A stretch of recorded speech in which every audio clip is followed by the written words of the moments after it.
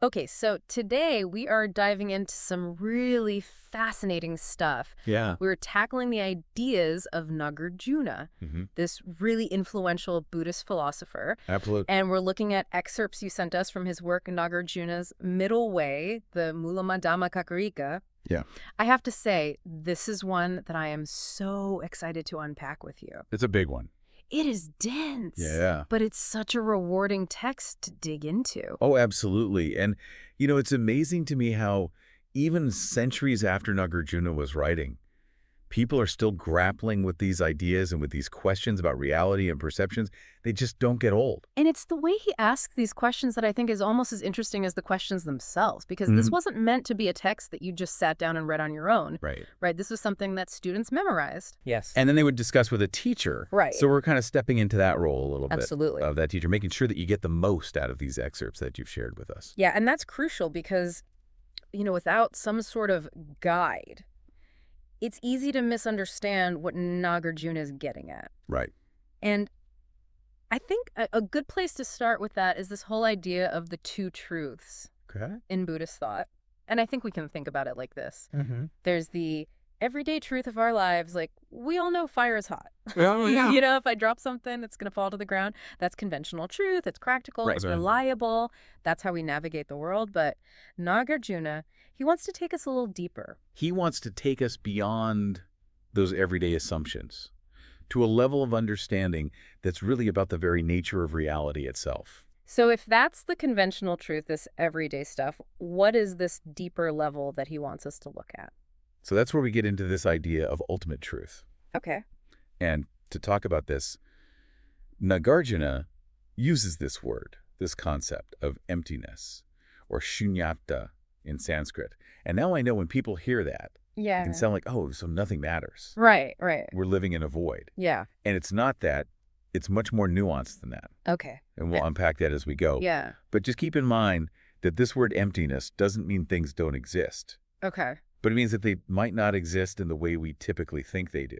It's almost like our everyday understanding is kind of limited. Yep. And we need this other level, this ultimate truth, to grasp this bigger picture. Exactly. And this is where I think Nāgārjuna's genius really comes in. Okay. He gives us tools to start seeing things differently. So we're talking about seeing things differently. And I have to say, going through these excerpts, the thing that really struck me was how Nāgārjuna actually makes his arguments. He doesn't just come out and say, here's what I think. Right. He creates these really clever arguments, almost like philosophical puzzles, Yeah. to kind of dismantle other viewpoints. It's true. He's incredibly precise. Yeah. And I think understanding those strategies is really kind of essential for unlocking the deeper meaning of his work. Okay. It's like he's giving us this toolkit. Yeah. And each tool is designed to break down a certain misconception or a certain way of clinging. So let's break out some of those tools then. Yeah, let's do it. One that I noticed popping up a lot Mm-hmm. was this idea of an infinite regress. Yeah. And I'll be honest, it kind of makes my head spin, but Yeah. in a good way. It's a mental workout. It is. Yeah. And that's kind of the point. Okay. Nāgārjuna uses this idea of the infinite regress to show how certain explanations just never really get you anywhere. Okay. It's like trying to find the bottom of a bottomless pit. Right. So like, for example, if we look at verses like 2.6, 5.3, he applies this idea to the idea of causes. Okay. Like, okay, if every event has a cause, Hmm. well, what caused that cause and what caused that cause, it just keeps going back forever. Right. It shows how this seemingly logical idea just kind of unravels when you really think about it. That's what. So how does this connect back to emptiness then? Well, I think one of the things that Nāgārjuna is getting at with this Okay. is that things don't have this independent, self-contained existence. Okay. We tend to think of things as existing on their own, but if you keep asking why, Right. what caused that, Yeah. you start to see that everything is interconnected. Yeah. Everything's dependent on this web of other causes and conditions. So it's not even about proving one specific point. Right. It's about revealing this bigger picture of interdependence. Exactly. And another tool that he uses to kind of get at this Yeah. is what we call the 3 times argument. And you'll see this in verses like 1.5, 1.6, 2.1, 2.12. Yeah, this one really messed with me. Yeah, It's like he's pulling the rug out from under our entire concept of time. he is. He's challenging this assumption that we have, that there's this solid, fixed present moment. Right. Nāgārjuna says, well, if something really exists, Yeah. it has to exist in the past, the present, and the future. Okay. But when you try to really pin down any of those, it gets really slippery. I feel like this connects back to that infinite regress idea, too. Absolutely. Where it's like we're trying to box things in, find a beginning and an end, and it just kind of dissolves when you look closely enough. And again, it's not that Nāgārjuna is saying that time is an illusion. Right. But it's that our conceptualizations of it, our attempt to grasp it as this series of distinct moments is flawed. So these arguments, they're not just like intellectual exercises. Right. They're actually pointing us towards a deeper understanding of how reality works. Exactly. And this is where that concept of emptiness comes back in. Okay. Because it's not about things not existing. Right. But it's about them not existing in the way that we often assume they do. I'm starting to get that, but I'm curious, how does this understanding actually play out in our lives? That's a great question. Yeah. You know, it's one thing to kind of have these philosophical insights, but how do we actually apply them? And that's really at the heart of what Nāgārjuna wants us to really grapple with. Okay. It's not just about understanding emptiness intellectually, Yeah. but it's about directly experiencing it Okay. and seeing how it can transform our relationship to the world Okay. and to ourselves. But maybe we can delve into that a bit more after a quick break. Yeah, that sounds great. And we'll be right back to explore the practical implications of emptiness a little bit more. So we are back, and I'm not going to lie, my brain is already doing backflips a little bit. Yeah. With all this talk of infinite regresses and time. But we've got this one, like, big concept, I think, to really unpack, which is this idea of emptiness. Yes. And I think this is where, for me at least, and I think for a lot of people, it's easy to kind of get tripped up a little bit. Absolutely. Because, I mean, at first glance, it does sound kind of nihilistic. Right. Like he's saying, like, well, nothing really exists, so who cares? Right. It's a common misconception. Yeah. And it's an understandable one. Right. But I think if we go back to the text itself, Nāgārjuna addresses this head on. Okay. You know, he's not saying things don't exist. Okay. But rather, they don't exist in the way that we think they do. Okay, so what does that actually mean? What does it mean for something to not exist in the way that we think it does? Well, we have this tendency, I think, to go through life with this assumption. Okay. That things have this kind of solid, independent, unchanging essence. Okay. Like at their core, there's this thing that is that thing. Yeah. And what Nāgārjuna is arguing is that this inherent existence, as it's often called, is an illusion. Okay. That everything is interconnected, interdependent, constantly in flux. So it's not about like denying reality, but almost like seeing through it in a way? Yes, exactly. Recognizing that like things are always changing, they're always in process. Exactly. And to be very clear, this isn't about like becoming detached from the world. Right. Or saying like, oh, nothing matters. Right. Okay. Remember we talked about those two truths? Yeah. The conventional truth, our everyday experience, is still valid. Right. Like we still experience joy, sadness, connection. Yeah. Emptiness doesn't negate that. Okay. It gives us, I think, a new perspective on those experiences. Okay. Instead of clinging to them as these solid, permanent things, we can see them for what they are, ever-changing, interconnected, and ultimately empty of this inherent existence.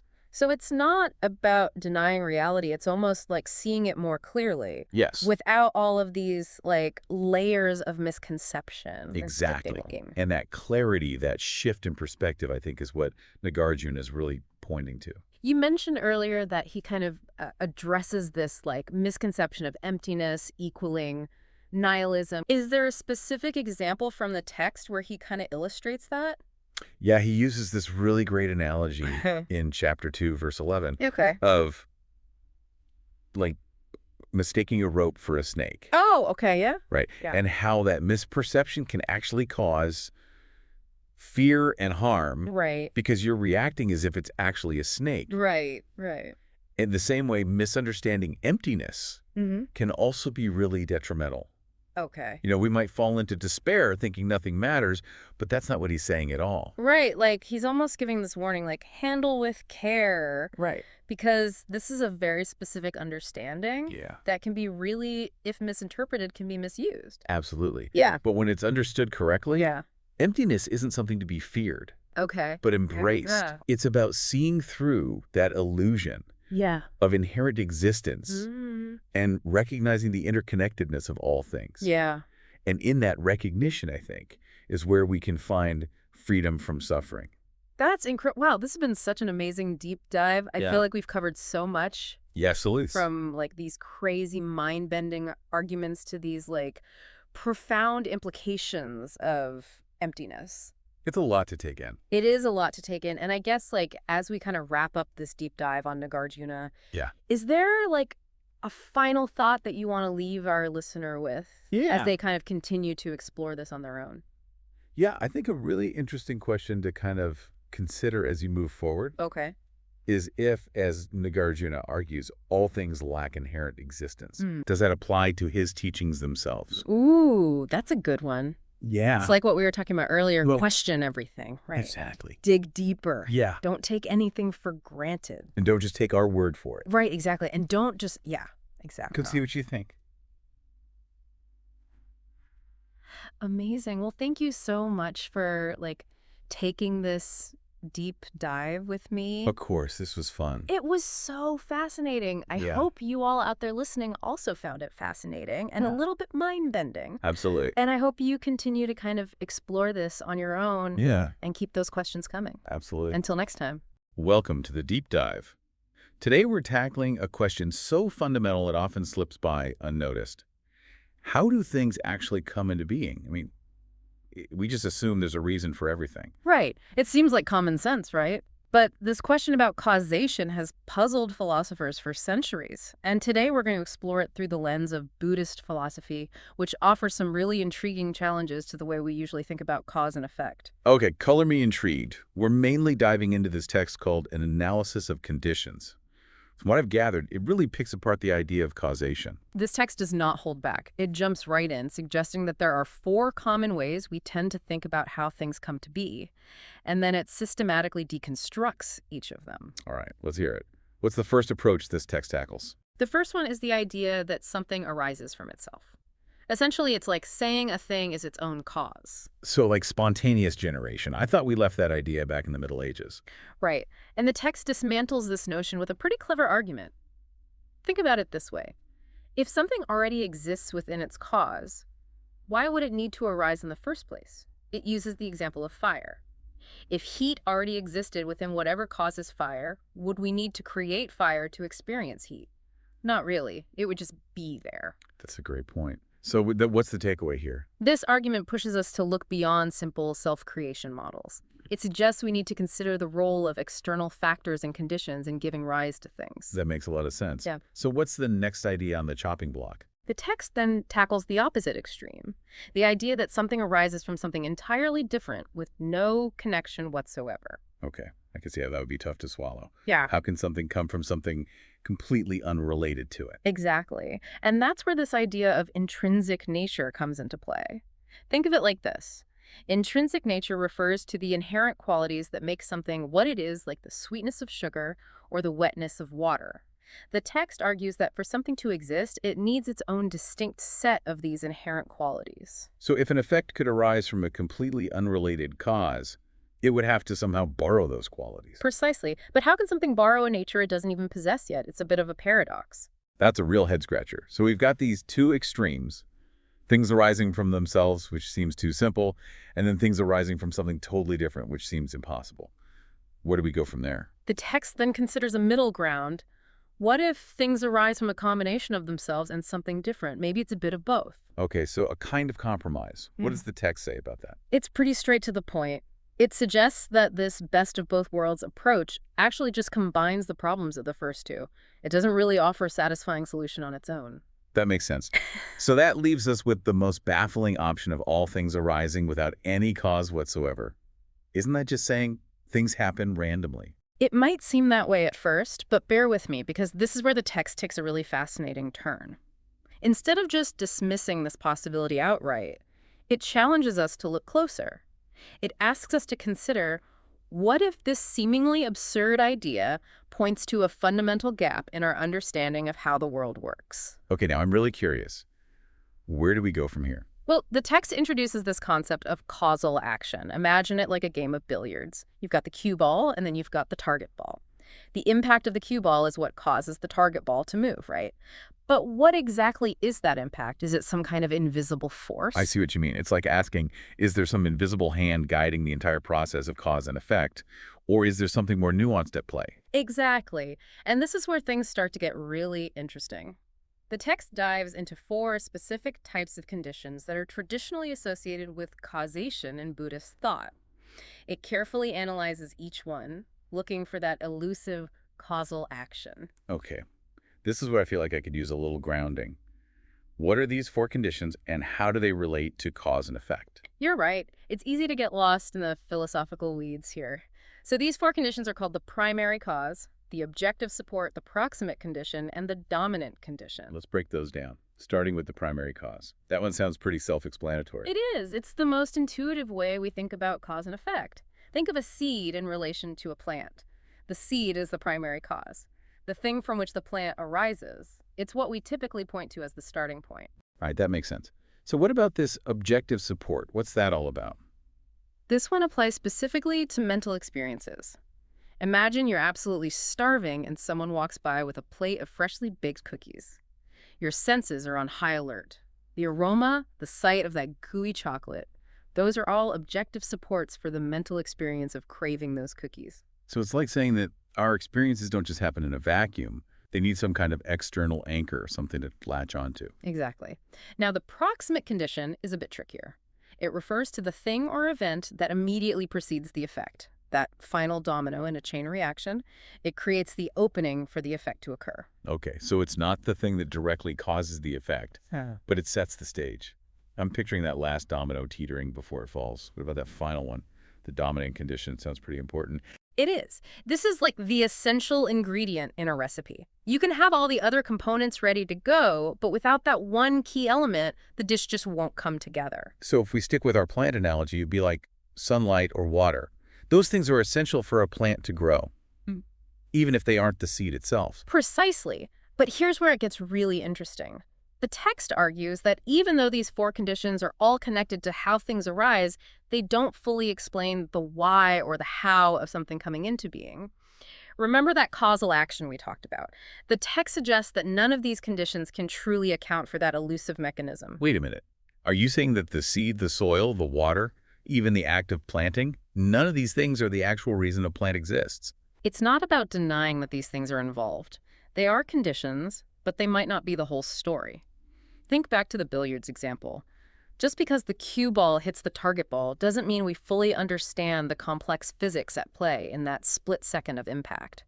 The text invites us to consider that there might be something more at work, something that goes beyond our conventional understanding of cause and effect. I have to admit, this is a lot to wrap my head around. But if these 4 conditions don't fully explain causation, what's the alternative? How do things come into being according to this Buddhist philosophy? That's the million-dollar question, isn't it? And the text doesn't offer a simple answer, which in a way is the whole point. So it's less about finding a neat and tidy explanation and more about embracing the inherent complexity of the universe. Exactly. It's about recognizing that the world might be far stranger and more mysterious than we typically give it credit for. It's an invitation to stay curious, to keep asking questions, and to be open to the possibility that we don't have all the answers. I appreciate that perspective. It's almost freeing in a way to let go of the need to explain everything. But I have to ask, what does this radical view of causation mean for how we live our lives? I mean, we rely on cause and effect to make sense of the world every single day. You're absolutely right, and that's a question worth exploring. But before we dive into the practical implications of this philosophical deep dive. So, we've spent all this time unraveling these mysteries of causation, questioning like everything we thought we knew about how things come into being. But now I'm curious, what's the practical takeaway here? How should this change the way we see the world? That's the million-dollar question, isn't it? And the beauty of this whole philosophical deep dive is that there's no single easy answer. It's about shifting our perspective from seeking a definitive explanation to embracing that inherent mystery of existence. Okay, that's profound and all, but what does it actually look like in daily life? Think about it this way. When we let go of the need to pinpoint a single cause for every effect, we open ourselves up to a more interconnected and interdependent understanding of reality. Everything isn't happening to us or because of us. It's all arising together in this intricate web of relationships. So it's less about finding the one smoking gun and more about appreciating the complexity of the situation. Right. Exactly. It encourages a sense of humility, recognizing that we don't have all the answers, and that's okay. In fact, it's in that space of not knowing, of wonder and curiosity, that we can truly appreciate the richness and interconnectedness of the world around us. So instead of getting caught up in trying to control every outcome, this philosophy encourages us to embrace the unknown and appreciate the ride. Precisely. It's about recognizing that even the smallest actions can have far-reaching consequences, often in ways we can't even begin to imagine. This has been an incredible deep dive. We've really gone deep into the weeds of Buddhist philosophy and challenged some fundamental assumptions about how we see the world. It's been a pleasure diving in with you. And remember, questioning these fundamental concepts isn't about finding definitive answers. It's about cultivating a sense of curiosity and wonder about the world around us. Exactly. And who knows? Maybe this new perspective will lead us to ask even more profound questions and uncover even deeper truths. Now, wouldn't that be something? It sure would. That's all the time we have for today's deep dives, but we'll leave you with this. If the way we understand cause and effect is fundamentally flawed, what other aspects of our reality might be worth questioning? Until next time, keep exploring, keep questioning, and keep diving deep. Ever get this weird feeling like the way we experience the world is maybe a little bit, off? I know that feeling. Well, get ready for that feeling to go into overdrive today because we're diving into a Buddhist text and it completely upends like really basic stuff. Really? Like what? Moving. We're tackling motion, or rather the argument that motion doesn't even exist. No such thing as motion. Okay, now I'm intrigued. This deep dive is going to be wild. We're going deep into a Buddhist text, and it's all about going, as in the act of moving. Interesting. And you said this text uses a particular style of argumentation. It does, yeah. It's common to some Buddhist philosophical schools. Might seem a little strange at first, but trust me, it gets seriously mind-bending. Well, don't leave me hanging. Let's hear it. Okay, so picture this. You're walking down the street, totally normal, right? Yeah, I do it every day. But can you, actually pinpoint the exact moment of going? And I don't mean where you've been or where you're headed, but the actual going itself. The going itself, now that you mention it. It gets slippery, right? That's where this text starts. It uses this idea of the 3 times past, present, future to break down motion. The 3 times. Okay, I'm calling so far. So going in the past, that's already done, over with, right? Yeah, it's history. Exactly. And the text argues, if we're talking about going in the past, we're too late. It's already gone. Makes sense. So no going in the past. Yeah. What about the future then? Going has got to be about heading towards something, right? Something that hasn't happened yet. It feels that way, but the text says going in the future has a problem too. Oh, how so? Well, it hasn't happened yet, right? So it's more like potential, maybe not going that's actually, happening. Okay, so we've ruled out the past and the future. That leaves us with, right here, right now, the present. We experience going in the moment, don't we? Like, I can feel myself sitting in this chair right now. And this is where it gets really interesting. Because the text argues, and get ready for this, the present moment is so short, so tiny, that it practically doesn't even exist. Hold on. Are you saying the present moment is basically non-existent? Because I thought we were supposed to be living in the now and all that. Well, yes, in a way. It's like trying to pause a movie on a single frame. You might isolate a single image, but that image itself doesn't show you the movie in motion. Okay, my head's starting to spin a little, but I think I see what you're saying. If the present moment is essentially non-existent, how can there be any actual going happening in it? Exactly. You're getting it. I feel like we need one of those charts with all the strings connecting different ideas. Right. This is complex stuff. And you know what? This idea of dissecting time into smaller and smaller pieces, it actually reminds me of something. Have you ever heard of Zeno's paradox? Zeno's paradox. Yeah, isn't that the one about the arrow that never actually hits the target? That's the one. And it's very similar to what we're talking about here. Zeno's paradox uses logic, just like this Buddhist text, to show that our usual way of thinking about motion, it might be, well, completely wrong. Okay, this is getting trippy. So how does this text, the one we're deep diving into, actually show us this going as an illusion idea? Does it use any examples? It does. It uses the example of a moving lamps flame. So picture a flame, and it's moving across a dark room. Okay, I've got that image in my head. We see this, line of light, right? And it looks like the flame is actually traveling? Exactly. But here's the thing, and this is key. Each individual flame, It only exists for a tiny, tiny moment. Wait, really? Yeah. It kind of pops into being and then vanishes. And then a new flame pops up right next to it, and so on. So what we see as this moving flame, it's not actually one flame moving. It's like a bunch of little flames appearing and disappearing super fast. That's exactly it. And our minds, they stitch those separate flames together to create the illusion of motion. Wow. You know, that makes total sense, but it's kind of blowing my mind at the same time. So our perception of motion, it's all in our heads. In a way, yes. And that's the main point this text is making. This idea of continuous motion. Whether it's a person walking or a flame moving across a room, it's something our minds are constructing, not something that's actually happening out there in the world. This is a lot to process. But, okay, let's say I can accept that going is an illusion, at least for now. What about the goer, then? If there's no going happening, can there even be something that goes? Ah, excellent question. And that is the perfect place to pick up in our next episode. Because if going is being challenged, well, then the very idea of a goer becomes a problem, too. Oh, man, now you're really making me think. All right, everyone, looks like we've got a cliffhanger on our hands. We'll pick up this thread next time as we journey further into the mind-bending world of Buddhist philosophy. So last time we were wrestling with this idea of going. Yeah, trying to pin it down, but it's slippery. Exactly, like trying to catch smoke. Right. It's always slipping through our fingers. And that leads to a new question. Which is? If there's no going, can there even be a goer? Oh, okay, yeah. That's a head-scratcher. It's like the tree falling in the forest, right? But instead of sound, it's going. Exactly. If nobody's actually going, can there be anyone there to do the going at all? Mind blown. So how do we even begin to untangle that? Well, the text dives right into this goer problem. It throws out 3 possibilities. 3 possibilities for what this mysterious goer could be. Exactly. First, it considers, what if a goer is someone who's like inherently defined by going? So going is like built into who they are. Right. It's not just something they do. It's like their essence. But wouldn't that mean we're back to square one? Because going isn't really a thing. Exactly. Sounds like a recipe for some serious existential confusion. You're catching on quickly. That's exactly what the text argues. It says, without going, you can't have something whose very nature depends on it. It's like, what, a river that can't flow, a bird that can't fly? Perfect example. So option 1, being inherently a goer, that's out. Okay, makes sense.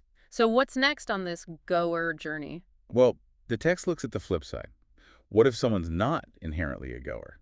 So things that just, stay put. Right. Think of a mountain or a tree. They don't seem to be in any hurry to go anywhere, right? Nope, they seem pretty content just existing. But even if something isn't always moving, the text says there's still a problem. How so? Because the potential for it to move, to go, is still there. And if going itself is off the table, then that potential becomes a problem too. Like the universe has rules against going, even if something is just thinking about it. you got it. Okay, so 2 options down, and my brain is already doing backflips. What's the third possibility? Well, get ready for this. The text considers whether someone could be both inherently a goer and not a goer at the same time. Wait, hold on. Simultaneously. Isn't that, like, logically impossible? You would think so. It'd be like saying something is black and white, up and down, all at once. My head hurts just thinking about it. Right. And the text uses this paradox, this logical impossibility, to further break down the whole goer idea. So we're back to square one. No going, no goer. It's looking that way. But hold on tight, because the text isn't done with us yet. There's more. Oh, yeah.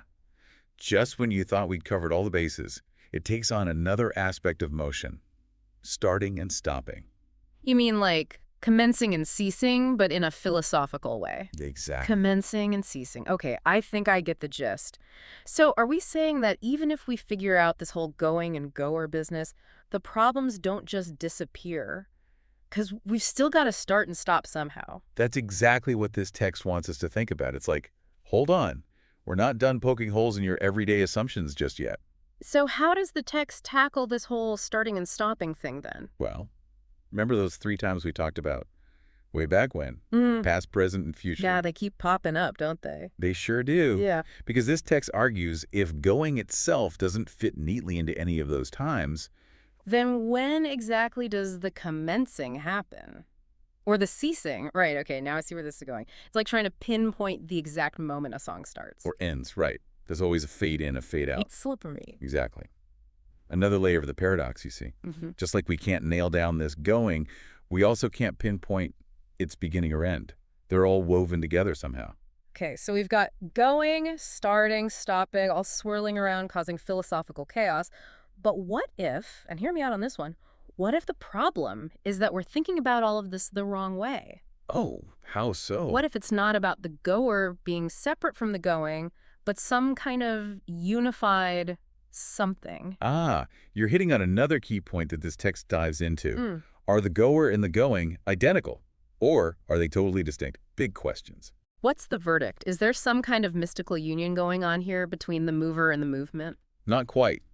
The text actually shoots down both possibilities. Oh, how so? Well, first, it says that claiming the goer and the going are the same. That'd be like saying a painter, I.e. their painting, or a dancer, I.e. their dance. Doesn't really hold up right. You're right, it falls apart pretty quickly. A painter can exist without painting, same for a dancer. They're not the same. But then, couldn't they be completely separate, two totally different things? That's the other option, yeah, but that has its own set of issues. If they're completely separate, then, at least in theory, you could have going with no goer, or a goer just hanging out doing no going whatsoever. So we'd have all these phantom movements just happening, and a bunch of goers stuck in park. It's like every way we try to grasp this motion idea, the universe just throws another curveball. That's the beauty of philosophy, isn't it? It makes you re-examine what you think you know. Yeah. We might not walk away with all the answers, but we see things from a whole new perspective. Well said. So after all that, after our brains have been thoroughly twisted into knots, what's the takeaway here? What's the ultimate message about motion? The text sums it up beautifully, actually. There is no going, no goer, and no destination in an ultimate sense. Whoa, okay, so it's not just that these are tough concepts, it's like they don't actually exist the way we usually think they do. This text is trying to shift our perspective. Remember, it's coming from a Buddhist philosophical tradition that emphasizes impermanence. So really, this isn't about denying our everyday experience of moving around. It's about getting us to see beyond that, to a deeper understanding of reality. It's like I can still go grab a coffee, right? But the way I usually think about that action, even the experience itself, it might be a bit off. Exactly. That's a mind-bending idea for sure. And it makes you wonder, if our usual way of thinking about motion is flawed, what other assumptions might we be carrying around without even realizing it? So many questions. This deep dive has definitely given me a lot to think about. Who knew that exploring going could be so profound? It's all about choosing the right travel companion. I'd say we had the perfect one today. A huge thank you for joining us on this incredible journey into the heart of Buddhist philosophy. It's been quite a ride. And for everyone listening, next time you find yourself rushing from one thing to the next, take a moment to remember, you might not actually be going anywhere.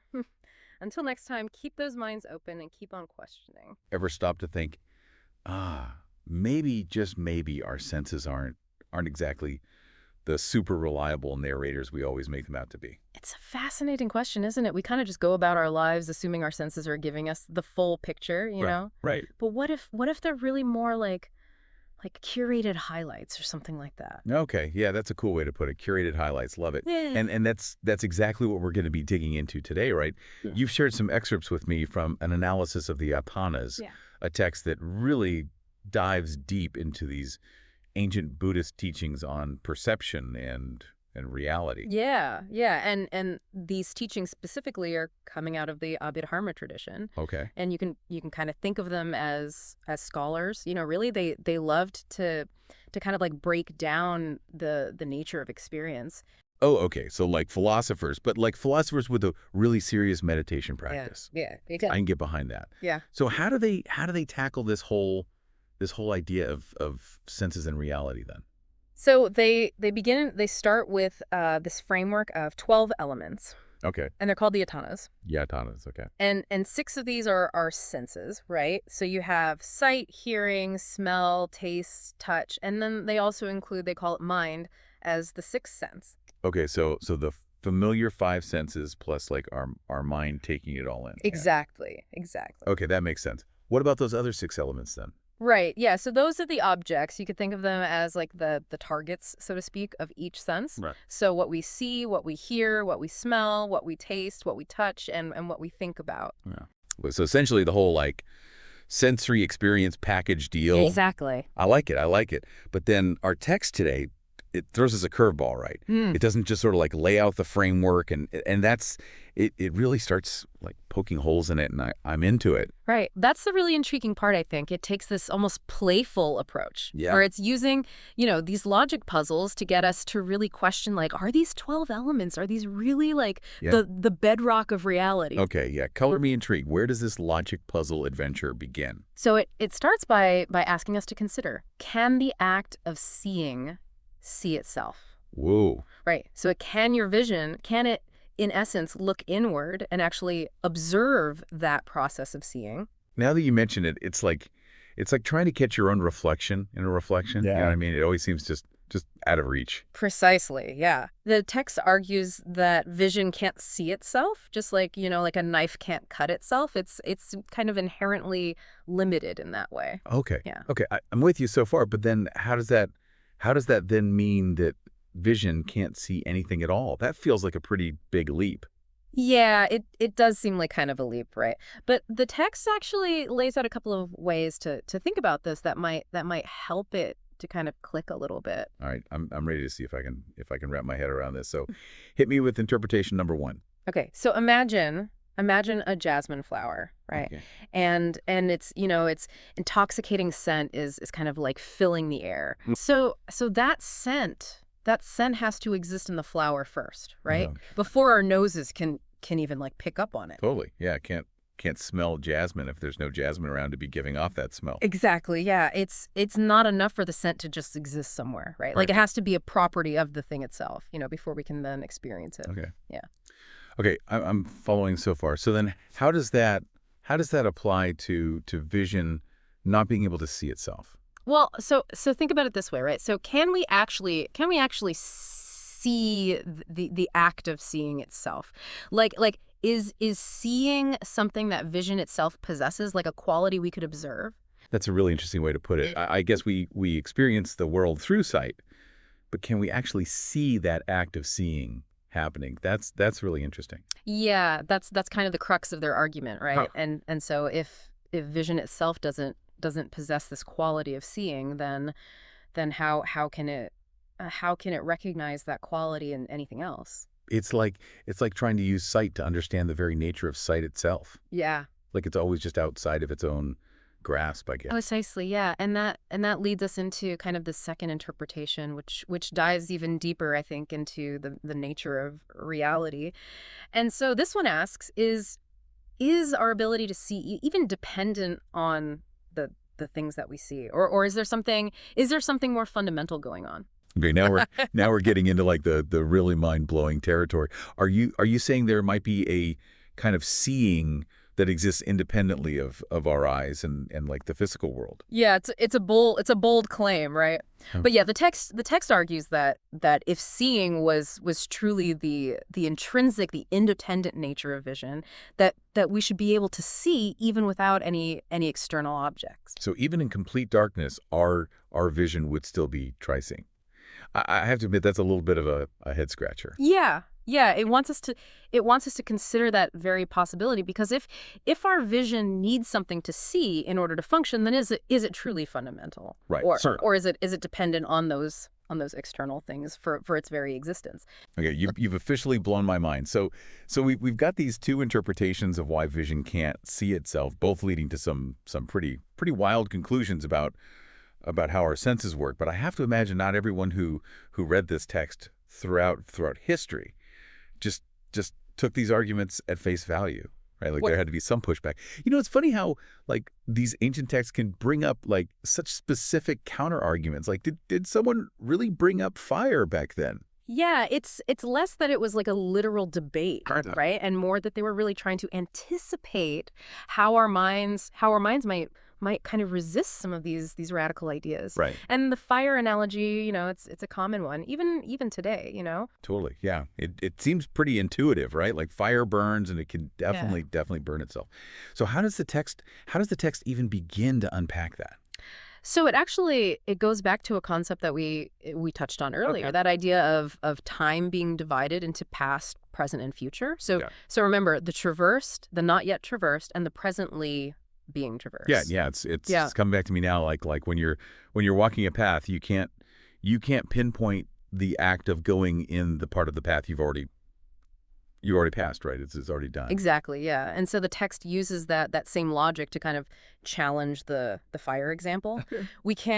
We can't isolate that act of burning within the fire itself at any given moment, right? Right. It's not like the fire is constantly doing this separate action to itself. So it's less about fire burning itself and more like it just is fire, and that like inherent fiery nature is what leads to burning. That's a great way to put it. Yeah, the text uses this to kind of suggest that fire isn't actually this solid, airtight counterargument to this idea that an entity can't act upon itself in this way. Okay, yeah, that's a pretty clever way to kind of like work through that. But this whole discussion of vision and seeing and how it all works or doesn't work, I guess, is kind of making me wonder if vision itself isn't actually seeing, then who or what is? Like, is there some kind of separate seer in our minds that's like calling the shots? Yeah, that's a question that has puzzled philosophers for ages, right? Yeah. But this text takes a very direct and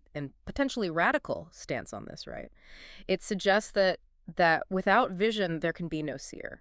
Oh. And without a seer there's nothing to be seen. Like it's all interconnected. Wow. So we're not just talking about like questioning the accuracy of our senses, but like the whole framework of how we even perceive like the world. It's like this text is saying the idea of a separate seer and separate seen might be like totally off base.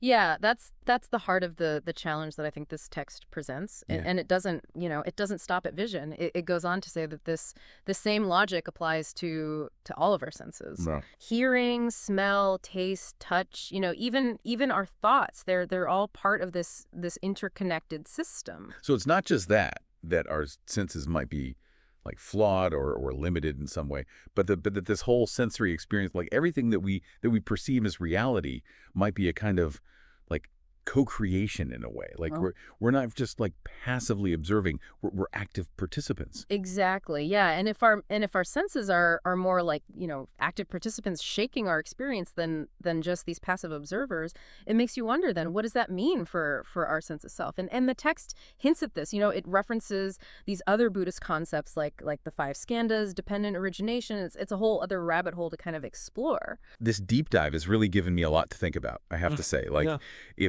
if the world we experience is shaped by both our senses and the objects that they perceive, then who or what are the other like architects of this reality? Yeah. What happens when our own blueprints, our senses change? That's the beauty of these ancient teachings. They offer a powerful reminder that the reality we perceive it might be more fluid, more interconnected than we often think. And exploring that possibility really opens up a world of new ways to kind of understand ourselves and the universe around us. Ever feel like you're kind of stuck on autopilot, just going through the motions and not really getting what makes you you? Right. Today we're tapping into Buddhist philosophy to explore this concept called the skandhas. Interesting. So imagine like 5 categories that some Buddhists believe actually make up, everything, all of existence. It's true. What's really interesting is that skandhas aren't just some, abstract idea floating around out there. Right. They're meant to be like a framework for understanding your experience, like your reality, right here, right now. Okay, so this is practical stuff. Yeah. I love it. But 5 categories to cover, like everything. It's a lot, yeah. What are they? Okay, so we have rupa, feeling, perception, volition, and consciousness. And get ready, because we're diving deep with Nāgārjuna. He's a Buddhist philosopher who, he's known for really pushing back against conventional thinking. I'm in. A good philosophical debate. I'm there for it. We're going to be looking at excerpts from his work and analysis of the skandhas. Okay, I'm ready. Where do we even begin with all of this? Well, Nāgārjuna, he starts by tackling this idea of rupa. Uh-huh. And it's often translated as, like, the physical world. Okay. But it's more than just, our bodies, right? Right. It's everything you experience with your senses. So the weight of your phone in your hand. Okay. The smell of lunch, maybe. I like where this is going. Or even, like, an annoying buzzing sound. So rupa is all those things we experience with our senses. Gotcha. What's Nāgārjuna's issue with that? Seems pretty straightforward to me. He uses this example, right? Imagine a pot and a piece of cloth. Okay. They're different things. Yeah.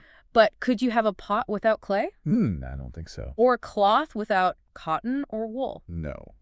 You need those basic things. Exactly. So he's asking, can this physical world we experience, this rupa, actually exist? Yeah. Independently from the stuff it's made of, from those basic elements. Okay, I see what he's getting at. That's interesting. So he's saying that the physical world needs its building blocks, which, again, seems kind of obvious, but I guess that's his point, right? Yeah. What's the problem with that, though? So here's the core of his argument. If something exists entirely separately from its cause... Right. Then it should be able to exist without that cause. Okay. I mean, that makes sense logically, I guess. But can anything truly exist without a cause? I mean, that's a good question. He's saying that the idea itself just leads to a whole bunch of logical problems. Okay, so what's so bad about something being, like, uncaused?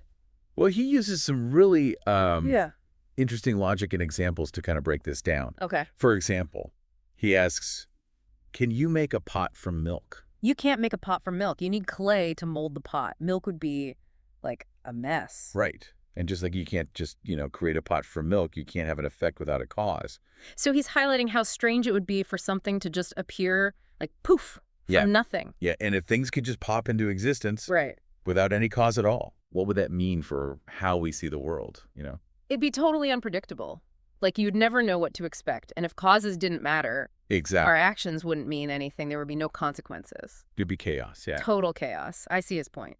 So it sounds like he wasn't just trying to be difficult or dismantle the idea of rupa, right? He was trying to get at something deeper. Nāgārjuna was incredibly methodical. Yeah. He wasn't about just tearing things down. He was pushing for a deeper understanding of, well, everything. I like it. What else did he say to support this? Well, he talks about how absurd it would be for effects to exist before their causes.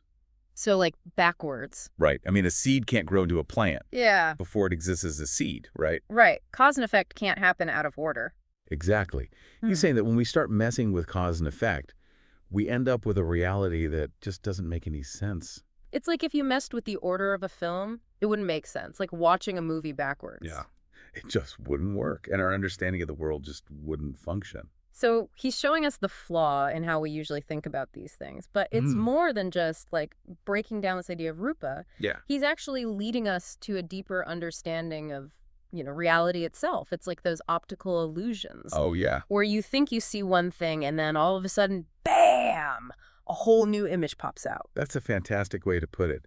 Nāgārjuna really is trying to help us see beyond the surface level. He wants us to really think about the very nature of reality. So he's not just saying rupa is wrong. Yeah. He's got something else in mind. Exactly. And this is where he gets really interesting. Okay. Because he doesn't just want to replace one explanation with another. Right.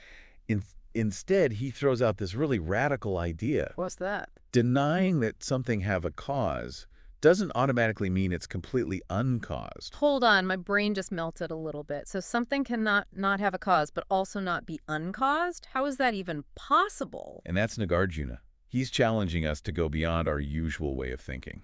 I need to stretch my brain for this. Okay, so there's another way to think about cause and effect that we haven't even considered. He's opening a door to a whole different perspective, yeah. This idea, this acceptance of paradox, it's really central to Madhyamaka philosophy. Okay, and remind me, what's Madhyamaka philosophy again? This is the school of thought that Nāgārjuna is most associated with. And it recognizes that our words, our usual concepts, they have limits, especially when we're trying to define reality. So instead of giving us a whole new set of beliefs, he's saying, look, here are the cracks in your old ones. Now go explore and see what you find. Exactly. He wants us to engage in the process of thinking about these things, really grapple with them, and figure out our own understanding. I love that. So he's more like a guide than like a dictator of thought. Okay, so we've been talking about rupa. Yeah. What about the other 4 skandhas? Where do they fit into all of this? That's a great question. Yeah. Because it really gets to the core of his argument. He is suggesting that if we accept his thinking on rupa, Okay. this idea that the physical world depends on things, it's all interconnected, right? Right. Then the whole system of skandhas comes into question. Whoa. Okay, now we're cooking. Yeah. So how does rupa, the physical stuff, how does that impact these other skandhas? So traditionally, the skandhas are understood as this kind of like hierarchy. Okay. With rupa, the physical is the foundation. At the bottom, yeah. And then everything else, the feelings, the perceptions, volition, consciousness, all of it, it's seen as coming from that physical form. So you need, like, a body to feel happiness, to think thoughts. Exactly.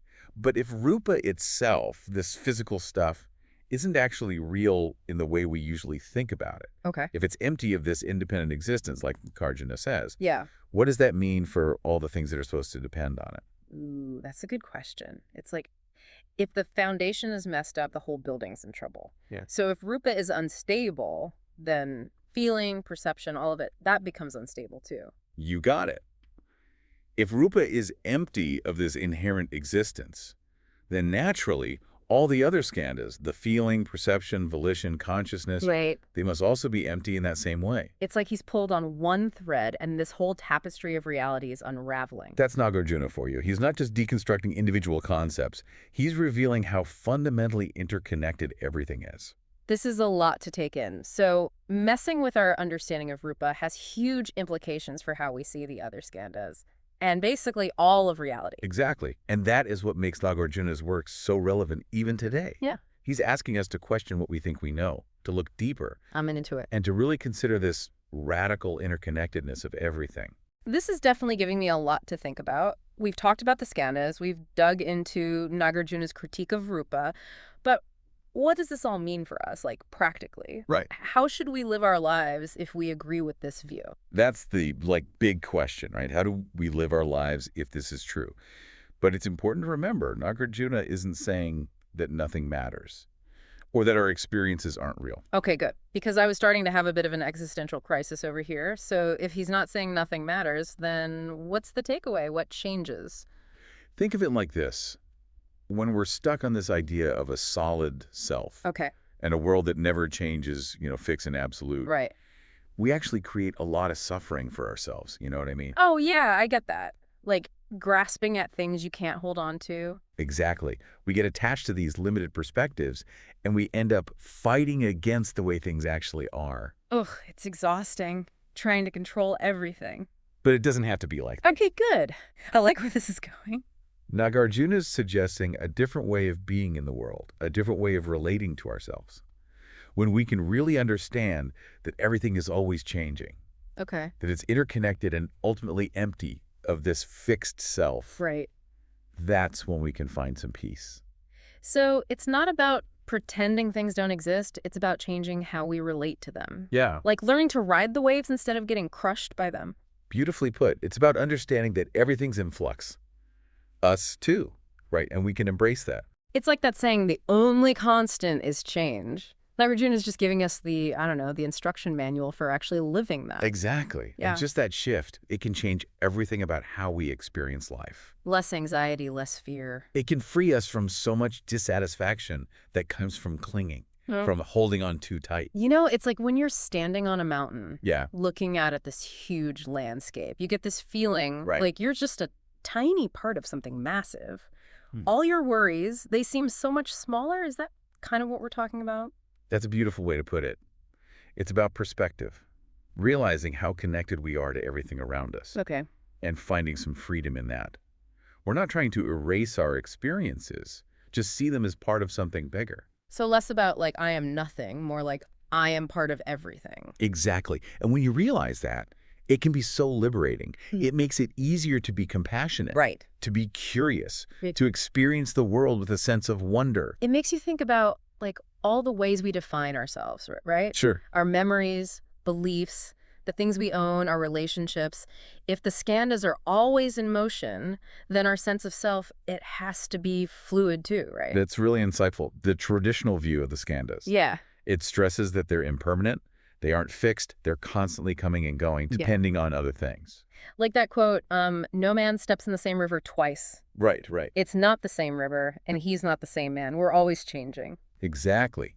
And when we try to hold on to this fixed idea of ourselves while everything is in flux, we just set ourselves up for suffering. It's like trying to hold on to a handful of sand. The harder you squeeze, Yes. the more slips through your finger. Perfect analogy. Nāgārjuna would love that. He wants us to loosen that grip, to really lean into that fluidity. Okay, I get that. But if our sense of self is always in flux, I mean, does that mean there's no self at all? Like, are we just a bunch of experiences with nothing holding it together? Now that is the question, isn't it? Right. Philosophers have been debating that one for centuries. And to be honest, Nāgārjuna, he doesn't really give us a straight answer on that. Of course not. He'd want us to figure that out for ourselves. So why even bring it up if there's no answer? But that's the thing. The point is in the asking. Just by questioning what the self is, right, looking at the skandhas, how they change and connect to everything, right, we start to see through this illusion of a separate self. It's less about the answer and more about the journey of figuring it out. Exactly. That journey, that's what transforms us. We loosen our grip on these fixed ideas and we open ourselves up to something more expansive. So less about figuring out who we are and more about this constant exploration of being. You got it. And it's a journey that Nāgārjuna, his philosophy, can guide us on. Yeah. When we understand that things are impermanent. Yeah. That it's all connected. Right. And we can let go of those fixed ideas about ourselves. And, I don't know, we can kind of relax into the flow of everything. This is all really fascinating. It feels like I'm getting a better grasp on like the bigger picture of what Nāgārjuna is getting at. Good. But I've still got tons of questions. And that's a good thing. It means you're really engaging with these ideas. Okay, so where do we even go from here? If we agree that the skandhas change all the time, that who we are is fluid, and that holding on too tight just causes suffering. Right, right. How do we live our lives differently? Like, what does that even look like practically? That is the question, isn't it? It's one thing to understand these ideas. Yeah. But to bring them into our everyday lives, well, that's a whole other challenge. It's like we've got the map, right? But actually using it to navigate, that's the tricky part. So how do we take these big ideas and make them, like, relevant to our lives? It really is about bridging that gap, isn't it? Between, like, head knowledge and actual experience. Okay, so how do we do that? How do we take all of this and make it something we can actually use, something that makes a difference? One way is through mindfulness. Okay, hold on. Before you say meditation, which I know is coming, and I know it's good for you. Right. But I'm just saying, how do we actually do that? Well, and it's not necessarily about, like, sitting on a cushion for hours on end. Okay, good. It's more about paying attention, but on purpose. Like noticing your thoughts, your feelings, what you're sensing right here, right now, but without judging them. So just, like, observing them as they happen, like watching cars go by. Yeah, exactly. And the cool thing is when you start to see that constant flow of thoughts and feelings, you realize you're not so controlled by them. You see that you're not your thoughts. You're not those emotions. You're something way bigger. So it's like creating a little space for yourself, a break in that whirlwind of stuff going on in our heads all the time. Yes. And that space, it can be so freeing. It gives you room to respond to things rather than just reacting out of habit or fear. I love that. Okay, so mindfulness is one way to, like, bridge that gap between thinking about this stuff and actually living it. What else you got? Well, a lot of traditions, especially Buddhist traditions, they have all sorts of practices to help with this. Yeah. Meditation can be really helpful. Yeah. For training the mind to see more clearly, to be more present. So, like, rewiring our brains to experience things differently. Yeah. And it's not just about us. When we cultivate this awareness, compassion, that sense of interconnectedness, it affects everything. How we interact with other people, how we move through the world. So we're not trying to escape reality. It's more like taking these insights back into our lives. Exactly. Our relationships, our work, our communities. That's where it really matters. That's where the rubber meets the road, as they say. So next time I'm, like, stuck in traffic, right, instead of freaking out, I can try to remember that it's temporary, maybe even have some compassion for myself and everyone else stuck with me. You've got it. And it's not about never getting angry or frustrated or sad. It's about learning to be with those experiences differently. More aware, more kind. This has been amazing. Really eye-opening. I feel like I have a whole new perspective on myself and the world. And remember, we're just scratching the surface here. Nāgārjuna's work, it's got so much depth, there's always more to discover. Definitely leaving me wanting to learn more. To everyone listening, thanks for joining us on this deep dive. We hope this sparked your curiosity and, well, happy exploring. Welcome back to the deep dive. Today we're going deep. Today's topic is emptiness. Ooh, emptiness. Always a fun one. It sounds simple enough, but this is Buddhist philosophy we're talking about, so I have a feeling it's going to be anything but simple. Exactly. It's definitely one of those concepts that can really twist your brain a bit if you let it. That's why you're here, to guide us through this. And we're diving into some really fascinating excerpts from a text called An Analysis of the Datus to help us unpack it all. So what are we getting ourselves into here? What's the deal with emptiness in Buddhist thought? Well, to put it simply, it's not about things actually being empty like we usually think of it. It's more about this idea that nothing has inherent existence. Inherent existence. Yeah. Okay, now you've officially piqued my curiosity. It means that nothing exists independently by itself. Everything is interconnected and constantly changing. Okay, I think I get it. But how can something exist without actually existing? That seems like a contradiction. Can you give me an example to help wrap my head around this? Sure thing. The text uses a really interesting example to illustrate the concept of space. Space? Yeah. Like outer space? Well, it could be outer space or even just the space in this room. We tend to think of space as this empty container, something that exists on its own, right? Yeah, it kind of is. Right. But the text challenges that assumption. It argues that instead of space being this independent entity, its defining characteristic is actually non-resistance. Non-resistance. Okay, you're going to have to break that down for me. Think about it this way. You can put something in an empty space precisely because it doesn't resist. That lack of resistance, that openness, is what defines space. Ah, I see what you mean. So it's not that space is a thing, but it's more about what it does, or rather what it doesn't do, which is resist. You got it. And here's where things get really interesting. The text argues that space can't exist before its defining characteristic of non-resistance. Wait, why not? That's kind of blowing my mind. Yeah. Why can't space just exist on its own without anything in it? Well, because then you would have this space existing without having the very thing that makes it space. It just wouldn't make sense. It'd be like a chair existing without the properties of being a chair. What would it even be? Yeah, that makes sense. But if space is defined by its non-resistance, what's doing the not resisting? There has to be something there, right? Right. That's the million-dollar question, and this text really pushes us to examine that very assumption. It argues against this whole idea of a bearer of characteristics. So in this case, we're saying space itself doesn't inherently exist. This is starting to sound like everything's an illusion. Well, it's not quite an illusion, but it's definitely not what we typically assume. The text isn't saying that nothing exists at all. What it's pushing against is this idea of a fixed, independent existence for anything, and that includes space. Okay, so let me see if I'm following this. We're saying space isn't this independent thing, but is defined by its lack of resistance. Yes. And on top of that, there isn't even a thing that's doing the not resisting. You got it. And that idea, this lack of inherent existence, that's what the text refers to as emptiness. Whoa, okay. Emptiness really doesn't mean what I thought it did. But this is all just about space, right? I mean, the text isn't saying that everything is empty in this way, is it? That's the really fascinating part, and that's what we'll dive into next. So before the break, we went pretty deep into this whole space thing.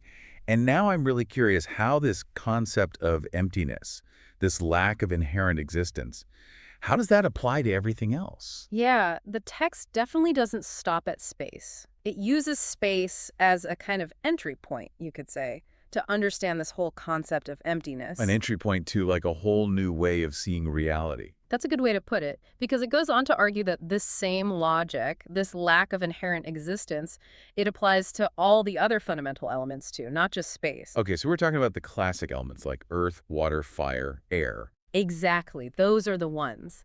And the text would argue that none of these elements actually exist as independent, fixed entities. Just like space is defined by its non-resistance, these elements are defined by their relationships and interactions too. So like water, for example. It's not that water doesn't exist, but it's more that its existence depends on other factors, other conditions. Exactly. Water is only water because of its specific properties and how it interacts with other things. If you change those properties or those relationships, it's not water anymore. This is really making me think about the interconnectedness of everything. It's like everything is defined by its relationship to everything else. That's a key insight for sure. And the text actually takes this even further. It even suggests that this concept of emptiness applies not just to these physical elements, but even to things like, well, consciousness itself. Okay, now we're really going deep here. Consciousness, our thoughts, feelings, those are empty in this sense too. That's what the text argues, yeah. It suggests that even our sense of self, our thoughts, our emotions, even our experiences, they're all interconnected and kind of dependently originated. This is blowing my mind. So if everything is empty of this inherent independent existence, if it's all interconnected and constantly changing, what does that even mean for us? I mean, how are we supposed to make sense of the world and our place in it, if that's the case? That's where things get even more interesting. The text connects this whole understanding of emptiness to the experience of suffering. Suffering. Okay, this is reminding me that we're dealing with Buddhist philosophy here, but I don't quite see the connection yet. How does emptiness relate to something as real and visceral as suffering? Well, the text suggests that our suffering actually stems from this clinging to the idea of inherent existence. Like, we misunderstand the nature of reality by getting attached to things as if they are permanent and unchanging. So we cling to things like possessions, relationships, maybe even our own identities. Like these things have to last forever and stay exactly the same for us to be happy. Exactly. We create this idea of me and mine as if those concepts are these solid, fixed things. But because everything is in this constant state of flux, clinging to those fixed ideas inevitably leads to suffering when those things change, which of course they always do. It's like we're setting ourselves up for disappointment because we expect something that's impossible for things to just stay the same. Precisely. But the text offers a way out of that cycle. It suggests that by recognizing the emptiness of inherent existence, we can start to loosen the grip of that clinging, that aversion. We can start to see the world and ourselves with a lot more clarity and acceptance. So instead of clinging to how we think things should be, we can start to accept the ever-changing nature of reality as it is. Yeah, that's a big part of it. The text suggests that this understanding of emptiness, it doesn't erase our experiences or anything, but it can really change our relationship to them. So it's not like we won't experience difficult emotions anymore, but we can choose how we respond to them. That's actually really empowering when you think about it. It is, but it's definitely a practice, and the text talks about tools to help us cultivate that different way of relating to our experiences. This is all making a lot more sense now. We've gone from this kind of mind-bending concept of emptiness to understanding how it actually connects to our everyday experiences, especially when it comes to things like suffering. This is some seriously profound stuff. It is, and the text goes even further than this even. It connects this understanding of emptiness to how we treat others and the world around us. I'm definitely ready to hear more about that. But we're actually going to have to take a quick break. Don't go anywhere, listeners. We'll be right back with more on this fascinating deep dive into emptiness. And we're back, ready to dive into the final part of our emptiness exploration. Ready when you are. Awesome. So before the break, we were starting to touch on something that I really want to dig into more, which is this connection between emptiness and how we treat, each other and the world around us. Right.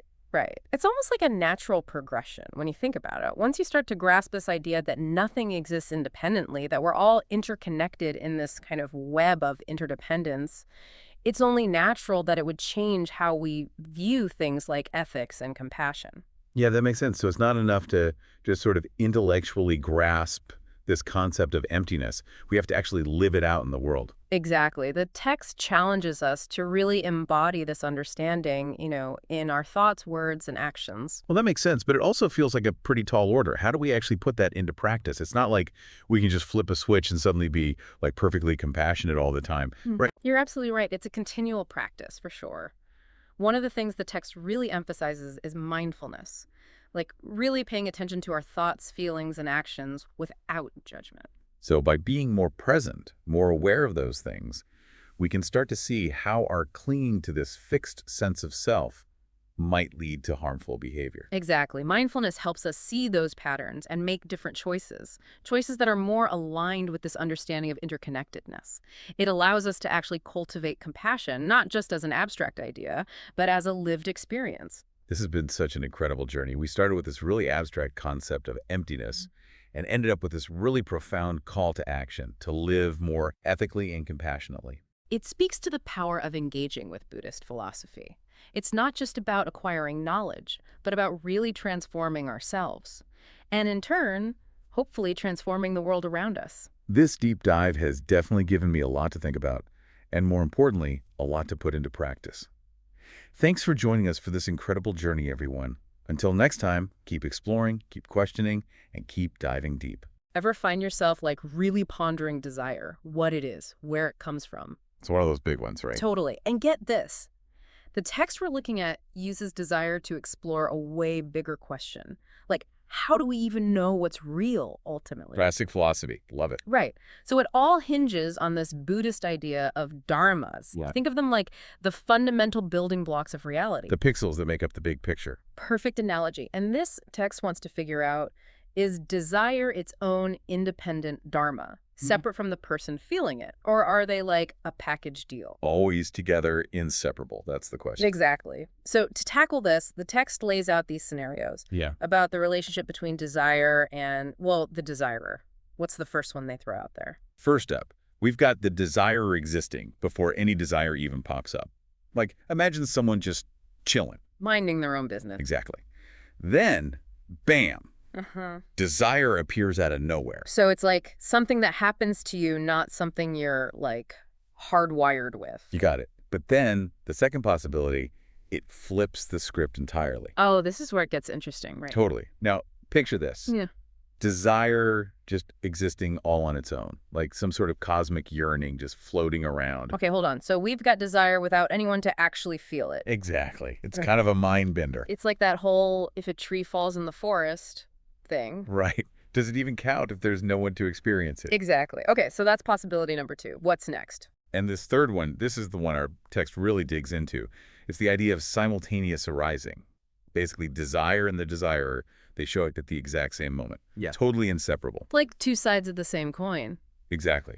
Born at the same time, can't have one without the other. So how do you even begin to untangle that? If two things happen at the exact same time, how can you tell if they're truly distinct things? Now you're getting to the heart of it. That's where the text says, to understand this simultaneous arising idea, we got to grasp this concept. Anything happening at the same time has to be either completely identical or totally distinct.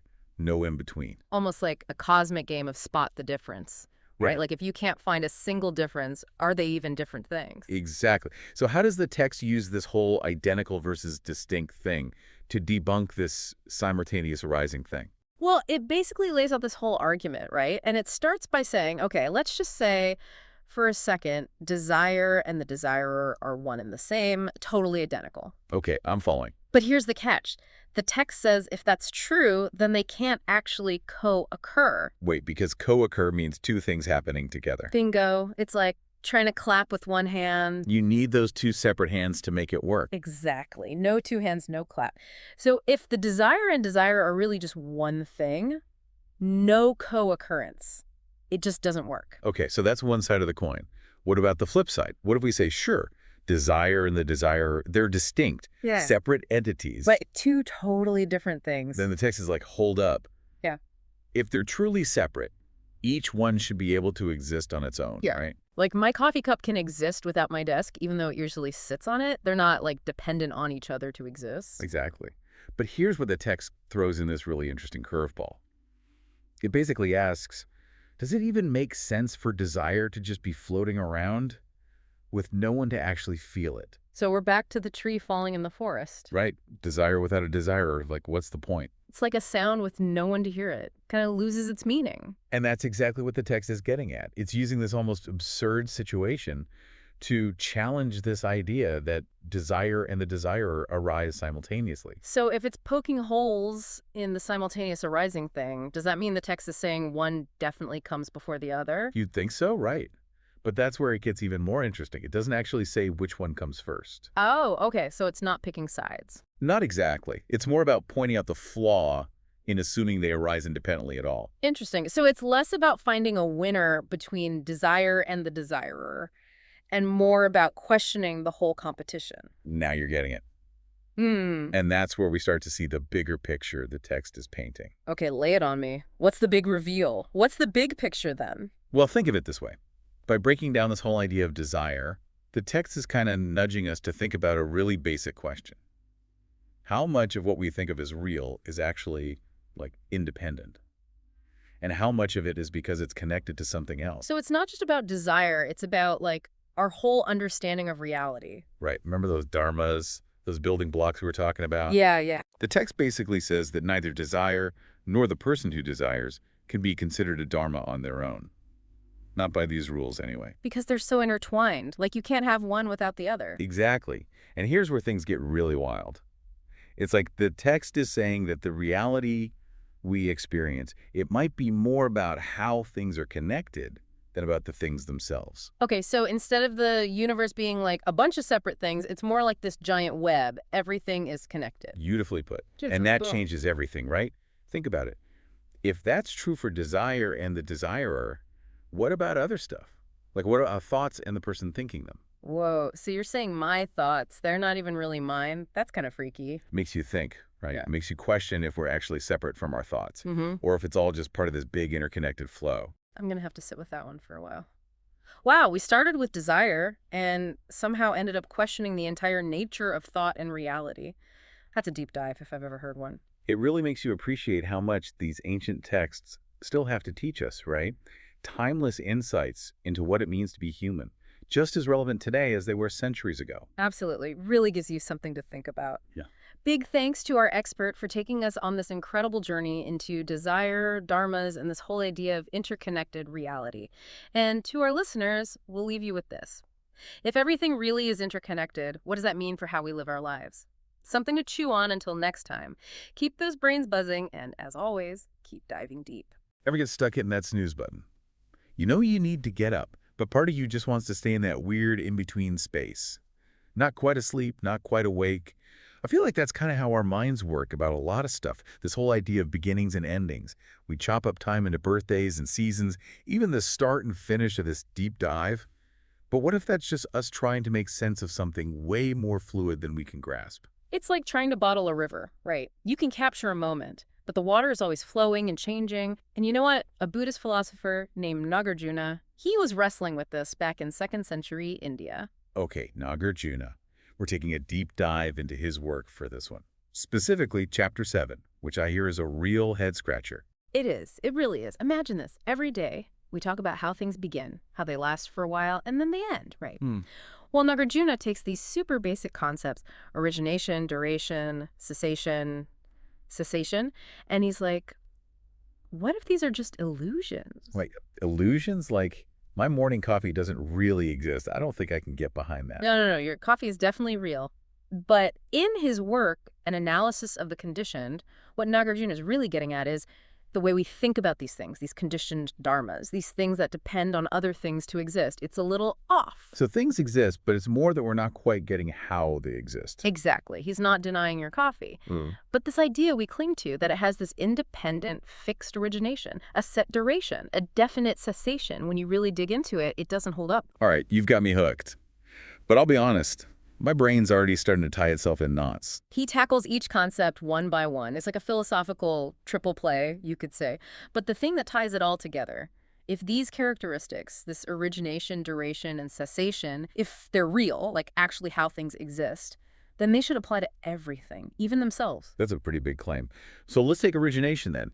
How can something begin if there's not really a beginning? Nāgārjuna, he sets a trap, a brilliant one at that. He says, okay, let's say origination is a thing. It has to be conditioned, meaning it arises, endures, and ceases. Or it's unconditioned, meaning it's always just been totally unchanging. So it either needs to originate itself or it's just always there. Exactly. And then he picks both apart. With the first one, he's basically like, okay, then where did that origination come from? And the one before that, like when you were a little kid asking why. Over and over and over again. It's always another why until someone gets tired of answering. It's chicken or the egg, but like philosophy edition. Exactly. And Nāgārjuna actually uses the phrase, the origination of origination, to show just how ridiculous this whole infinite loop gets. so it can't come from something else because that keeps going back and back. What about the idea that it just starts itself up, like a self-made origination? That's the other trap. He argues that if something needs itself to exist, then it must already be to bring itself into being, which makes absolutely no sense. Like trying to pull yourself up by your bootstraps, but you're already in the air. Can't be done. Right, and Nāgārjuna uses this great image to get this point across. He talks about origination being like a light trying to illuminate itself. Okay, I think I get that. A light, it shines on itself and things around it, right? And then he turns it around. He points out that light doesn't have any darkness in it. So what's there for it to even illuminate within itself? It's this brilliant way of showing how this idea of self-origination completely crumbles. So we want this clear starting point, this it all began right here moment, but reality doesn't actually work that way. And we're just getting started. Just wait until we get to duration. All right, bring on round 2 of this philosophical puzzle. Nāgārjuna's definitely got origination on the ropes, at least how we usually think of it. But what about duration? This one feels like a real brain twister. Because how can something exist without lasting for some amount of time? It's pretty sneaky how he does it. You don't really see it coming. Nāgārjuna poses this question. If something has already endured, is it still enduring? And something that hasn't endured yet, is that enduring? It's like he's saying duration can't exist in the past or the future, because those are just concepts, not the actual experience. So he's pushing duration into this impossible corner, because the only place it could exist is right now, this fleeting present moment, which, let's be honest, is gone before we can even think about it. Exactly. And then, just to make it even trickier, he brings in this idea that everything is always changing. It's like that rock over there, you think it's just enduring, it's slowly eroding away, you think your thoughts are steady, they're changing every single second. It's that saying, you can't step in the same river twice. Except with Nāgārjuna, it's more like, you can't step in the same river once-y, because both you and the river have already moved on by the time your foot hits the water. Exactly. What he's saying is that this constant state of change, this impermanence, it means that this fixed, unchanging duration we think things have just doesn't exist. Okay, now I'm really seeing how he's connecting all of this. Origination is on shaky ground. Duration is dissolving before our eyes. So what about cessation? How do things end if endings aren't really endings? He uses a really similar tactic, highlighting this inherent contradiction. He says if something's already ceased, then cessation is done. Over, it's not an active process. And if something hasn't ceased yet, well, then it's just this possible future event, not something actually happening right now. It's like we're obsessed with these labels. We want to put everything in a box, beginning, middle, end. And we totally miss the actual flow of how things are constantly changing and connecting with each other. And that takes us right to the core of Nāgārjuna's whole philosophy, this concept of emptiness, or sunyata in Sanskrit. It's a tricky one. It's easily misunderstood. I can see that. Emptiness kind of sounds like nothing matters, but I'm guessing there's a lot more to it than that. Oh, absolutely. Think of a rainbow, this beautiful arch of colors, seemingly solid, right? But try to touch it, there's nothing there. A rainbow totally depends on sunlight, water droplets, and where you are standing to even exist. So emptiness isn't about things not existing. It's more about them not having this independent, solid reality we think they have. Exactly. It's like saying, yeah, this coffee cup is real, I can drink from it, but this idea that it has some inherent cupness that exists on its own, separate from everything else, that's the illusion. So how does understanding emptiness change how we live? Do we walk around seeing everything as some kind of blurry dream? It can feel like that at first, kind of trippy, but what Nāgārjuna would say is that seeing this can be so freeing. It helps us let go of clinging. We stop holding on to things as if they're permanent and never changing. I can see how that would be freeing because we stress so much about wanting things to stay the same. We want relationships that never change, our favorite places to stay open forever. We even want the excitement of starting something new to last. Exactly. But all of those things are temporary. They're conditioned and depend on so many things. Nāgārjuna would say that by clinging to them, by resisting change, by resisting the fact that they will eventually cease to be what they are now. Well, that's how we create suffering for ourselves. So it's not about not caring. It's about shifting how we see things. Yeah. Like, I can still appreciate my morning coffee without being totally attached to it always being there. You got it. Impermanence is the routine, if you think about it. It's what everything exists on. And once you can accept that, well, then you can be more present, more appreciative of things while you have them. It's like he's giving us this whole new way of thinking, one where endings don't freak us out, because we understand they're just part of how everything works. It's definitely a process, for sure. Nobody just reads Nāgārjuna and becomes instantly enlightened. But if we can at least start to see those cracks in the illusion, well, that's where the real work begins. And the freedom, honestly. So to wrap this all up, if we accept that origination, duration, cessation, if all of that is part of this interconnected, always shifting reality, does that mean we're just living in some kind of blurry dream? That's where Nāgārjuna brings it back to dependent origination. Yeah, those concepts are kind of an illusion, but that doesn't mean our experiences aren't real. Things still appear, they last for a while, and then they end. But it's all connected, constantly in flux. So we're not denying reality, we're just trying to understand it on a deeper level. Exactly. And Nāgārjuna says that this understanding, seeing through those illusions, that's what leads to real freedom. Not Freedom from having a body or feeling emotions or anything like that. But freedom from clinging. Freedom from the suffering we create when we misunderstand the nature of reality. It's interesting. In a way, he's taking away something solid. These ideas we think are so fundamental.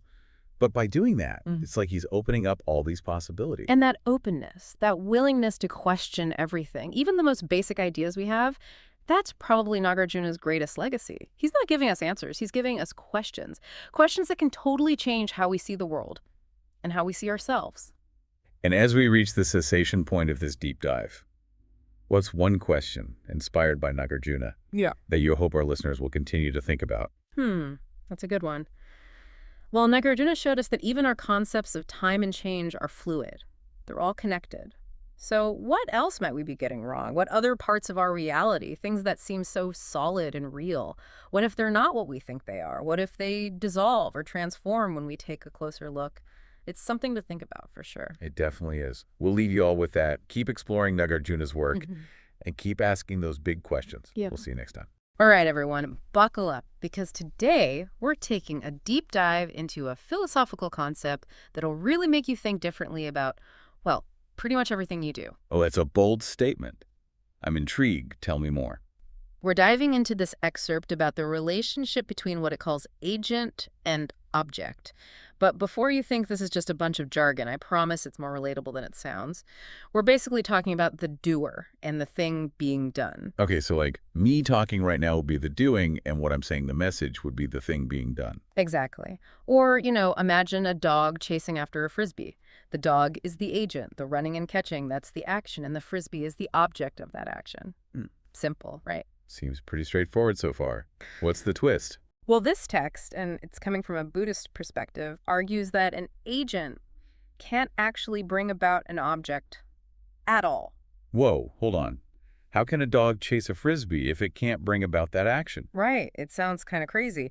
But the text goes even further, saying this holds true whether we're talking about the agent and object as real, unreal, or even some kind of confusing mix of the two. Okay, now you've officially blown my mind. Real, unreal.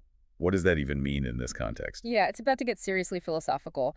But before we get lost in the weeds, let's make sure everyone's on the same page. How does the text actually define agent and object? So, to put it simply, an agent is anything performing an action, and the object is the goal or result of that action. Like those examples we were talking about, the dog, the frisbee, even me talking right now.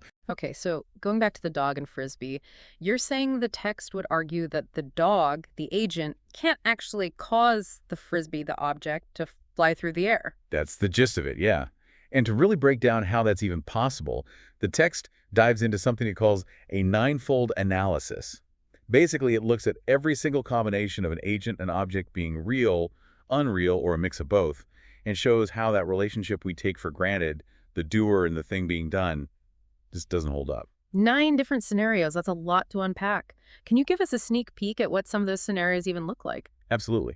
So imagine this. Yeah. What if both the agent and object are totally made up, like they don't exist in any tangible way?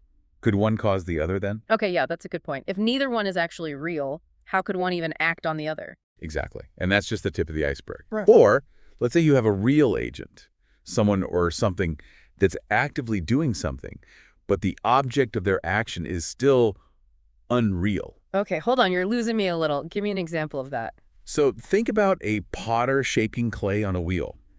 The potter is real. They're there. They're doing the potting. But what about the pot itself? Is it real before it's finished? I mean, the clay is real, but the pot, the final product, it doesn't really exist yet, does it? Exactly. And that's where things start to get really interesting, because the text uses scenarios like this to challenge some very fundamental assumptions we have about how the world works. That's a really interesting way to think about it, that the pot doesn't really exist as a pot until the potter's finished molding it. Right. It kind of makes you think about what it means for something to be real at all, doesn't it? Exactly. And that's precisely what this text wants us to question. It's pushing us to look beyond our everyday understanding of how things come to be. It's like if the potter is the agent and the pot is the object and the potter is already in the act of potting, well, shouldn't the object, the finished pot, already exist if it's being acted upon? But it doesn't, does it? So we're back to this idea of the action somehow already being complete if we view both the potter and the pot as totally real. Precisely. And this is where the text's argument really starts to challenge our usual way of thinking about cause and effect. We tend to assume this linear progression first, there's the doer, then the action, and finally the result. But what this text is suggesting is that it's not so clear-cut. Okay, so how does this all connect to Buddhism? You mentioned this text is coming from a Buddhist perspective, right? Right. And this is where things start to get really interesting. See, this whole analysis, this exploration of agent and object and whether they're real or unreal, it's all pointing towards a fundamental Buddhist principle, impermanence. Have you heard of that before? Absolutely. Impermanence, the idea that everything is constantly changing, nothing stays the same. But how does that tie into this whole agent and object thing? Because the text is saying if we really grasp this idea of impermanence, that everything is in constant flux, it challenges this notion of a solid, independent agent that's solely responsible for an action. So it's like saying the potter isn't just this lone entity magically creating a pot out of thin air. There's a whole chain of events, of causes and conditions that led to that moment, right? 100%. Think about it. The potter had to learn their craft. The clay had to be harvested and prepared. Even the existence of the pottery wheel itself, it all depended on countless prior actions and circumstances. And the same goes for the pot. It's not just popping into being because the potter willed it so. The pot's existence is dependent on the potter's skill, the quality of the clay, the temperature of the kiln. It's all interconnected. Okay, I'm starting to see how this all ties together. It's like this text is encouraging us to zoom out, to see the bigger picture beyond this very surface level idea of a doer and a thing being done. Exactly. It's pushing us to recognize the interdependence of everything, even in something as seemingly straightforward as pottery. And this is where that ninefold analysis comes in. By looking at all these different combinations of realness and unrealness for the agent and the object, the text systematically breaks down any possibility of one causing the other independently. It's like it's proving its point from every angle. So it's not just about saying cause and effect is an illusion. It's about understanding it on a much deeper level. I like that. And that deeper understanding has some really interesting implications. Towards the end, the text introduces this word appropriation. Appropriation, huh? In what sense? Well, it's saying that because of this inherent interdependence we've been talking about, this idea of an agent completely owning an action, taking sole responsibility for it, it just doesn't hold up. Whoa. Okay, that's a big claim. So if we can't really appropriate our actions, then what does that even mean for how we see ourselves in the world, how we interact with everything around us? It's a huge question. It makes you wonder if we're not really owning our actions in the way we usually think. What does that mean for things like, free will, taking responsibility? It's like this text is challenging some very fundamental ideas we have about ourselves. And that's what I find so fascinating about it. It's not just some abstract philosophical theory. This idea of appropriation, it really makes you rethink how you see your place in the world. Okay, so for our listener who might be thinking, all right, this is all very interesting, but how do I actually apply this non-appropriation thing in my daily life? Right, it can sound a bit abstract, so let's bring it down to earth. Imagine you make a mistake at work. Pretty common scenario, right? Happens to the best of us. Exactly. Now, our usual reaction might be to get caught up in that self-blame cycle. I messed up, I'm so incompetent. But this idea of appropriation, it invites us to pause and look a little deeper. So instead of just getting stuck in that blame game, you're saying we should try to see the bigger picture. Exactly. Think about all the factors that contributed to that mistake, both internal and external. Maybe you were feeling stressed or sleep deprived that day. Or maybe there was a miscommunication or you didn't have all the information you needed. You're saying it's not just about you as this isolated agent acting in a vacuum. There are always all these other factors at play, things we might not even be aware of. Precisely. And seeing that, recognizing that web of interdependence, it allows us to approach the situation with a bit more understanding, a bit more compassion, maybe even for ourselves. It's like, instead of just saying, I messed up, we can use that experience as an opportunity to learn and grow without getting bogged down by all that self-judgment. Right. And that shift in perspective, it can make a world of difference in how we navigate those everyday challenges. I love how this text takes these big philosophical ideas and shows us how they can actually be relevant to our lives, even in those small moments. It's about bridging that gap between the theoretical and the practical, wouldn't you say? Absolutely. Well, as we start to wrap up this deep dive, is there a final thought, something you hope our listener will take away from this exploration? I think the biggest takeaway for me, and what I always come back to, is this. Everything we do, even the simplest actions, they're all part of this incredible web of causes and conditions. Yeah. And realizing that, it doesn't diminish those experiences. It actually makes them even more meaningful. It's like this text is inviting us to see the interconnectedness in everything, even in something as simple as making a cup of coffee or having a conversation with a friend. Exactly. And when we can really grasp that, it brings a whole new level of appreciation, a sense of wonder to our everyday lives. Absolutely. It's about approaching the world with a bit more curiosity, a bit more kindness, both for ourselves and others. Well, this has been an incredible conversation, a real mind bender in the best way possible. I couldn't agree more. And for our listeners, we hope you'll join us next time as we dive into more fascinating ideas here on The Deep Dive. Until then, keep exploring, keep questioning, and keep those philosophical wheels turning. Ever feel like there's a you kind of behind the scenes of your senses, like a little person in your head experiencing everything? Yeah. Today's deep dive might just blow your mind. Because we're tackling that very question. Okay. We're exploring the Buddhist idea of a prior entity. It's a question that has fascinated philosophers for centuries. Right. What is the relationship between our senses, our experiences, and this self that seems to be doing the experience? Right. And we're diving into a fascinating excerpt from a Buddhist text and analysis of what is prior. Okay. To unpack this very idea, a prior entity. Okay. So what are we talking about here? Imagine this. You're looking at a beautiful sunset. Your eyes are taking in the colors, the light, the shapes. But then there's this feeling of you, separate from your eyes. Who's actually seeing the sunset? That's the basic idea behind the prior entity. It's this concept of a self that exists before and separately from each individual sense experience. So it's like this prior entity is the audience. Right. And our senses are the performers putting on a show just for us. Exactly. And some Buddhist scholars, known as Pudgalavadins or personalists, believed this prior entity was essential. They argued that just like you need an artist to create a painting, you need an experiencer to experience experiences. Okay, that tracks. But I'm guessing not everyone was on board with this idea. You're right. The text presents a fascinating counter-argument. Imagine a forest for a moment. You see all those trees, oaks, maples, pines, each one unique.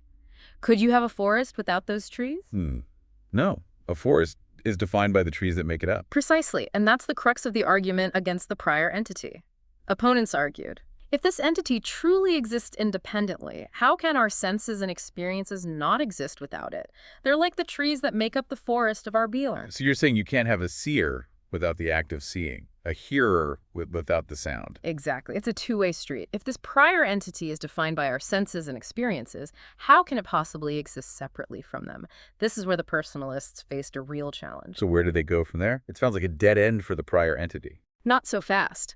The personalists were a clever bunch. They conceded that maybe a prior entity couldn't exist before all our senses combined. However, they proposed a twist. Perhaps it exists before each sense individually. Hold on. How can something exist before just one sense, but not all of them together? That's like saying a forest exists before this one specific oak tree, but not before all the trees. And you've hit the nail on the head. That's exactly the point the opponents raised. The text even uses this very forest analogy to highlight the logical inconsistency in the personalists' argument. So we're stuck. Either the prior entity needs all our senses to exist, making it impossible to be prior, or it only needs one. Which it doesn't make a whole lot of sense either. What a brain teaser. It's a classic philosophical dilemma. But don't worry. A very sharp Buddhist scholar named Nāgārjuna swoops in with a mind-blowing perspective shift. Ugh. I love a good plot twist. Tell me more. Nāgārjuna basically says, what if we're asking the wrong question entirely? He suggests this whole debate about whether the prior entity exists or not might be a trap in itself. Wait, a trap? You're going to have to unpack that for me. He's saying our minds are so accustomed to thinking in terms of existence or non-existence, things either are or aren't, that we miss out on a whole other possibility. Maybe this prior entity, this feeling of the me behind our senses, can't be defined by those categories at all. So it's not about whether this prior entity exists or not. Right. It's about the possibility that our usual definitions of existence are too limited to even grasp it. Exactly. And that's a really tough idea for us to wrap our heads around. We're so used to putting things into neat little boxes. It exists or it doesn't exist. But Nāgārjuna is suggesting that there might be a whole realm of experience that lies beyond those categories. It's like our brains are trying to access a new dimension of understanding and hitting a cosmic 404 error message. I like that analogy. And that's what makes this excerpt so thought-provoking. It's not just about debating the existence of some abstract entity. It's about recognizing the limits of our own thinking. So how does Nāgārjuna propose we approach this prior entity idea if our usual ways of thinking about existence don't apply? He points us towards a middle way, a way of understanding that transcends this binary thinking.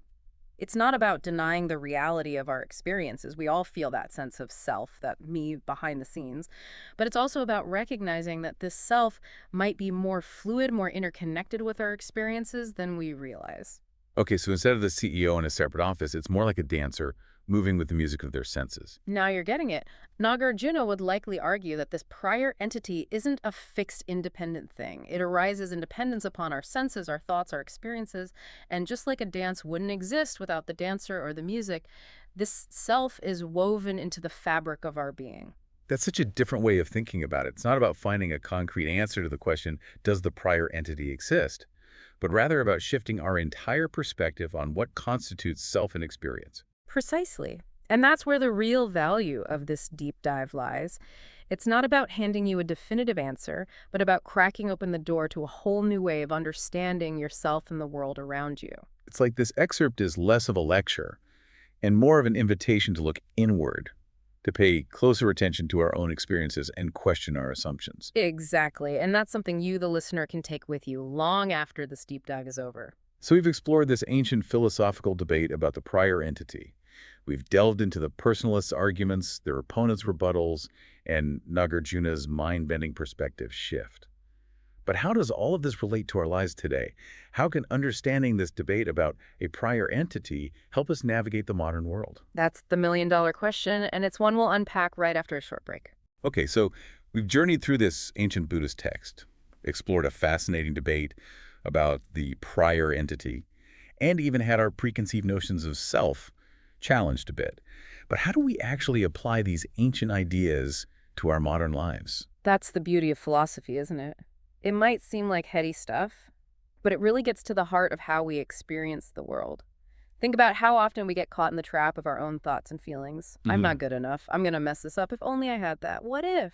Just like this text suggests. We can learn to observe those thoughts and feelings without instantly clinging to them as me, as the solid, unchanging self. You're talking about creating some distance between ourselves and our experiences. So it's not about denying those thoughts and feelings, but learning to see them as passing weather patterns in the vast sky of our being, rather than identifying so strongly with each one. Precisely. And that's something you, the listener, can experiment with in your own life. Next time you find yourself stressed, anxious, or caught in a loop of negative self-talk, see if you can pause for a moment. Notice those thoughts and feelings, but try not to get swept away by them. Remember, you are not your thoughts. You are the vast awareness that's capable of observing them. That's a powerful reframe. It's like we've been handed a new lens through which to view our inner world. Instead of being trapped in the drama of each passing thought and emotion, we can cultivate a sense of spacious awareness. Exactly. And with practice, this shift in perspective can be incredibly freeing. As we begin to loosen the grip of that fixed prior entity, that rigid sense of self, we create space for more peace, more joy, and a deeper connection to the world around us. So as we wrap up this deep dive into the prior entity, what's the key takeaway you hope our listeners will carry with them? If there's one thing to remember, the next time you catch yourself clinging to a thought, a feeling, or a fixed sense of self, remember Nāgārjuna's challenge. Explore the space beyond those limitations. There's a whole universe of experience waiting to be discovered when we loosen the grip of the prior entity and embrace the ever-changing flow of existence. And on that note of embracing the flow, we've reached the end of this deep dive. We explored the complex concept of a prior entity, unearthed some surprising insights from ancient Buddhist philosophy, and most importantly, discovered how these ideas can be applied to our lives today. It's been an enlightening journey. Until next time, keep exploring, keep questioning, and keep diving deep. Ever feel like you're juggling a million things at once? Your job. your relationships, all those thoughts swirling around. It's like there's this you in there trying to manage it all. It really is. And some Buddhist philosophers were really hung up on that idea, like really seriously trying to figure out that whole you thing. And we are diving deep into their world today. That's right. We're looking specifically at the Pudgalavada school of thought. The Pudgala what now? Pudgalavada is a mouthful. Yeah, it is. Well, they were obsessed with this idea of a Percy, what they called a Pudgala, basically, the thing that experiences life, makes decisions, feels all the feels. So are we talking like a soul here? The part of us that some people think sticks around after we die? Not quite. The Pudgalavadins, these philosophers, they weren't into the whole eternal soul thing. They saw this Pudgala as something a bit more, well, complex, something that changes over time, but also like ties it all together. Think of it as the thing that connects your experiences, that creates the feeling of me over time. Okay, I'm intrigued, but I gotta say, it already sounds kind of slippery. How'd they even begin to define this Pudgala thing? So they're all about analogies. They love to use everyday examples to explain their ideas. Keeps things interesting. Exactly. And one of their most famous analogies, get ready for it, involves something I bet you've spent some time staring into. A fire. A fire. Okay, now I'm really curious. What does a campfire have to do with understanding who we are? Well, the Pudgalavadins, they compared this Pudgala, this sense of self, to a fire. And just like fire needs fuel to keep burning, they said this Pudgala needs experiences to exist. So all the things we see, hear, feel, think, those are the logs on the fire of ourself. Exactly. They even had a word for it, appropriation. Basically, it's how this Pudgala latches onto our experiences, almost like it's feeding on them. Okay. I mean, on the surface, it kind of makes sense. I don't think we'd have much of a self without any experiences to draw on, right? Right. But I have a feeling this is where things get a little more complicated. What happens when we look a little deeper into this whole fire and fuel thing? That's the thing about this analogy, and the Pudgalavadins totally knew it. It seems simple at first, but the more you poke at it, the more you realize it doesn't quite hold up. Oh. And that was the point. They were trying to reveal something deeper about what the self really is or isn't. All right, challenge accepted. Where do we begin? The text we're looking at today starts with a simple question. Are fire and fuel the same thing? Okay, so are fire and fuel the same thing? I mean, you can't really have one without the other, can you? But then again, they're definitely not identical. Right. It's a brain teaser, right? It is. It's like, is a cake the same as all the ingredients that went into it? That's a perfect example. And this text we're looking at, it argues that fire and fuel, just like your cake and ingredients, they're distinct. They even use, get this, a potter and a pot as an example. Two separate things, even though one makes the other. Okay, I kind of see where they're going with this. So if this Pudgala thing, the sense of self, is like the fire, it can't just be a big lump of all our experiences meshed together. Exactly. They were pushing back against this idea that we are nothing but our experiences, just this ever-changing blob of thoughts and feelings with nothing really holding it together. Okay, but if they're not the same, does that mean fire and fuel are totally separate, like completely independent? Are the Pudgala and our experiences just doing their own thing? That's the next question the text tackles. They're like, nope, that doesn't work either. They point out, you never just find fire hanging out all by itself with no fuel in sight. You ever see a bonfire burning merrily away after all the woods turn to ash? Huh. Now that would be some kind of magic trick. So we've ruled out same and we've ruled out different. Where does that leave us? What's the alternative? This is where it gets really interesting. See, the text, it's subtly nudging us towards this third possibility, a way of understanding the relationship between fire and fuel that kind of breaks out of our normal categories. Okay, lay it on me. What's this mysterious third option? Mutual dependence. They're saying fire and fuel, yeah, they're not identical, but they're also not totally separate. They need each other. They exist in this relationship. Mutual dependence. So they're kind of like two dancers, right? Like you can't really have one without the other, not if you want that dance to happen. I like that. They each have their own thing going on, their own individuality, but they come together and something new emerges. And you can see how this idea of mutual dependence might apply to this Pudgala and our experiences. The self, it's not just passively soaking up experiences like a sponge. It's shaped by them. It's dynamic. Okay, yeah, I'm starting to get it. But if fire and fuel, or the self and experiences, are so interconnected, it still seems like we're stuck in a bit of a loop. Which one comes first? Feels like we're back to the chicken and the egg. You're right to point that out. And the text throws that very challenge right back at us. And this is where their analysis gets even more, well, intricate. This is where we start to see the limitations of our trusty fire and fuel analogy. Okay, you've got me hooked. Hit me with this next level analysis. How do these Pugalavadins deal with this chicken and egg problem? Well, they basically say that asking which came first is already messing things up. They suggest that the question itself is kind of a trap. A trap? Now, I'm really curious. How can asking a simple question like that be a trap? What are we missing here? So asking which came first, the fire or the fuel, is a trap. I gotta be honest, that's not a trap I see every day. Feels like a totally normal question to ask. Right, but this text is hinting that maybe our usual way of thinking about cause and effect, like one thing has to come before the other, it just doesn't work when we're talking about something as, like, fundamental as the self.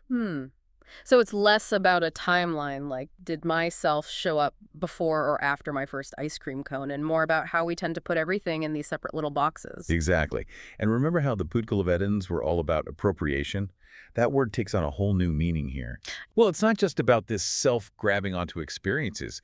It's more that the very act of separating the grasper and the grasped, that might be where we get tripped up in the first place. Okay, so if trying to pin down me as this independent thing, separate from my experiences, if that's a dead end, where does that leave us? Are these Pugalavadins saying the self is like an illusion, that it doesn't even exist? Now, that is the million-dollar question, isn't it? And this is where I think this text gets really clever. They spend all this time breaking down our usual ideas about the self, using that fire analogy to show us where our thinking goes wrong. Right. Dousing our assumptions with a big old bucket of philosophical water. Exactly. But then they don't give us a neat little answer to replace it with. They just leave us hanging. Not exactly. They're not giving us a new metaphysical model or anything. Instead, they're inviting us to just sit with that open space, the mystery that's left when our old ways of thinking fall apart. To get comfortable with the unknown. Exactly. And that's where the real exploration, the real work, begins. So where do we go from here? Well, this text, it seems to be pointing toward an understanding of the self that's fluid, always changing in relation to our experiences. So not a fixed me, but more like a process, like a dance between who we are right now and everything we're experiencing? Beautifully put. And that brings us to the question this text leaves us with, something for all of us to chew on. If, as they argue, anything that truly exists must exist right now, in the present moment, then what does that mean for how we understand the self? Especially a self that seems to change and evolve over time. It's like they're saying the self is both real and impermanent, grounded in this moment, but also constantly in motion.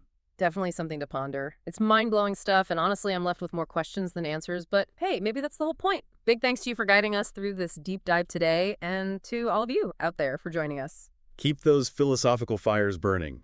Hey everyone, you ready for this? We are diving into some seriously big questions today. Stuff that could totally warp how you view, well, reality. We're talking about samsara. Samsara, the Buddhist idea of basically an endless cycle of birth, life, death, and then rebirth again. Exactly. But hold on, it's not as simple as it sounds.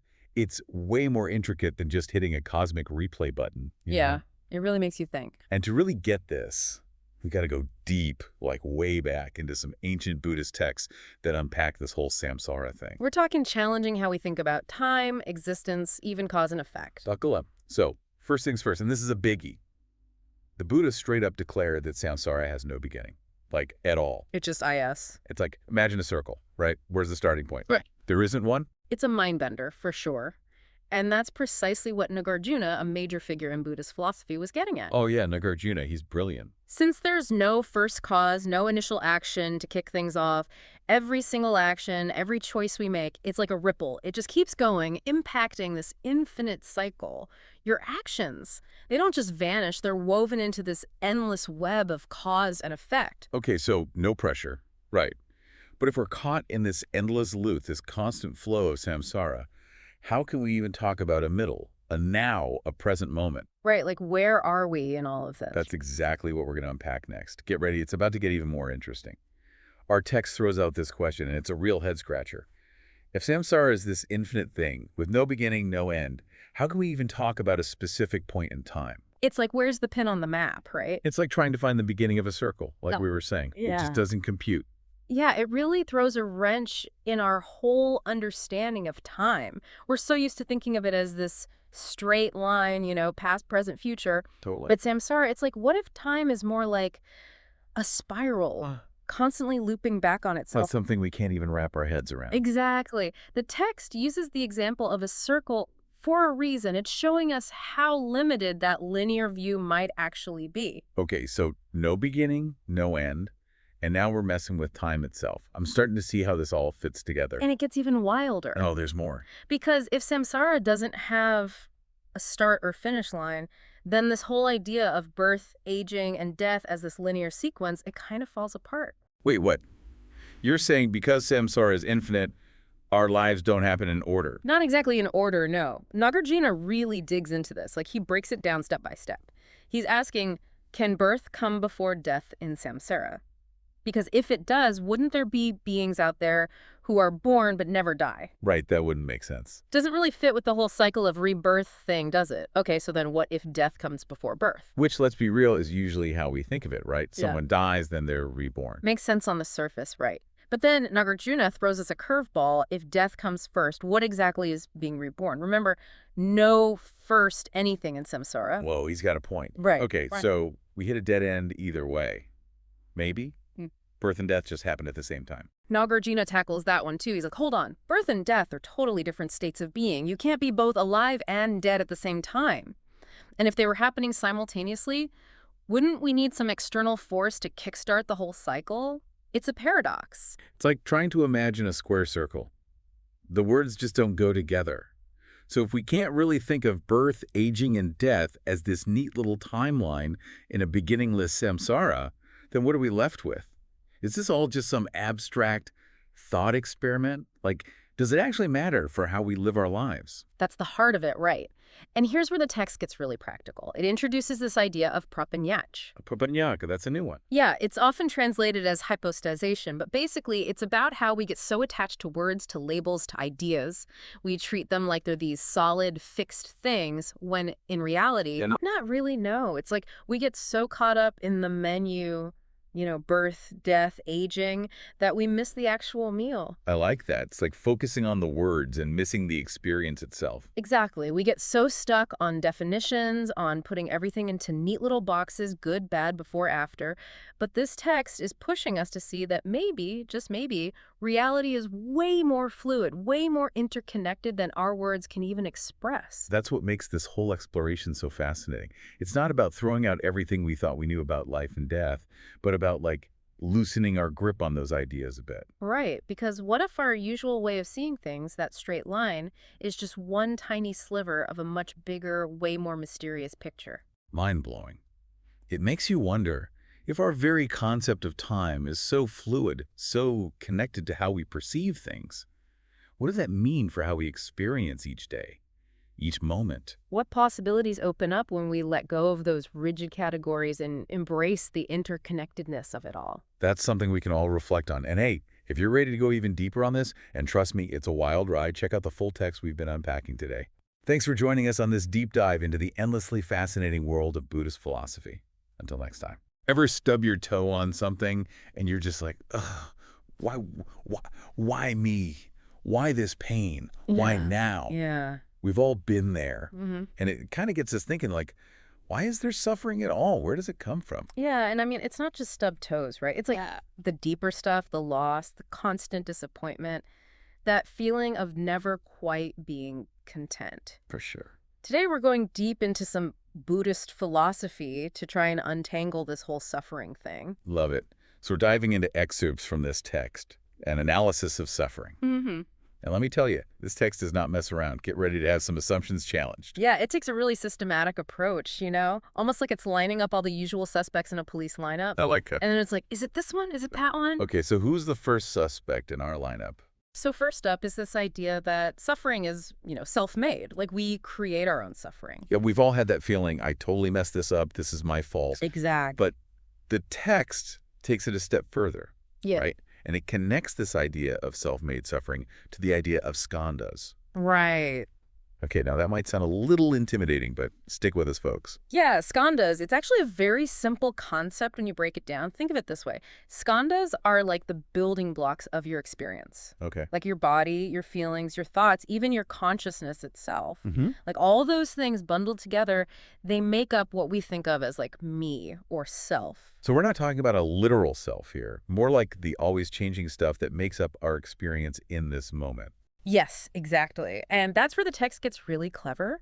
It basically argues that if suffering were truly self-made, like created by this collection of scans that we're talking about, right, it would have to be permanent, like unchanging. Because how could something that's made up of all these constantly shifting impermanent things like our thoughts and feelings actually create something as solid and lasting as suffering itself? Exactly. It just doesn't quite add up. Yeah. It's like trying, I don't know, build a house out of clouds. Just, yeah. It doesn't work. It doesn't hold up. And the text really drives that point home. Okay. Which then brings us to the next big question. Okay. If suffering isn't self-made, could it be caused by someone or something else? So are we saying someone is going around handing out suffering like parking tickets? Well, not exactly, but that's the theory that we're going to be unpacking next. And trust me, it gets even wilder. Okay, so we're back to this idea of suffering being like given to us, like it's some kind of cosmic prank gift you never even asked for. Right, and you see this concept pop up in a lot of different traditions, often tied into this idea of karma, like actions have consequences that can even stretch across lifetimes. Yeah, that whole what goes around comes around thing. Exactly. But I don't know, if suffering is something that we're given, how does that even work? Like, who's doing the giving? Who decides who suffers and why? And when? These are all really good questions, and they're exactly the kind of questions the text wants us to wrestle with. And it does so by using this really interesting analogy. Imagine for a second you're trying to mail a package. Okay. But the address doesn't actually exist yet. So can that package ever truly be delivered? I see where you're going with this. So the text is saying that, receiving suffering is kind of like that undeliverable package. It argues that in order to receive suffering, you'd have to exist without suffering first, to actually be on the receiving end. Right. But that creates this weird paradox because the very act of receiving suffering then becomes part of what defines your experience, yourself. Right. If we're going back to those skandhas we were talking about. So to get the suffering, you'd need to not already have it, which doesn't make any sense. It's a paradox. Yeah. The text is highlighting that there's this logical inconsistency with this idea of suffering as something external, something that's imposed on us from outside of ourselves. Okay, so then what about the giver in this scenario? Like, if it's not me creating my own suffering, and it's not some external force giving it to me, I'm all out of ideas. And that is where things get even more interesting. So if it's not me, and it's not some mysterious giver, where do we even go from here? What other options are there?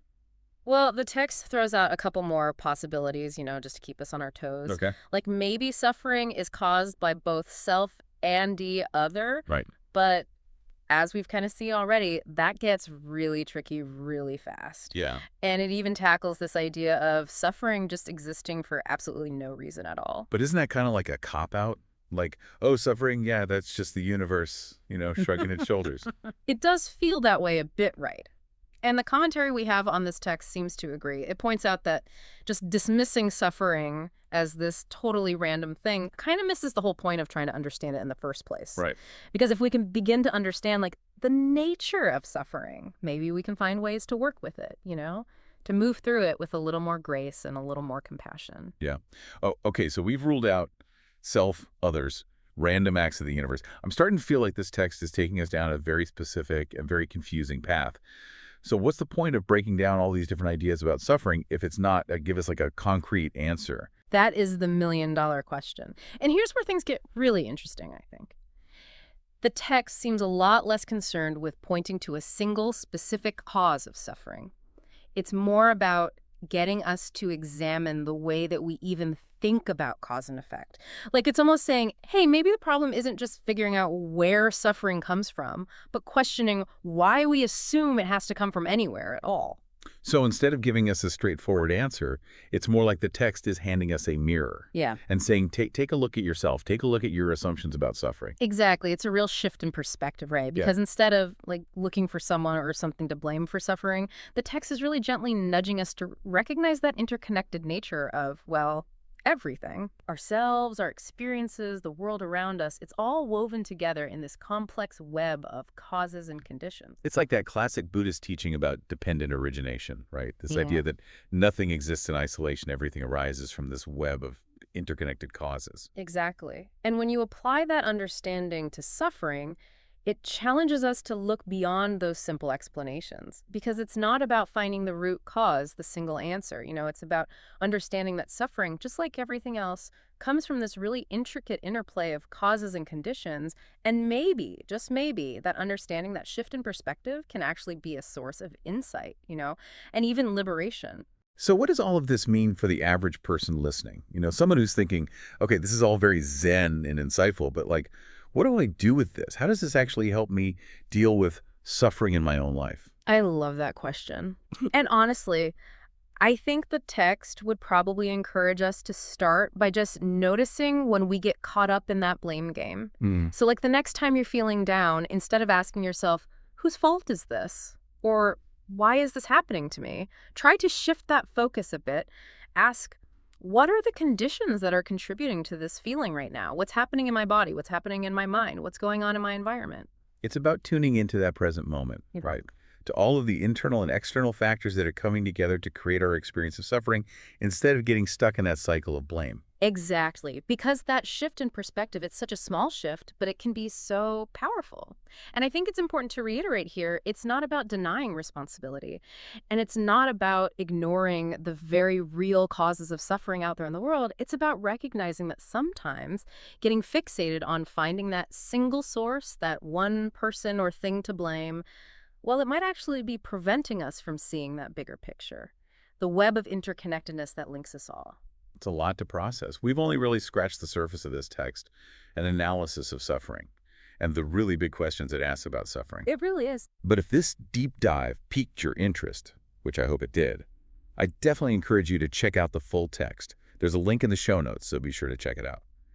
And next time you stub your toe, maybe instead of cursing the universe, you can take a deep breath and ask yourself, what can I learn from this experience? It's a lifelong journey, and every single moment is a chance to dive a little deeper. Until next time, keep asking those big questions, keep those minds open, and remember, you are not alone in the deep dive. Ever find yourself wondering what it really means for something to be empty? It's a question that goes deeper than you might think at first. Right. Like, we're not talking about an empty coffee cup here, but something way more profound.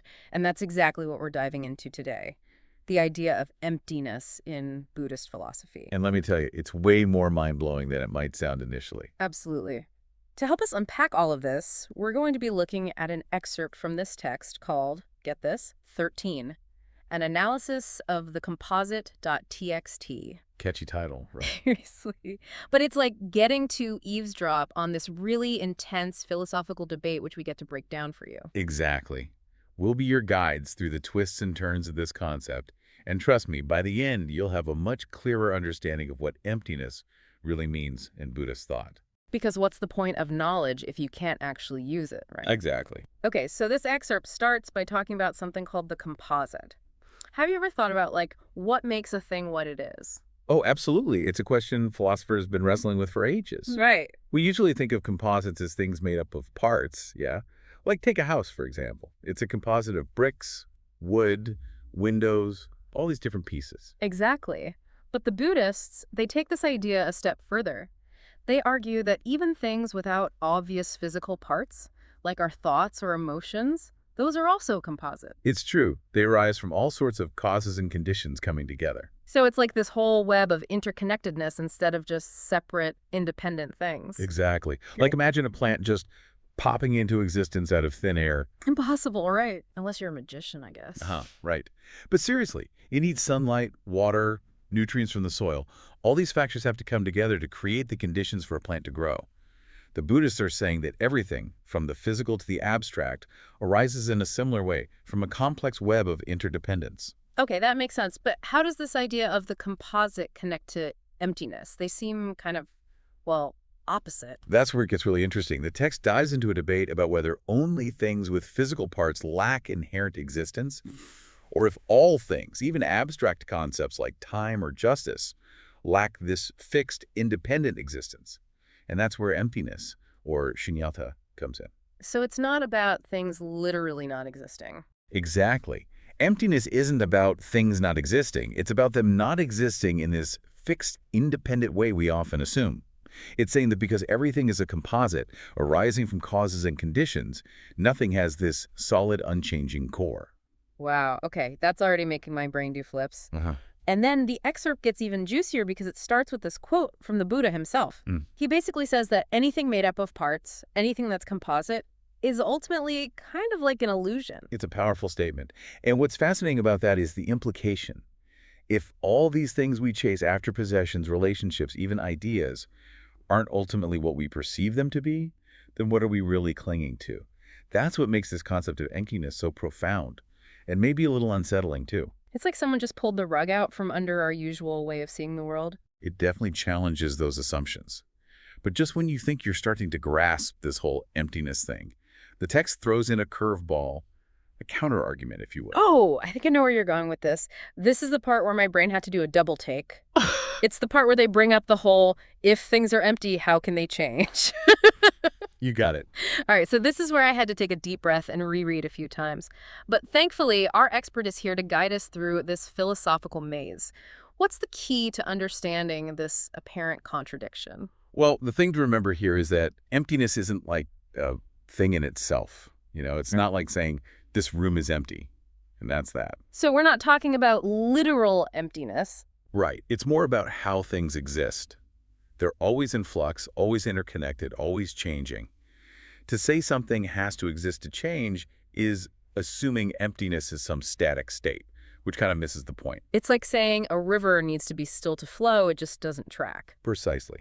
And this gets us to this really intriguing idea of the emptiness of emptiness, which we'll get to a bit later. But for now, let's look at how this idea of inherent existence, or the lack thereof, plays out with a classic example: fire and water. Okay, I'm intrigued. Those are about as different as you can get. Right. But that's what makes it such a good example. So fire. What's its defining characteristic? It's hot. Like, I've never touched a cold fire, that's for sure. Exactly. And that's the point. Fire's heat seems inseparable from what makes it fire. Could fire even exist without heat? It's a question worth pondering. Yeah. Now switch gears to water. What about its temperature? Is it always hot or always cold? Definitely not. It can be freezing, boiling, lukewarm, you name it. And that right there is the distinction the text is highlighting. Water's temperature is influenced by external factors. It can change without changing what fundamentally makes it water. So fire's heat is like its core identity, while water's heat is more like an outfit. Like, it can change outfits, but it's still water underneath. That's a great way to put it. And this ties back to that argument against emptiness. If we cling to the idea that things must have this fixed, unchanging essence to be real, then how can anything ever be impermanent? How do we explain change at all? It'd be a pretty static and, frankly, boring universe if everything had to have an unchanging core. Exactly. Our everyday experience tells us things are constantly changing. And this excerpt really pushes us to think beyond those usual assumptions about how reality works.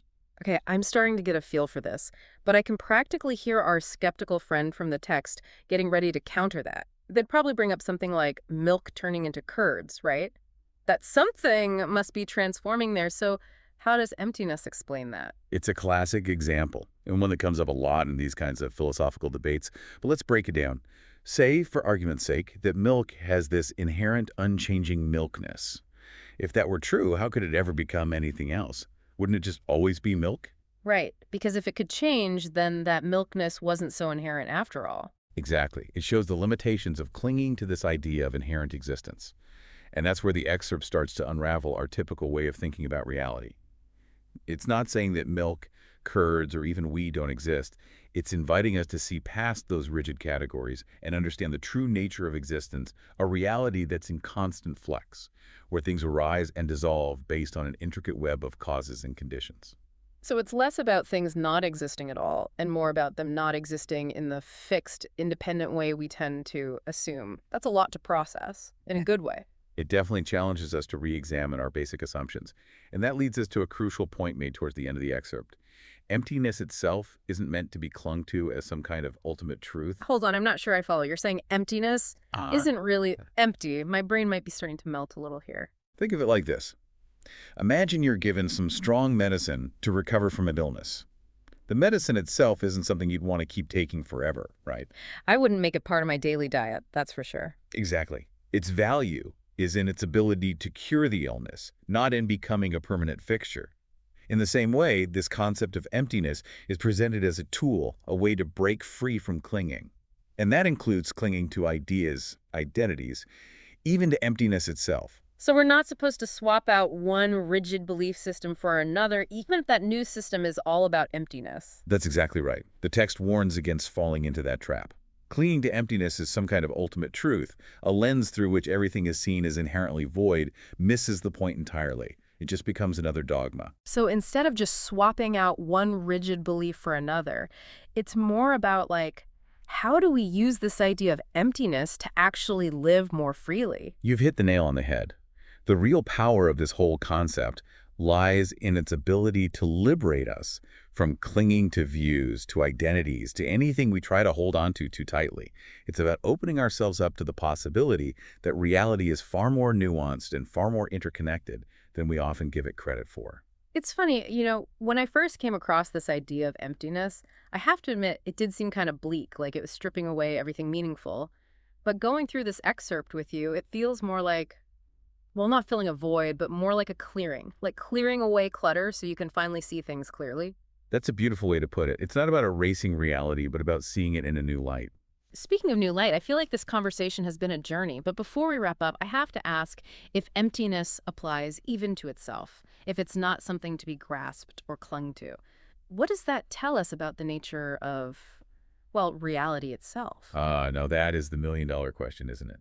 It's the one that's kept philosophers and spiritual seekers busy for centuries. If emptiness is truly empty of inherent existence, does that make it meaningless? Or does it point to a reality that goes beyond our usual ways of thinking? A reality that's both empty and full, ever-changing yet profoundly interconnected. Whoa. Okay, that's a lot to unpack. It really is. But this deep dive, it's just a starting point. It's given us a glimpse into this really profound concept. But the real work, the real discovery, it happens when we take these insights and apply them to our own lives and experiences. So how do we actually do that? Where do we even begin with something like that? As you go about your day, as you encounter those inevitable changes and challenges that life throws our way, I invite you to ask yourself, what if I approach this situation, this relationship, even this thought, with a sense of openness, with a willingness to see beyond those fixed labels and categories we often put on things? What might become possible then? That's a powerful question to carry with us. I know I'll be pondering that one for a while. And for our listeners, we hope this deep dive has sparked your curiosity and maybe inspired you to explore this idea of emptiness a bit further. It's a journey worth taking. Until next time, keep those minds open and keep those questions coming. Ever stop to think about what it really means for things to touch? Like when you shake someone's hand or hug a friend or even just sit in a chair. It's one of those things we take for granted, isn't it? But it gets surprisingly complex when you really start to pick it apart. That's what we're diving into today, the philosophy of touch. Well, to be specific, the Buddhist concept of conjunction. Which is essentially a more philosophical way of saying contact, and it's not as straightforward as it seems. To put it mildly, the text we're looking at today basically says true conjunction, like really touching, is impossible. It sounds wild, but there's a method to the madness. This idea comes from Nāgārjuna, a major figure in Buddhist philosophy. He was responding to criticisms of the concept of emptiness, the idea that things don't have an inherent existence on their own. So critics were saying, hold on, if everything is empty, how can we touch anything, experience anything? Exactly. They were saying even the Buddha talked about our senses interacting with the world, which kind of implies contact. It's like arguing with your philosophy professor and using your own eyes as proof that eyes don't exist. Yeah, kind of. But Nāgārjuna had a response ready. He breaks his argument down really systematically. He starts with the example of vision, the seer, the act of seeing, and the thing being seen. So like me looking at, say, a plate of warm chocolate chip cookies. Exactly. You're the seer, your eyes doing their thing, that's the act of seeing, and those delicious cookies are the object. But here's the twist. Nāgārjuna doesn't stop there. He applies this to all our senses, even to our thoughts and emotions. So whether it's me looking at those cookies or really wanting to eat those cookies, Nāgārjuna would say the same principles at play. Absolutely. He's saying the rules apply across the board. Okay, this is where I feel like things start to get really interesting. This whole argument seems to hinge on this idea of distinctness, right? Yakaway.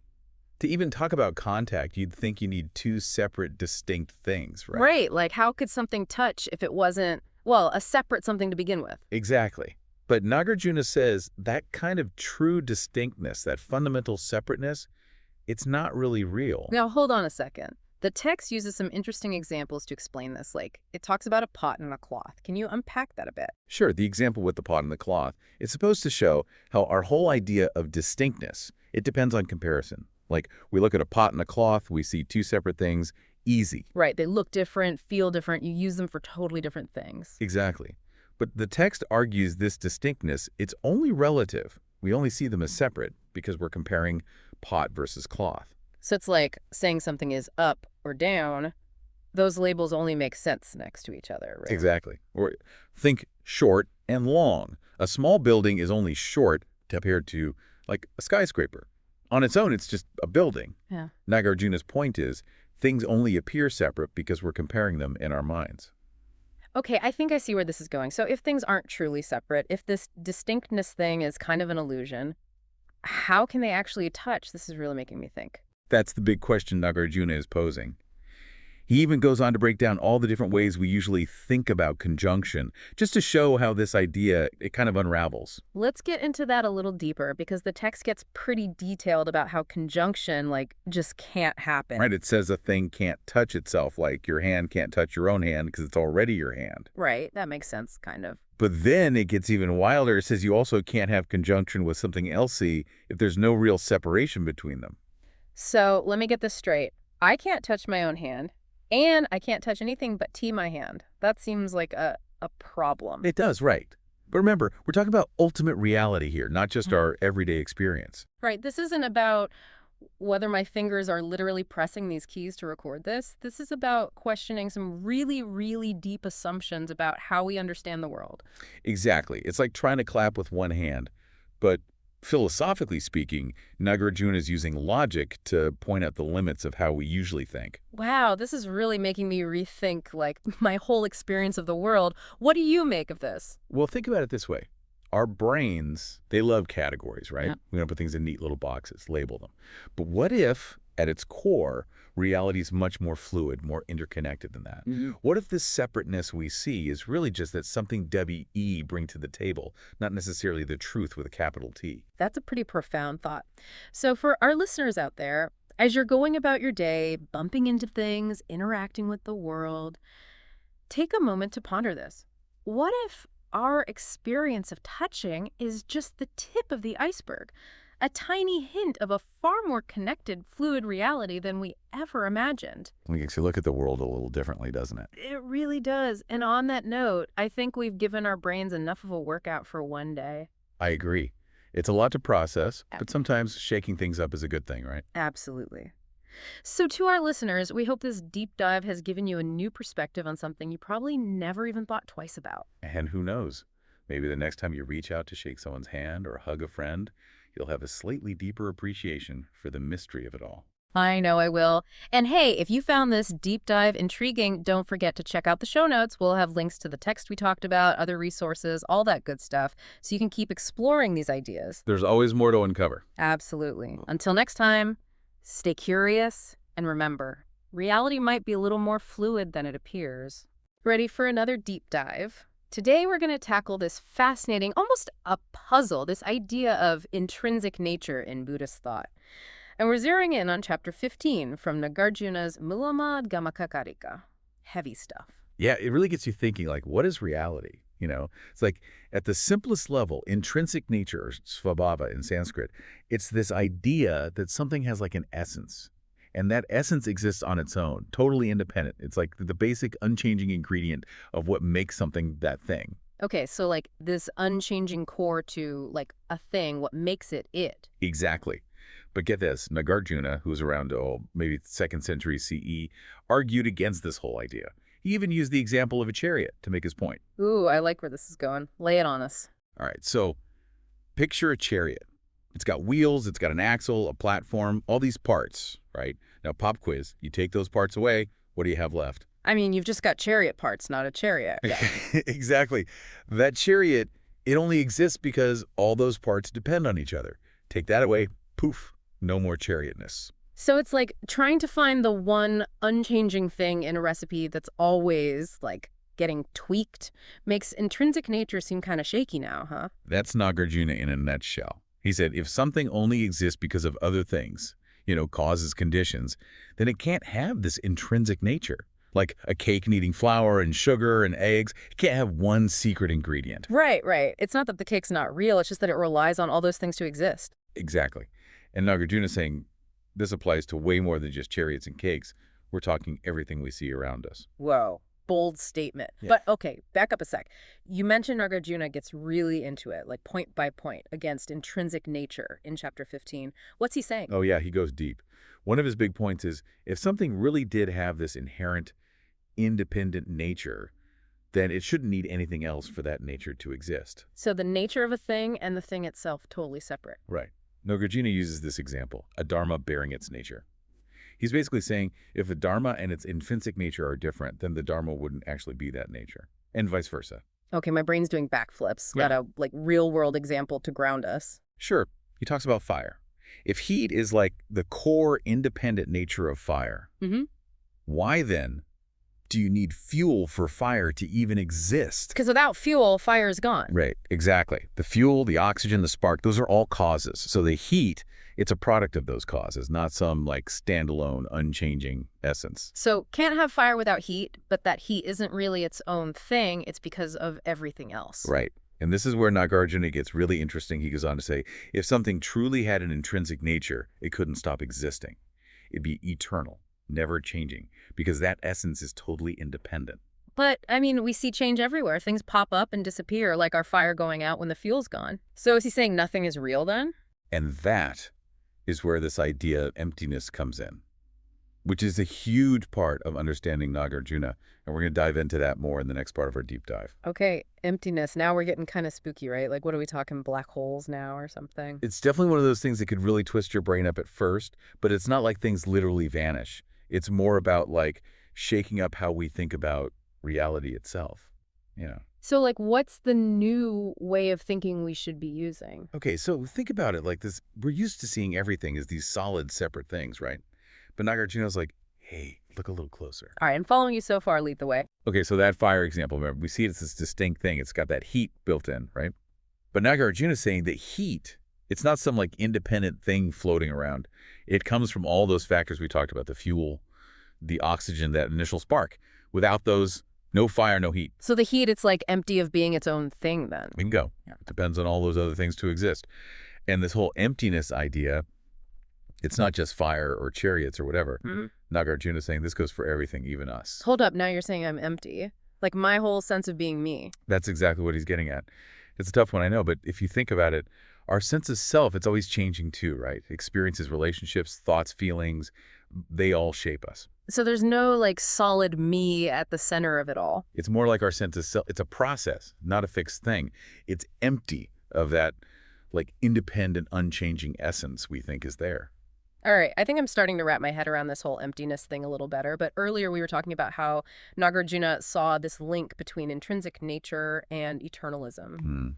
How does that fit in with all of this? Great question. Remember we were saying if something had that unchanging essence, it couldn't really change or stop existing? That's eternalism right there. Sure. But Nāgārjuna is saying, no, because things come from causes and conditions. They're constantly in flux and permanent. No fixed essence holding them in place forever. So eternalism is like saying a cake will always be a cake, even with no ingredients, just because its cakeness never changes. Exactly.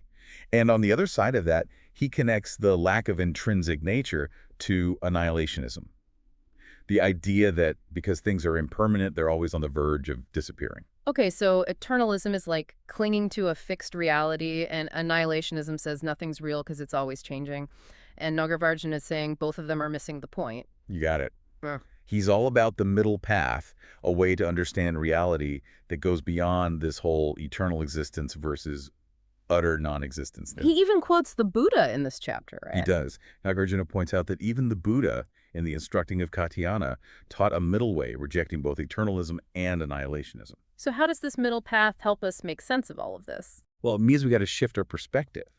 Instead of clinging to those fixed essences and independent objects, we start to see reality as this web of interconnected processes, always changing, always influencing each other. So it's not that things don't exist, it's just that they exist in a way more fluid and interconnected way than we typically think. Kind of like how that chariot isn't really a separate thing, just parts coming together temporarily. Exactly. And this has some pretty big implications for how we understand not just the world, but ourselves too. If our sense of self is also empty of an unchanging essence, it opens up a whole new way of thinking about who we are. That's a lot to process. So if we accept this emptiness idea that things don't have this fixed, independent nature, are we just left with chaos? How can we make sense of anything if everything's always changing and interconnected? And that's where things get even more interesting. Nāgārjuna is not leaving us stranded in a sea of uncertainty. He offers a different way to understand how things exist and relate to each other. So how does it all work then? If everything's always moving and changing, how can we understand anything? Well, that's kind of the cool part about Nāgārjuna. He's not saying chuck out all your ideas and just be confused. It's more like he's saying see past this illusion of inherent independent existence. Like we're swapping out the lens we're looking through. Yeah. I mean, think about it. We still use words like chariot or fire, even self, in our everyday lives, right? They're useful. But what Nāgārjuna is getting at is if we get stuck thinking those things have some like permanent, unchanging essence underneath it all, we miss the bigger picture, that everything's connected and always changing. Okay, so it's not the things themselves, it's our ideas about them that get us in trouble. Exactly. And this shift to embracing emptiness, it's often seen as a really freeing insight in Buddhist thought. Freeing? How's that work? Letting go of being sure about things sounds kind of scary. Well, think about it. Are you always trying to grab onto things, keep them from changing? What if you could be at peace with the change instead? I mean, that does sound kind of nice, actually. But also like a huge change in how to think. It is. But huge can also mean insightful. If our sense of self, our beliefs, our experiences, if all of that is interconnected and always changing, it opens up a whole new way of being in the world. This whole conversation's got me wondering if our sense of self is empty. If there's no fixed thing there, does that mean our actions don't really matter? That's something that comes up a lot when people hear about this emptiness idea. But remember, Nāgārjuna is not saying cause and effect goes out the window. So even though things are impermanent, our actions still have consequences. Exactly. This isn't about throwing out morality or ethics or anything.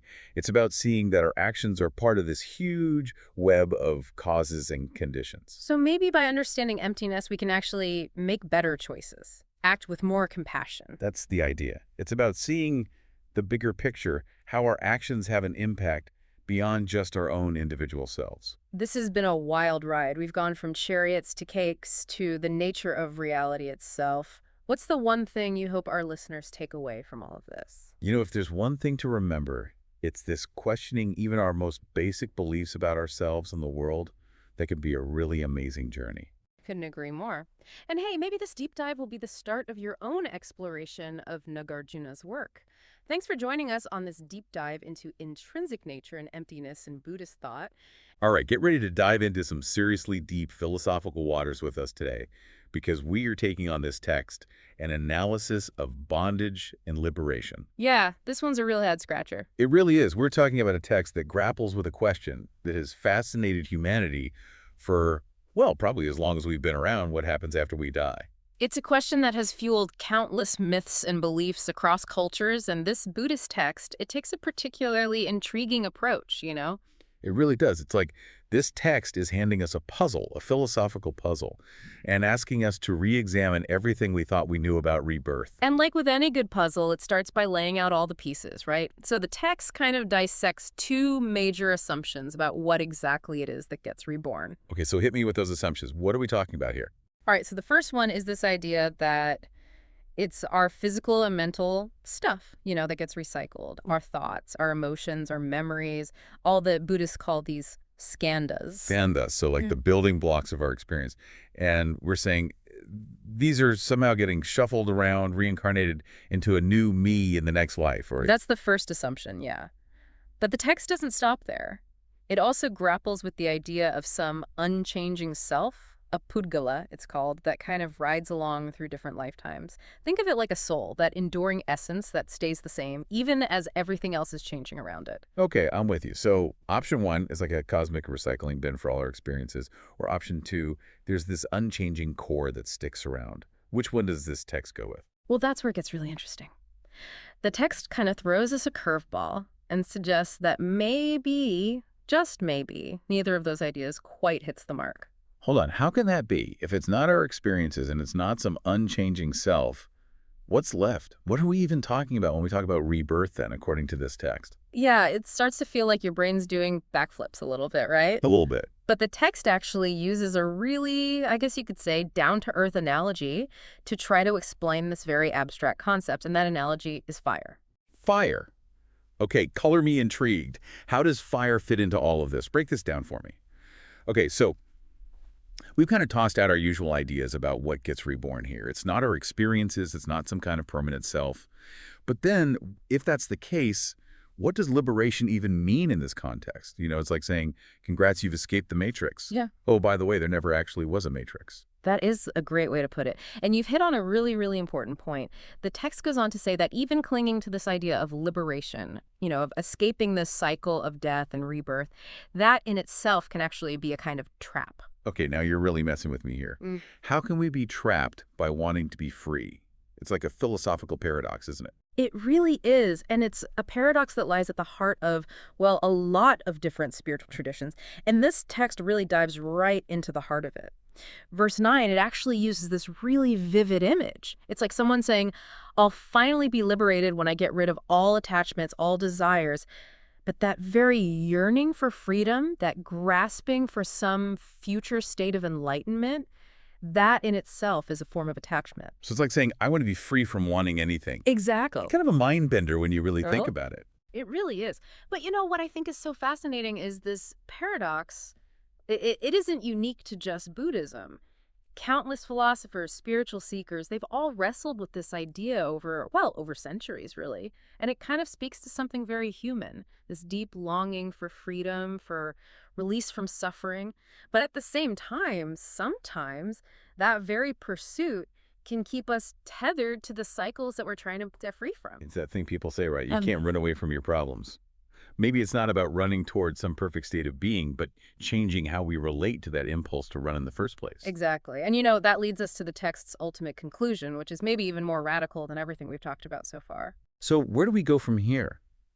If we're not supposed to cling to this idea of liberation, what are we actually supposed to do?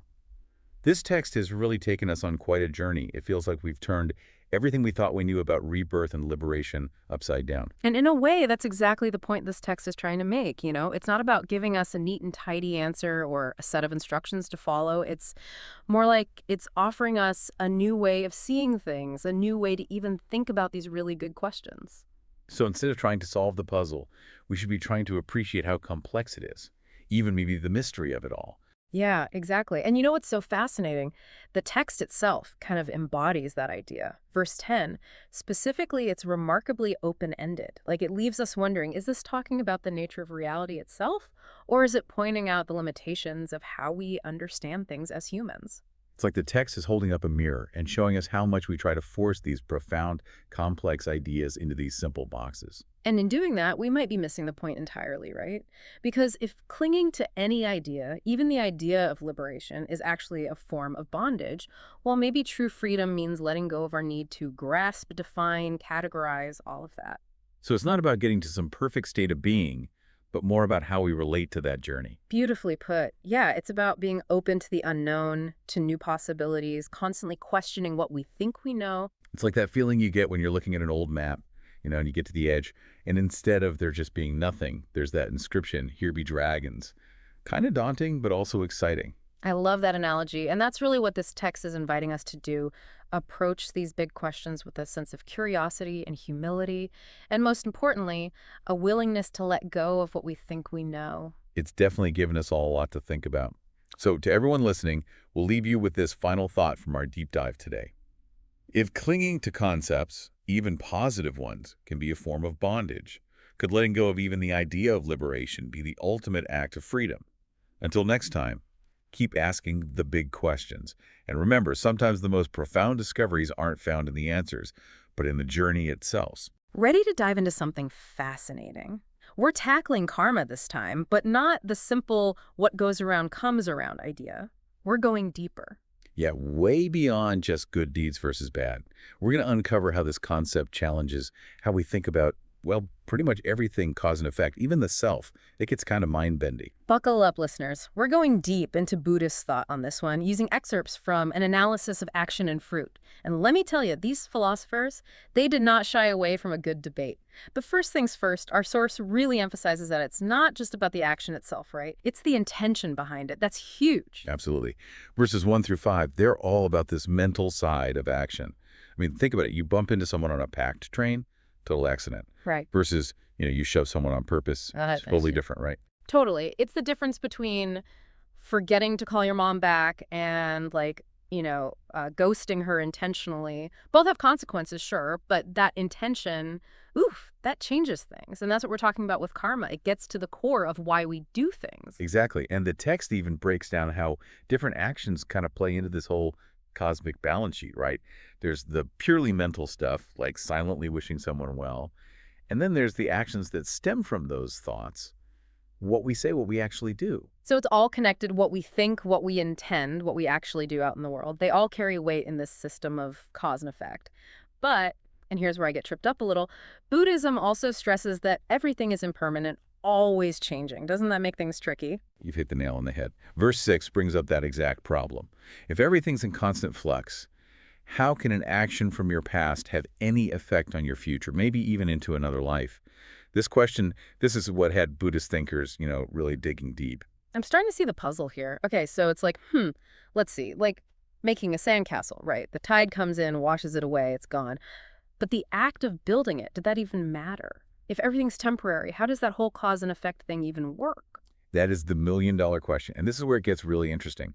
Our text dives into something called the seed hypothesis as one way to explain how karma and impermanence can coexist. Okay, the seed hypothesis, I like it. So we're planting seeds with our actions. What's the connection to karma there? It's all about potential, right? That seed, it doesn't just magically turn into a tree overnight. It needs time, the right conditions. Right. Like, I'm not suddenly going to win an Olympic gold medal just because I jogged around the block once. Exactly.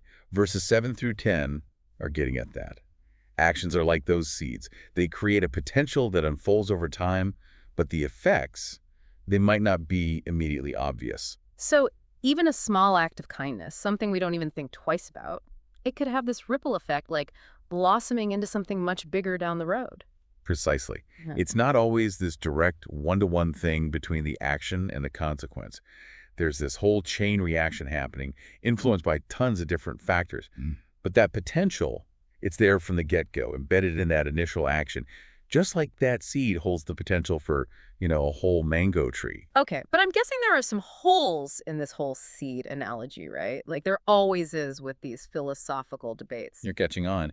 Verse 12 throws a bit of a wrench in things. See, with a mango seed, you plant it, you get a mango tree, right? It's consistent.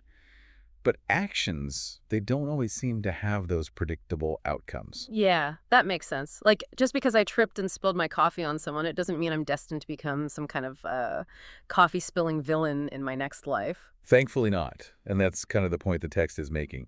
Actions, they can have totally different consequences depending on the context, the intentions behind them, a whole bunch of other things. Yeah. So that seed analogy, it's helpful to a point, but it doesn't quite capture all the nuances. Okay, so if the seed analogy doesn't totally cut it, what else do these Buddhist texts offer?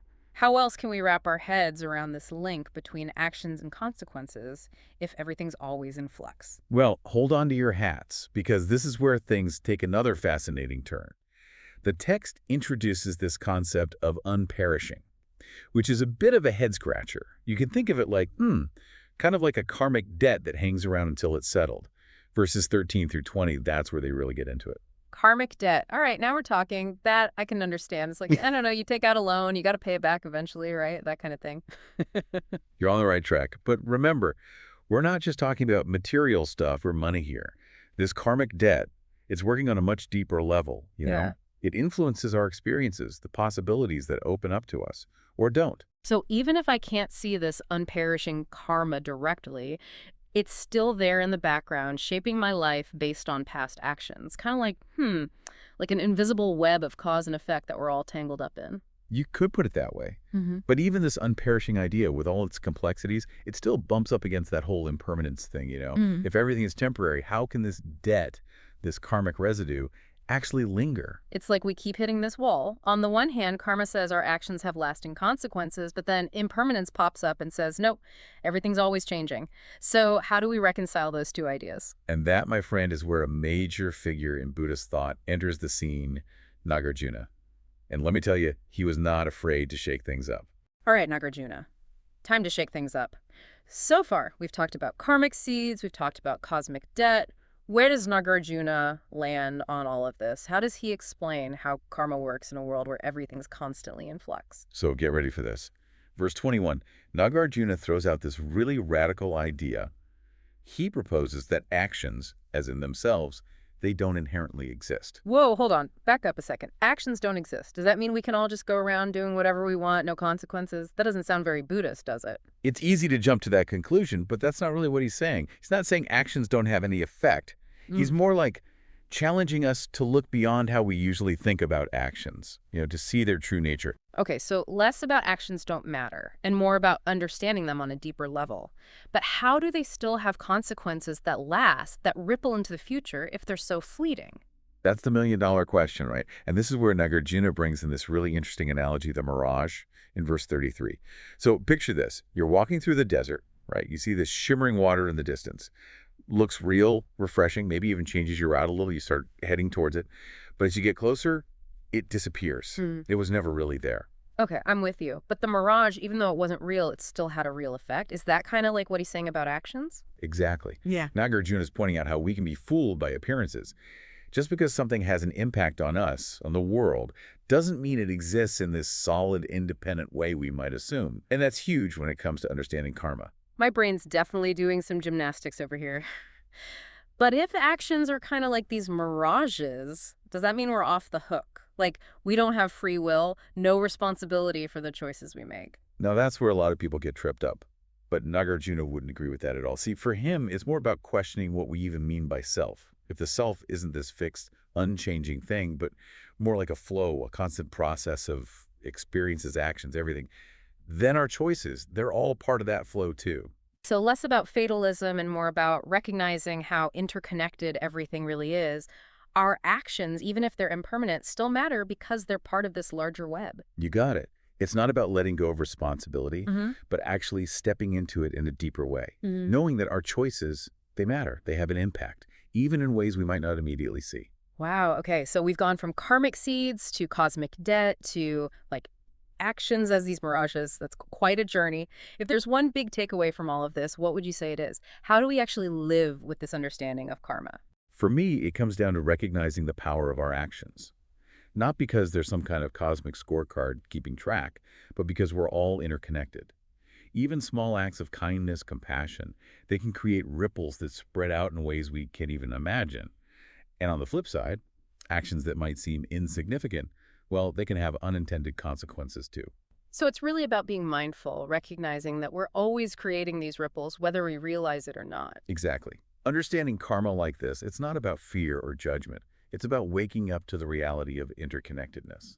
And maybe, just maybe, that understanding can help us act with more wisdom, more compassion, knowing that we're all in this together. That's a great note to end on. A huge thanks to an analysis of action and fruit for taking us on that deep dive into the complexities of karma.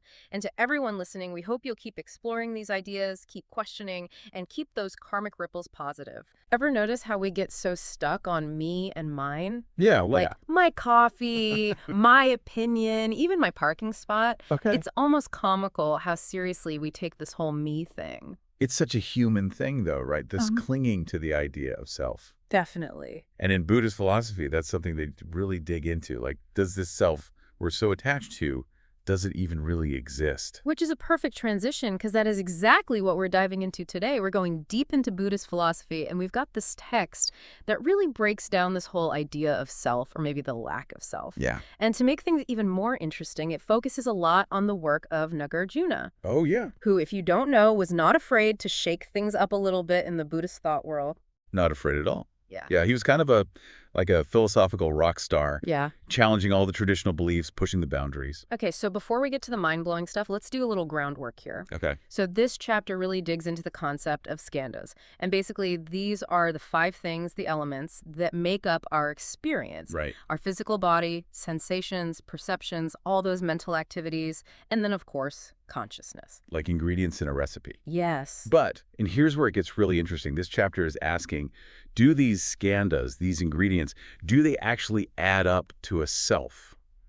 Like a solid, unchanging me? So it's tackling the question, are these skandhas what make me me? Exactly. And Nāgārjuna comes in with some pretty compelling arguments against that idea. For one thing, he says, if the self was just these skandhas, well, then we'd be a totally new self every time our thoughts, feelings, even our body temperature change. Okay, yeah, I see where this is going, and I already have a headache. Talk about an identity crisis. Imagine waking up a completely different person every morning because your mental state shifted a little overnight. Exactly. It doesn't match up with how we experience the world. Yeah. And that kind of leads to Nāgārjuna's next point. If this self exists separately from the skandhas, then shouldn't we be able to, pinpoint it, isolate it from all those changing elements? So, hold on, let me just move this feeling of existential dread and that thought about my to-do list. AA. There it is. My true self in all its glory. You got it. But of course, you can't actually do that, right? We can't separate this self from all that constant flux of everything we experience. Right. And this, my friend, is where we run right into a classic philosophical dilemma. The problem of change and identity. It's like that thought experiment. If you replace every single part of a ship, is it still the same ship? Yes. It gets really tricky. Absolutely. And speaking of things getting tricky, this is where Nāgārjuna and the school of Buddhist thought that he's really known for, Madhyamaka. This is where they take a pretty radical turn. Okay, so if we're saying this self is an illusion, this mix of skandhas that's always changing, does that mean everything's an illusion? Where does Nāgārjuna draw the line? Get ready, because this is where things get really interesting. See, Nāgārjuna and the Madhyamaka school, they kind of take this idea of emptiness even further. They're not just saying the self is empty of, like any real existence. They're saying everything is. Even those things we think are solid, real, the stuff we interact with every day, they call them dharmas. Well, those are empty too. Hold on, let me make sure I get this. You mean this coffee cup right here, which I can definitely see and touch, that's just as empty as this self thing we've been talking about. You're catching on. For Madhyamaka, those dharmas, those seemingly real things, they're also empty. They don't have that fixed, independent existence we think they do. Whoa. So no real me and no real things.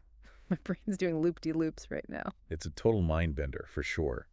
And it's actually what sets Madhyamaka apart from some other Buddhist schools of thought, like the Abhirikas, for example. They might be on board with the no-self idea, but they still say dharmas have some kind of inherent reality, even if it's always changing. Okay, but then, if Madhyamaka says everything's empty, how did the Buddha ever teach this? You can't just walk around telling people, hey, guess what, nothing's real, and expect them to reach enlightenment. You're right. It's not exactly a winning refruitment strategy. And that's where this idea of skillful means comes in, or what they call graded teachings. The text points out how the Buddha actually taught both self and non-self. Wait, seriously? Yeah, which sounds kind of contradictory, I know. But it's all about meeting people where they are. So if you were trying to explain, I don't know, quantum physics to a 5-year-old, you wouldn't start with string theory and equations, right? Exactly. You got to start simple with something they can grasp. Right. You got to meet them where they are. And that's what the Buddha did with these graded teachings. They're like stepping stones. Yeah. He wouldn't just hit people with emptiness of everything right off the bat. It's like saying the sun sets. When you're teaching someone basic astronomy, it's not the whole picture, but it's a starting point. Makes sense. But this whole graded teachings thing, it makes me think about another point this chapter makes. Just intellectually getting emptiness isn't the same as actually experiencing it. We can talk about no self and all that, but to really get it, that's a whole other level. Totally. There's this great analogy in the text. Someone who sees hairs everywhere because of an eye problem. Oh, wow. Intellectually, they might know those hairs aren't real, but they still see them. And that can be really messed up, you know? Yeah. Yeah, that's intense. It's like, how many times do we do that in our own lives? We know something logically, but we still feel and react in a totally different way. All the time. Think about a time you clung to some belief, even though it was hurting you. Or when you were angry, even though you knew it was only hurting you. That gap between what we intellectually understand and what we directly experience, it's something we're always dealing with, even outside these big philosophical ideas. So it's less about logic, more about direct experience if we're trying to wrap our heads around this emptiness thing. Exactly. And that's where Nāgārjuna's analysis of cause and effect gets really fascinating. Okay, gotta be honest, this whole emptiness of cause and effect thing, it's got me a little tripped up. Yeah, it's definitely pushing those boundaries of how we usually think. Like, how can something be empty but still, cause something else? Right. Feels like we're getting into some seriously mind-bending stuff now. It is, but that's what's so cool about it. And there's this great analogy in verse 10. It talks about, like, a farmer sowing seeds and then later on reaping the harvest. Okay, so farmer, some seeds, a harvest. Where's the mind-bending part? Well, think about it. Are the sower and the reaper, are they the same person? Not always. Someone else could come along and harvest what the farmer planted. Exactly. So they're not identical, but are they, like, totally separate, completely unrelated? No way. I mean, one clearly led to the other. You don't have a harvest without the farmer planting the seeds, and that is exactly Nāgārjuna's point. He's saying cause and effect, you can't see them as totally the same, but they're not totally separate either. It's like that ship thing we were talking about, the ship of Theseus. If you switch out all the parts, is it still the same ship? Oh, right. It makes you wonder how we even decide what's this and that to begin with. Exactly, and that's the key. Nāgārjuna is saying reality is all connected, always shifting and changing. It's when we get stuck on things being fixed, this caused that, they're separate. That's when we create suffering, because we're clinging to these categories that don't really hold up. So it's like this emptiness idea, it's almost freeing in a way. Yeah. If nothing's inherently fixed, then there's more possibility for things to change, to grow, to be seen in a new way. Absolutely. Which actually brings us to another cool concept this chapter touches on. Yeah. The pratītyasamutpāda Buddha. The pratyeka what now? Pratītyasamutpāda Buddha. It's someone who achieves enlightenment all on their own, no teachers, no teachings, like the ultimate independent thinkers in Buddhist philosophy. Whoa, enlightenment lone wolves. So does that mean we can all ditch the podcast, ditch the meditation apps, and we'll just like trip over enlightenment one day? Maybe not quite. Yeah. But I think the pratītyasamutpāda Buddha idea does show us something important. It's those aha moments we all have, right? When something just clicks, those sudden insights. A pratītyasamutpāda Buddha just takes those moments to a whole other level. Those times you suddenly see things differently or question something you always just accepted. Yes, exactly. And, I mean, most of us probably aren't going to become wandering mystics having spontaneous enlightenment on a mountaintop. But the pratītyasamutpāda Buddha is a good reminder. Those deeper truths, those insights about reality, they're accessible to all of us. That's kind of empowering. It's not some secret knowledge only for, like, the super devoted. It's more like a universal truth that's out there waiting. Absolutely. Although, even with those glimpses of insight, and verse 11 in our text really highlights this, it's key to remember, even the teachings themselves are empty of inherent existence. Wait, hold on, back up. Even the teachings are empty, so this whole deep dive, no self, emptiness, it's all empty. In a sense, yeah. But instead of it being like a dead end where we just give up, think of it like an invitation to approach all knowledge, all beliefs, even the ones that seem really profound, with, a little healthy skepticism, a little open-mindedness. So don't get too attached to one idea, because ultimately, even those are fluid, changeable. Exactly. If we cling too tightly, we might miss the point entirely. It's like those graded teachings we talked about, tools to point us towards a deeper understanding, but not the destination themselves. Wow. Okay, so wrapping up our deep dive into the emptiness of self and pretty much everything else, it seems like what we should really take away is to hold everything, even our most cherished beliefs, with like a loose grip. Beautifully said. It's about recognizing the limits of our language, our concepts, and being open to the idea that real understanding might be beyond all that. This has been a lot to take in, but in the best way possible. It's like we've been peeking into a whole other dimension of thought. That's the beauty of this stuff, right? It makes us question what we think we know, look beyond the surface, and embrace the fact that, well, pretty much everything is kind of paradoxical. Definitely keeps things interesting. So on that note, We'll leave you with this thought. If even the Buddha's teachings are empty, what does that mean for how you approach knowledge and belief? Until next time, keep questioning, keep exploring, and keep on diving deep into these fascinating ideas. Ever feel like time plays tricks on you? How so? Like a Monday can feel like a whole week. Oh, tell me about it. But then a weekend with friends just vanishes. Yeah, it's gone in a flash. It's wild. But today, we're diving into time on a whole other level. Buckle up, folks. We're going philosophical all the way back to the 2nd century. Deep dive time. With a Buddhist philosopher named Nāgārjuna.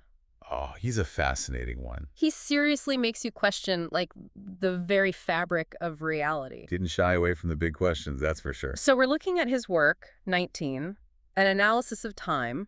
Getting at the heart of it. And the big question is time even real? Out there in the world, like a tree or a rock. Or is it just something our minds cook up? A human construct, you mean? Exactly. Like a way to make sense of change, but not a thing itself.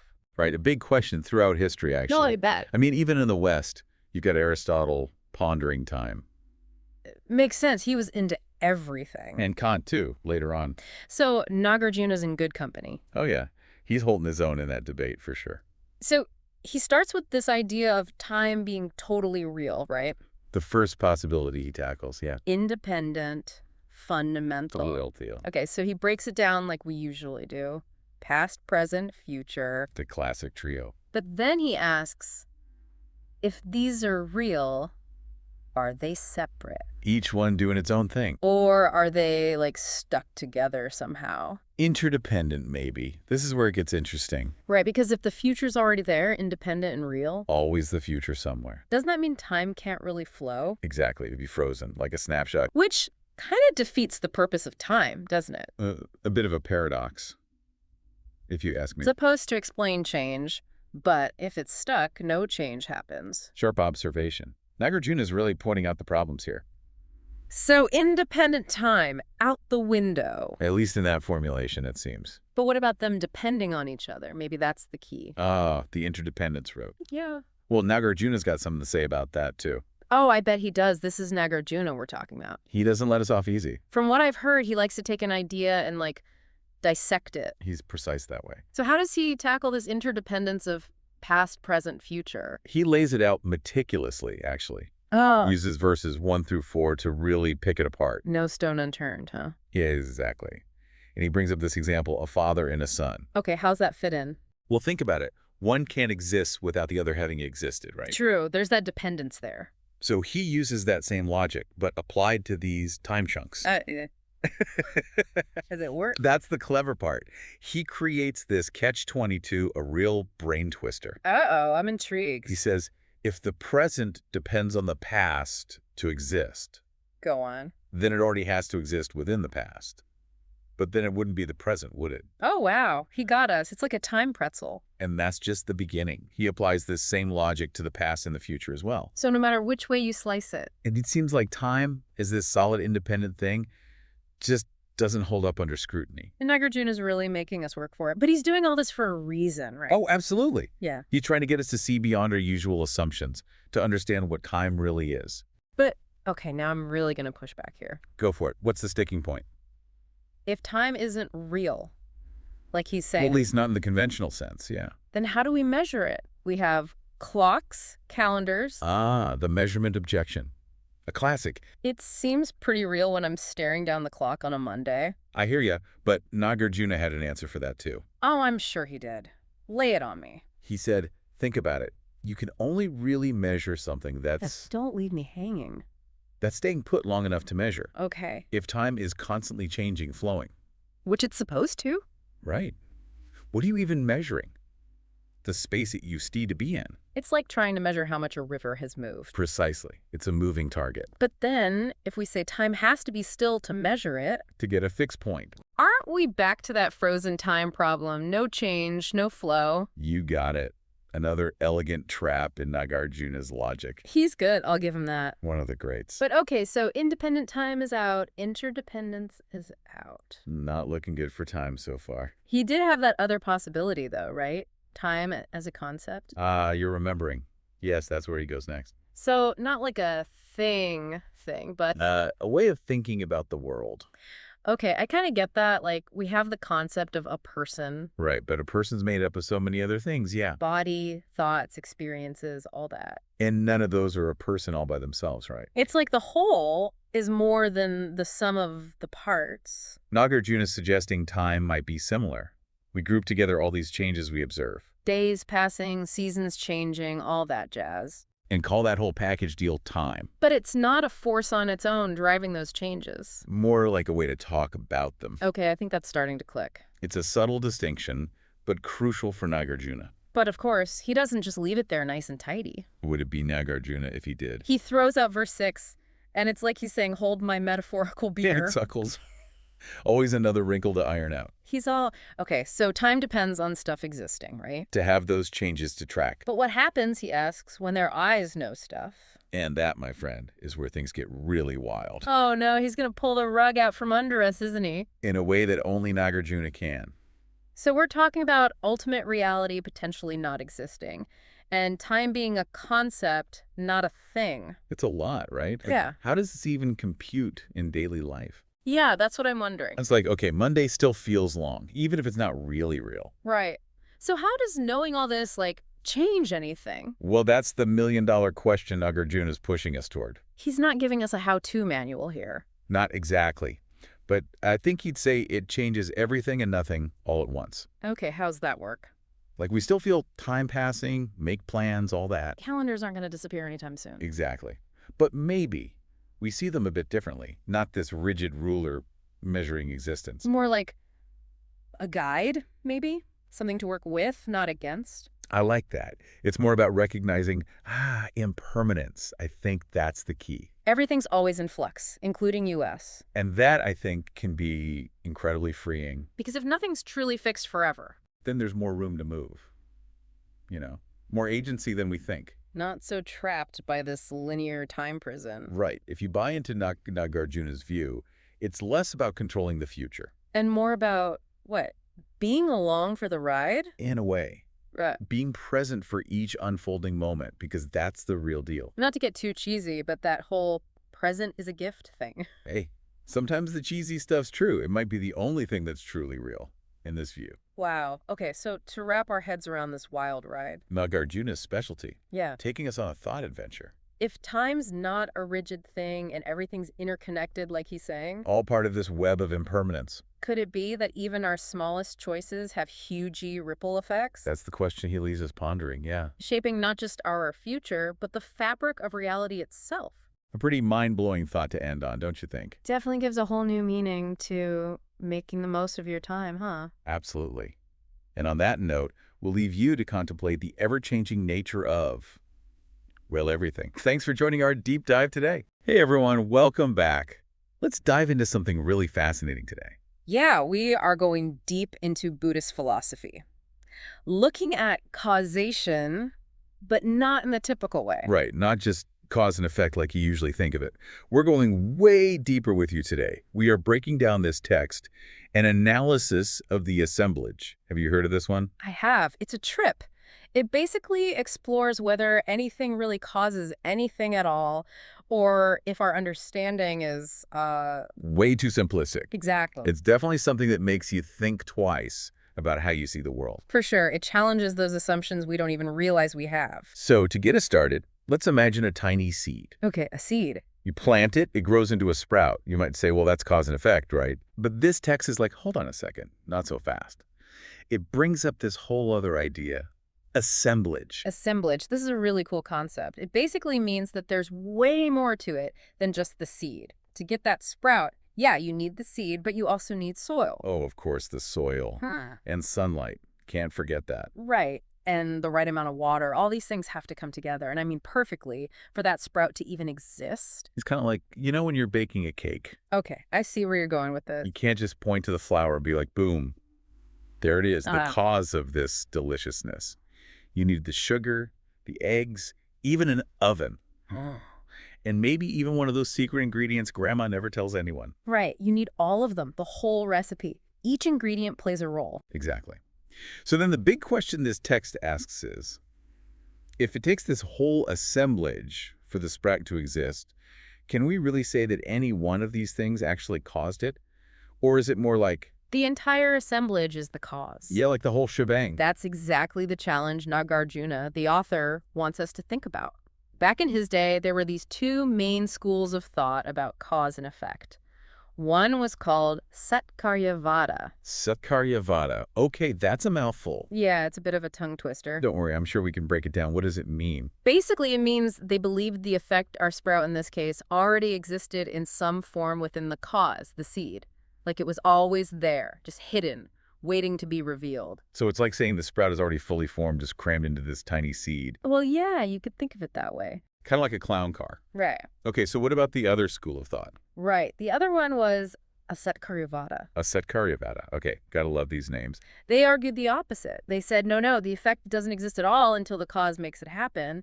So the sprout is brand new, totally different from the seed, just brought into being. Okay, so two totally opposite views. One says the effect is already there, just hidden, and the other says it's completely new.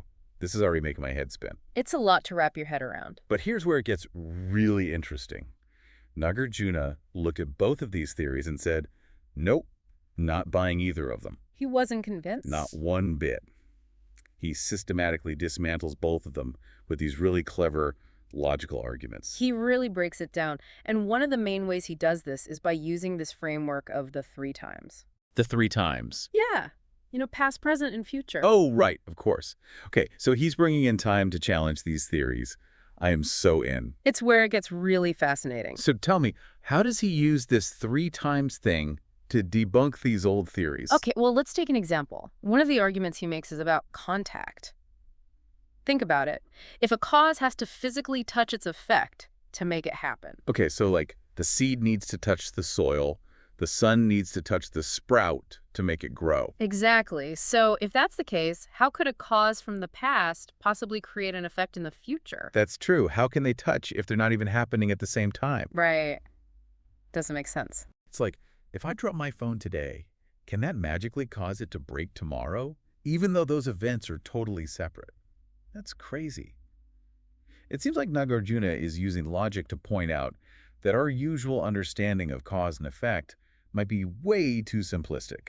You're exactly right. And this is just one example of how he uses this 3 times framework.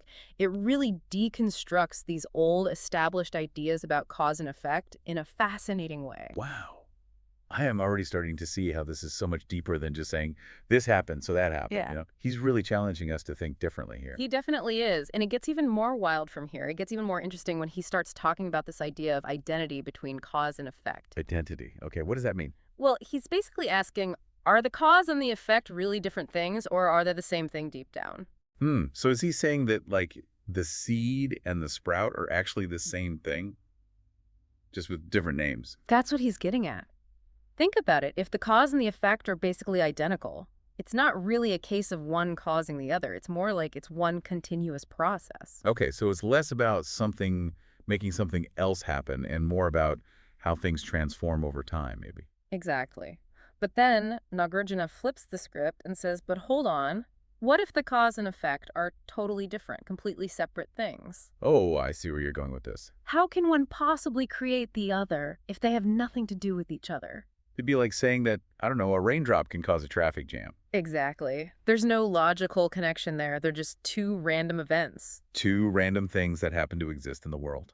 And that's Nāgārjuna's point.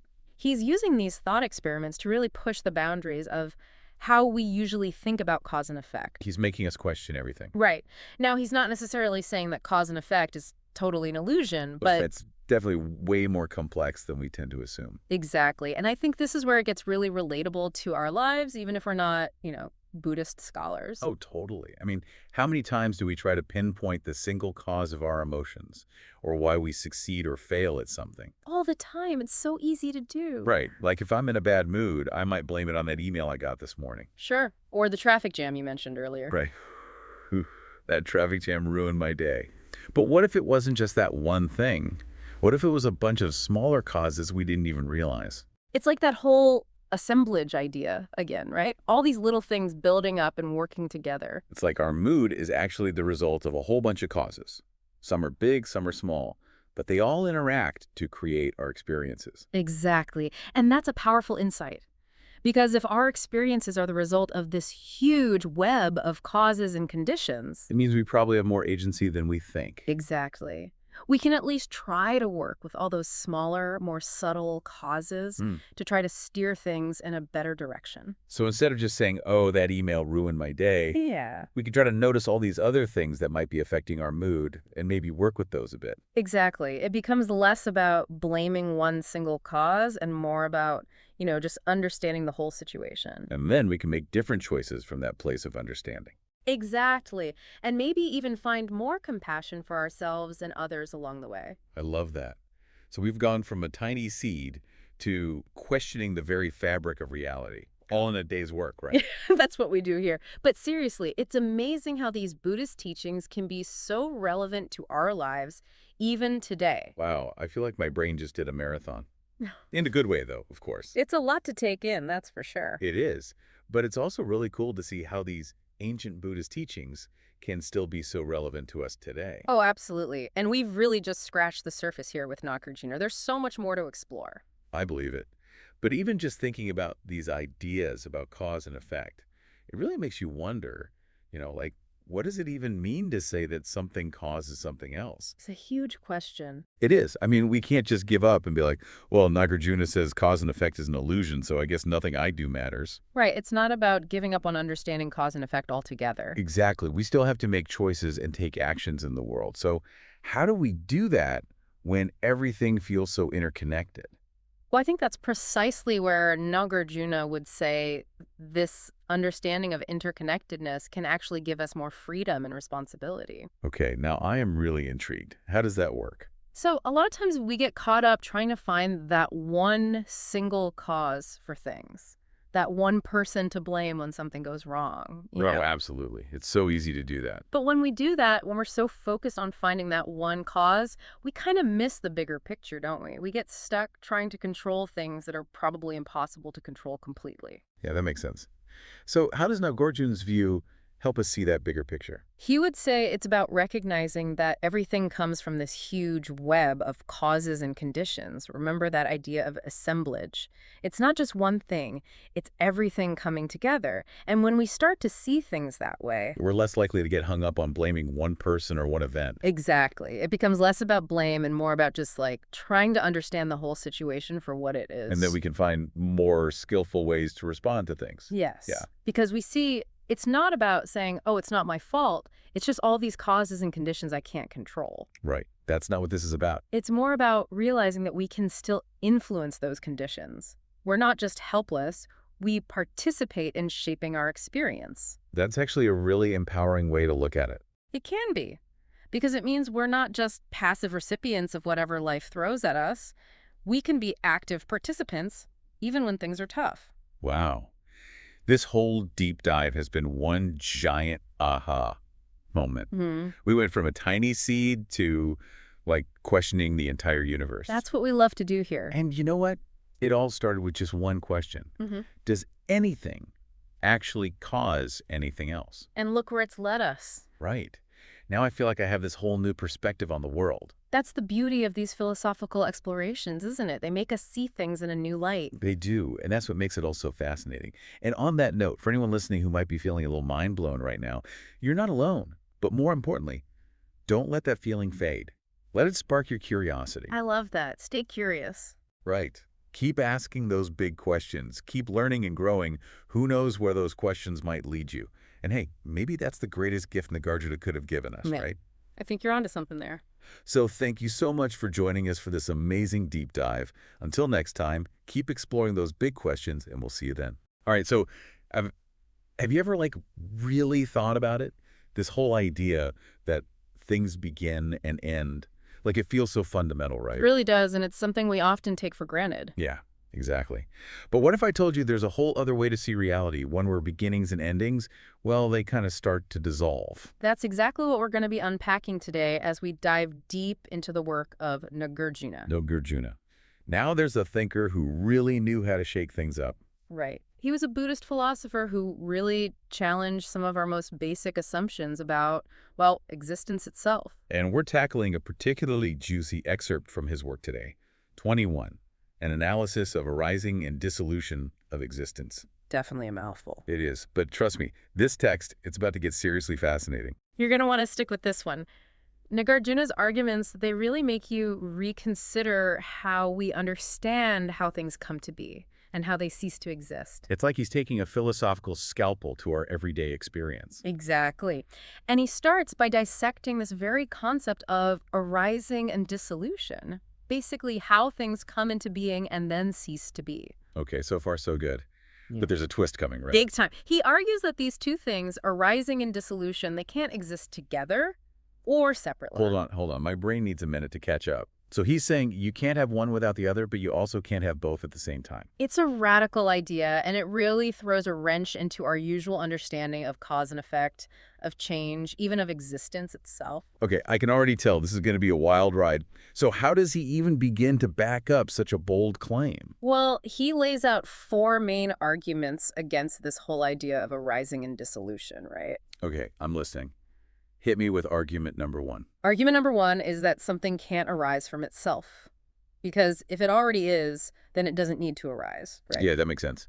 What's his next move? Right, so argument number 2 is that something can't arise from something that's totally different from itself. So like an apple can't just magically appear from, say, a rock. Exactly. Because if that were possible, then anything could arise from anything else, which would just be chaos. There would be no order to reality at all. All right, so he's ruled out those 2 possibilities, but I feel like we're just getting started here. What about the other 2 arguments? Right, so his third argument is kind of a 2-for-1. He says that something can't arise from both itself and something different. Because that just wouldn't make any sense. Exactly. It has to be one or the other. And then his final argument is that something can't arise from nothing. Because there would be nothing to give rise to it. Exactly. He's really systematic in how he breaks it all down. I'm starting to see how he builds his case. But I have to admit, it's a lot to wrap my head around. Is there any way you can maybe, I don't know, give us an example, something to help illustrate these ideas? Of course.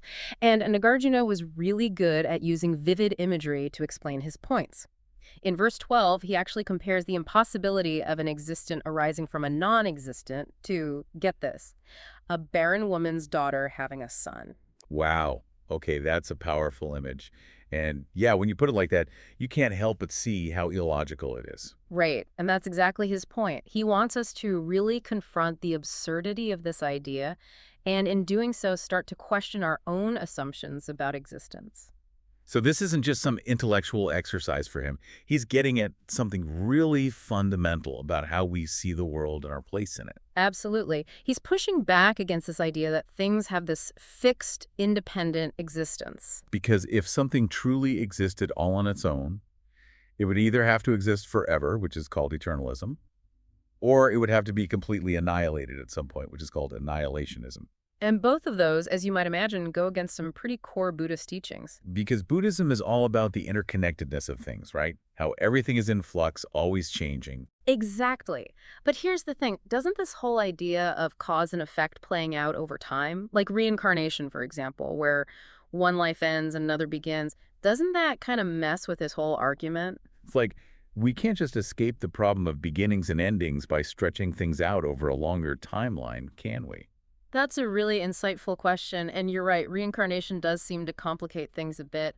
But Nāgārjuna, he was already way ahead of us on that one. Of course he was. He thought of everything. Right. He actually tackles this head on, saying that even the seemingly endless cycle of cause and effect still runs into those same logical roadblocks. So no escaping the problem of beginnings and endings just by stretching things out over a longer timeline. Exactly. He says, okay, if each step in the cycle, each life, each death, is its own distinct entity than the previous cause, it has to be annihilated for the effect the next thing to arise. Okay, that makes sense.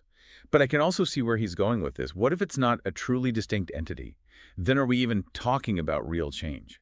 You're getting right to the heart of it. It's like that old saying, you can't step in the same river twice. Because the river is always flowing, always changing. Precisely. And if everything is in constant flux, can we even say there's a thing there to begin with? Well, that's getting deep. And that's the kind of radical questioning Nāgārjuna is prompting us to do. He wants us to really examine these assumptions we have about how reality works. And to really hammer home this point about impermanence, even brings up the concept of nirvana. Ah, yes, nirvana.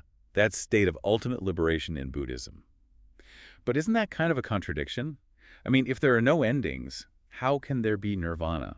That's where it gets really interesting. Nāgārjuna uses nirvana not as an argument for a different kind of ending, but rather to show us the flaw in clinging to any notion of fixed states, even seemingly positive ones. So even the idea of reaching nirvana as some kind of destination can be a trap. In a way, yes, because it keeps us locked into that same cycle of grasping and attachment, that same desire for things to be a certain way. Okay, I think I'm starting to get it. It's not about finding some permanent state of being, but rather changing our whole perspective, how we relate to change itself. You've got it. It's about recognizing the impermanence of everything, but not in a depressing way. Not at all. It's actually incredibly liberating. Liberating. How? This still feels kind of abstract. I mean, how does letting go of this need for beginnings and endings actually change my experience of the world? Well, think about how often we get caught up in this linear view of time, right? The past is gone, the future is uncertain, and we're clinging to this ever-shifting present moment. It creates anxiety, this constant striving for something that always feels just out of reach. Oh, tell me about it. Yeah. Sometimes my to-do list feels like it has its own gravitational pull. Right, and that's exactly the kind of clinging Nāgārjuna is trying to help us break free from. Because by deconstructing these assumptions about beginnings and endings, he's inviting us to question the very foundation of our experience. So what you're saying is, maybe this clinging to a linear view of time, maybe that's actually a major source of suffering. Whoa, okay, so then what are we even left with? If we let go of this need to grasp onto beginnings and endings, what does that even look like? How do we even begin to approach the world in that way? It is a big question, isn't it? It is. I mean, it's kind of daunting to even imagine, you know? Yeah. Letting go of that need for beginnings and endings. Yeah, it's a huge shift, no doubt about it. But imagine if, instead of always chasing after that next thing or dwelling on the past, we could just be present. Just be here now, right? Exactly. That's really what Nāgārjuna is pointing to. And it's a theme you see throughout Buddhist philosophy, this idea of really inhabiting the present moment. Okay, I get that it could be liberating, but practically speaking, how do we actually live that way? Our whole world is structured around goals, deadlines, accomplishments. I hear you. And I don't think it's about abandoning those things entirely. We still have to function in the world, right? Right. Got to keep track of appointments and all that. Exactly. It's more about finding a balance, a way to hold both perspectives, the linear and maybe the timeless. So it's like we don't throw away our calendars, but we also don't let them rule our every thought. I like that. It starts with awareness, really paying attention to how this clinging to a fixed sense of time is actually creating suffering. The stress, the worry, the always feeling like we're not there yet. All of it. When we really see it, that's when we can start to loosen its grip. Okay, that makes sense. But how do we actually cultivate that kind of awareness? Did Nāgārjuna have any suggestions? Mindfulness is key.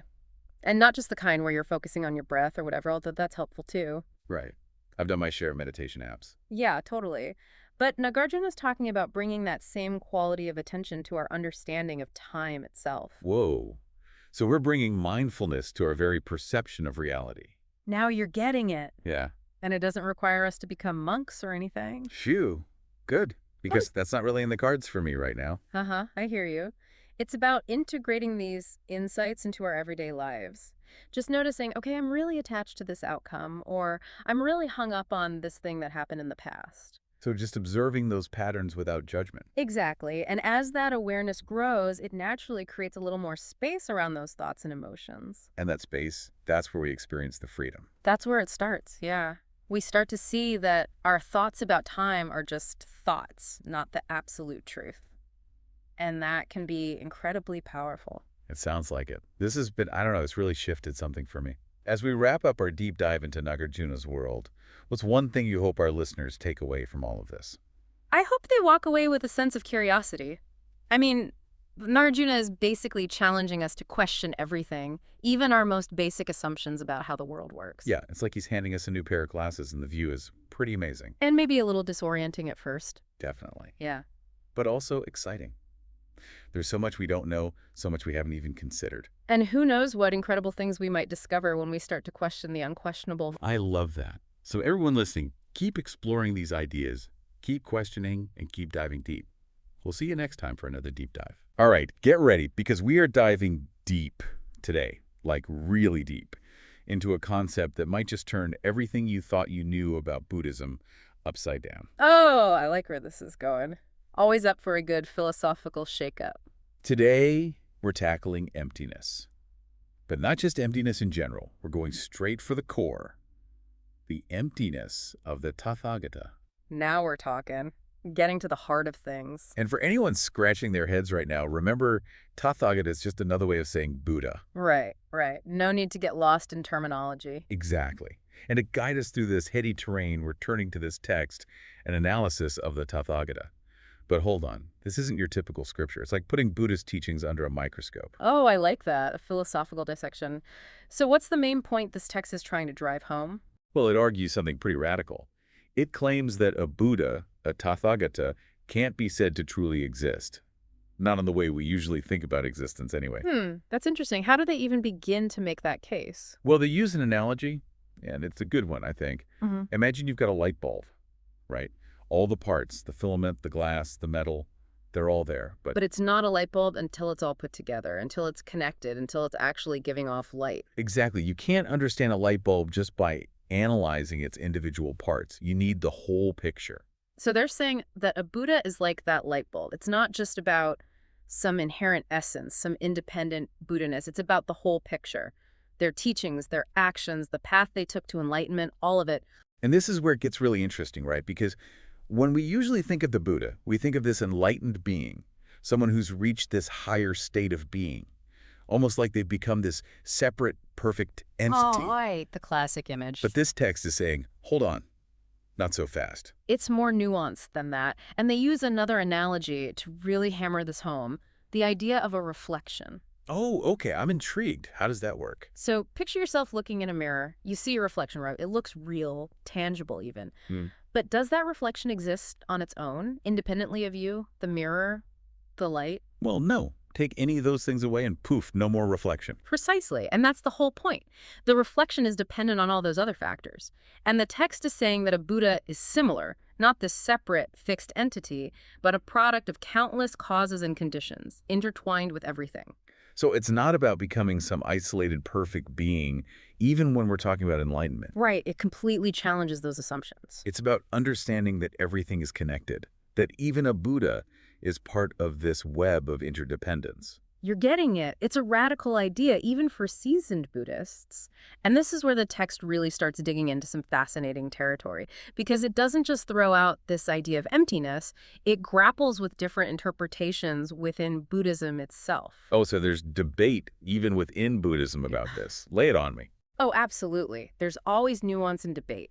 And one of those debates centers around a school of thought called the Vatsiputriyas. Vatsiputriyas, okay. And what did they have to say about all this? Well, they were trying to find a kind of middle ground when it came to the Buddha and emptiness. They were like, okay, we get it. A Buddha isn't just the same as the skandhas.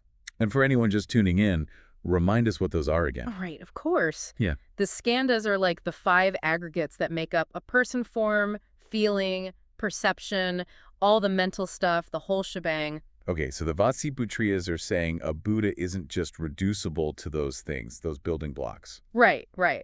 But they also weren't comfortable saying that a Buddha was totally separate from them either. They wanted to find this middle ground. So kind of having their philosophical cake and eating it too? Yeah, you could say that.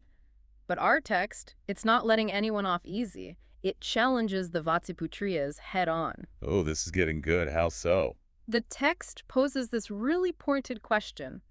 If a Buddha truly exists independently of those skandhas, then how can we even talk about them in relation to a Buddha at all? Okay, I see what you mean. It's like, if they're truly independent, if there's no connection, then why are we even trying to use these concepts together? It's a contradiction. Exactly. It's like saying a tree exists before anyone has ever seen a tree or even thought about the concept of a tree. You need the concept to even describe it. Right. So the very act of labeling something as Buddha means we're already relying on these other concepts, on those skandhas. And so we're already contradicting the idea that a Buddha is totally independent of them. Exactly. And that leads us to an even more mind-bending concept, the idea that even emptiness itself is empty. Wait, emptiness is empty.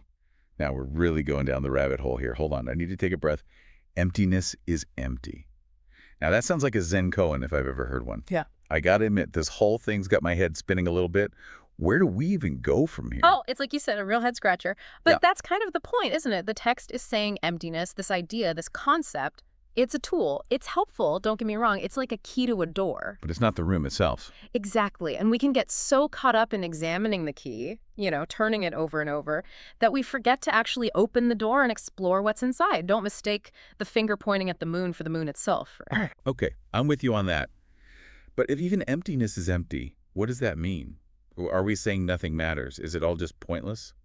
Not at all. It's more about not getting too attached to any one idea, even emptiness. Think about it.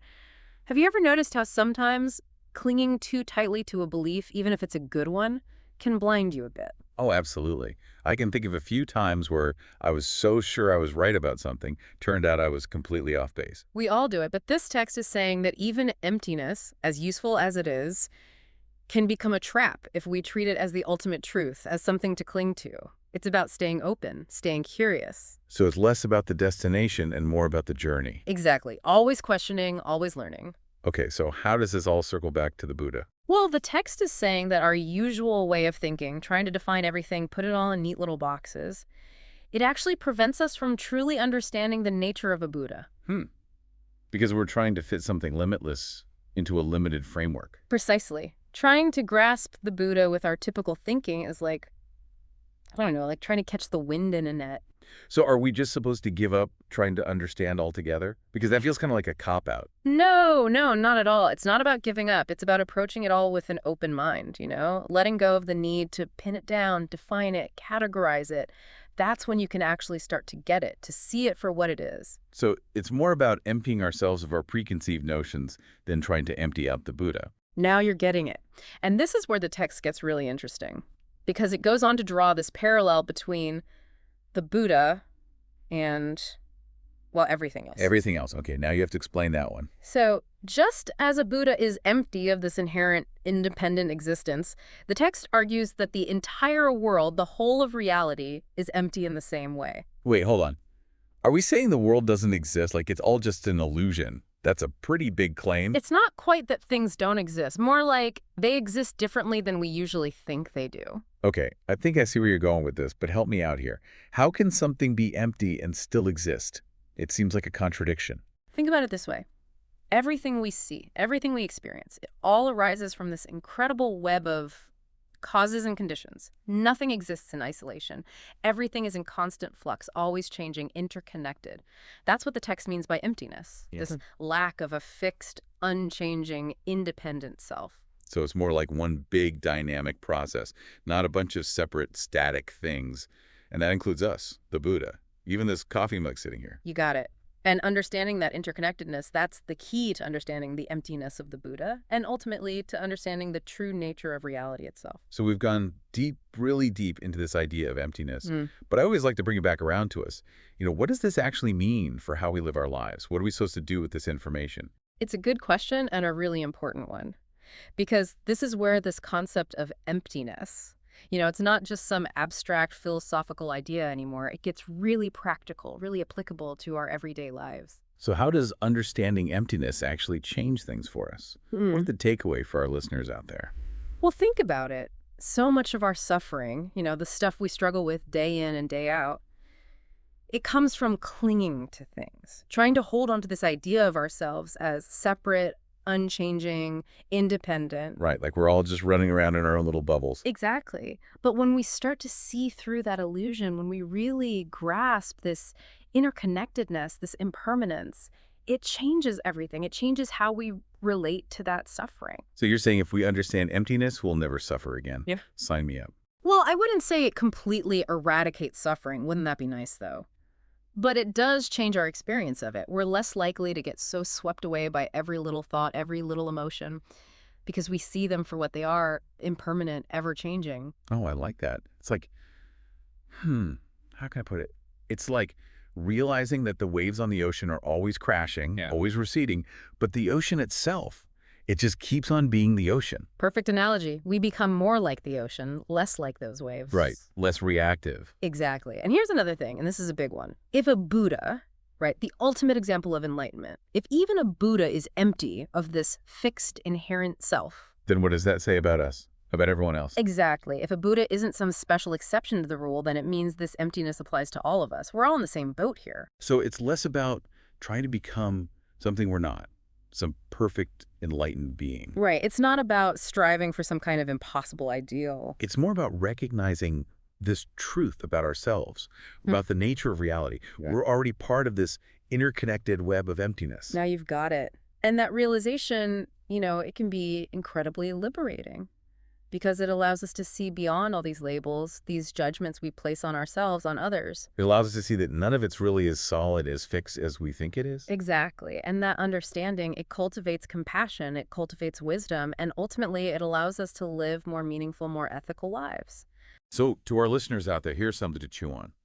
If a Buddha is empty in this way, and the world is empty in this way, not as these separate independent things, but as part of this vast interconnected web, how does that change how you move through the world? Does it make you want to pull away or lean in? That's something to ponder. Until next time, keep diving deep. Ever get that feeling like, you are so sure something is true, and then it turns out you were so wrong? Oh, yeah, all the time. It's like our brains were kind of messing with us. Like they were wired to get things wrong. Yeah, it's weird. And that can lead us to some, interesting experiences. Definitely. Sometimes not in a good way. Not in a good way. And that is what we are diving into today. The idea of false conceptions. Ooh, that sounds kind of heavy. It's deep. We're going deep, but we've got some help from Buddhist philosophy on this one. And I know what you might be thinking. Yeah. Philosophy. Yeah, isn't that going to be a little dry? But trust me, this isn't your average philosophy lecture. This text we are looking at tackles a question that's ancient, but also, weirdly relevant to our lives today. Why do we suffer? Okay, yeah, that is a pretty universal question. And maybe even more interesting, it asks if these false conceptions that cause us so much suffering, are they even real? Whoa, okay, so how do we even start to unpack that? Well, that's the wild part. This text doesn't actually try to tell us what is true. Huh. Instead, it breaks down, dismantles the whole idea of falsehood itself. Okay, so we are going to question whether false exists at all. We are going there. I am intrigued. So since we're wading into Buddhist philosophy here, how does this idea of false conceptions fit into all of that? Right. So the classic Buddhist view is that all of our suffering, the root of it, comes from ignorance. Ignorance about? Ignorance about our true nature as people, as beings. And this ignorance, it's not just a lack of information. It's fueled by what are called defilements. Defilements. Now we're getting to the good stuff. Right. They sound bad. What are we talking about here? So think of defilements as those negative emotions and thought patterns, the things that cloud our minds and lead to suffering. Give us some examples. Okay, so craving. Always wanting more. Jealousy, anger, clinging to things. Even just your basic self-doubt. Yeah, those are the things that really trip us up. They really do. They get us in trouble. So we've got ignorance driving these defilements, but where do the false conceptions come in? So this is where it all kind of comes together. This view says those defilements, they actually come from our false conceptions. They're distorted lenses we are looking at reality through. Distorted how? We misunderstand who we are, and we misunderstand the world around us. And those misunderstandings lead to all those negative emotions, the defilements, and ultimately to our suffering. It is like that feeling you get when you think, oh, if I could just get that new phone or that promotion or, be in that relationship, then I will be happy. Oh, I know that feeling. But then you get it. And it's not what you thought it would be. Not at all. And then that happiness is gone so fast. Yeah. And then you just want something else. Exactly. And that is where this text gets really radical, mind-blowing. Okay, hit me with it. It says that all those defilements and the false conceptions they come from, they might not even be real. Wait, hold on. You are saying that all those very real and sometimes very painful experiences like desire, anger, frustration, all of those things that feel so real when we are going through them, they are based on something that might not even exist. That is the question this text is exploring. But how does that even work? It all comes down to the foundation of how we understand reality. The text argues that if all of our defilements, those really tough emotions, are coming from these false conceptions, and those conceptions are based on us getting reality wrong. Yes. Then what if reality itself, the very ground of it, isn't as solid as we think it is. Okay, I think I see where you're going with this. So it's like Yeah. we are building a house on sand, thinking we've got this solid foundation, but then, Exactly. You build a nice house, it looks great for a minute, but then the tide comes in. and whoosh, it all falls down. It's all temporary. So you are saying that our beliefs, the things we hold on to so tightly, might all be built on shaky ground because our very understanding of reality itself is shaky. That is the core question this text is exploring. Wow. Okay. And to really get into it, we have to go even deeper. We need to question the thinker in all of this. So who or what is doing all this false conceiving? Okay, so we are questioning the thinker now. Who or what is doing all of this false conceiving? That seems like a good place to start. It is, and it's where things get really interesting.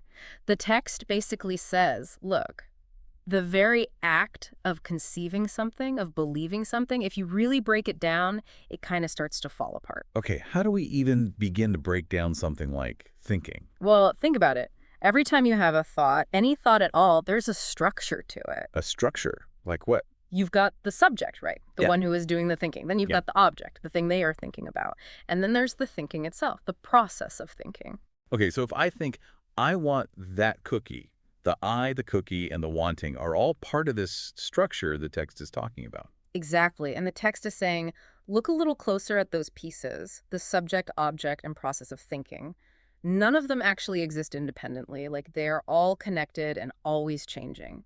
So if those individual parts are kind of empty, how can the thought itself be real, in this ultimate sense? Right. It's like trying to build a house out of thin air. It doesn't really hold up. Wow. Okay. So then our whole experience of ourselves, as these stable thinkers with these solid beliefs about the world, maybe that's flawed too.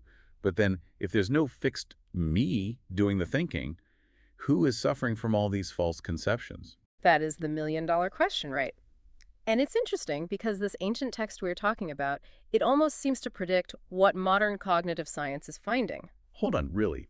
Neuroscience supports this idea that there is no self. In a way, yeah.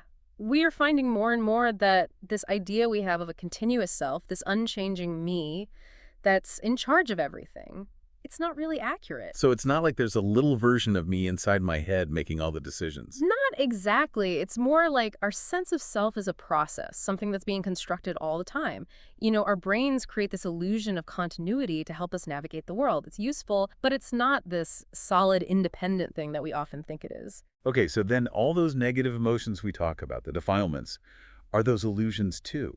And if they are, why does it even matter if we are trying to get rid of them? It seems like if they aren't real, they shouldn't be a problem. That is the paradox, isn't it? The text actually addresses this very question.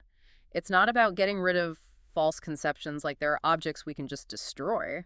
Because, in the end, there's nothing to destroy. So then what are we even supposed to do with this information? I mean, these false conceptions, they might not be real, but they cause suffering that feels very real.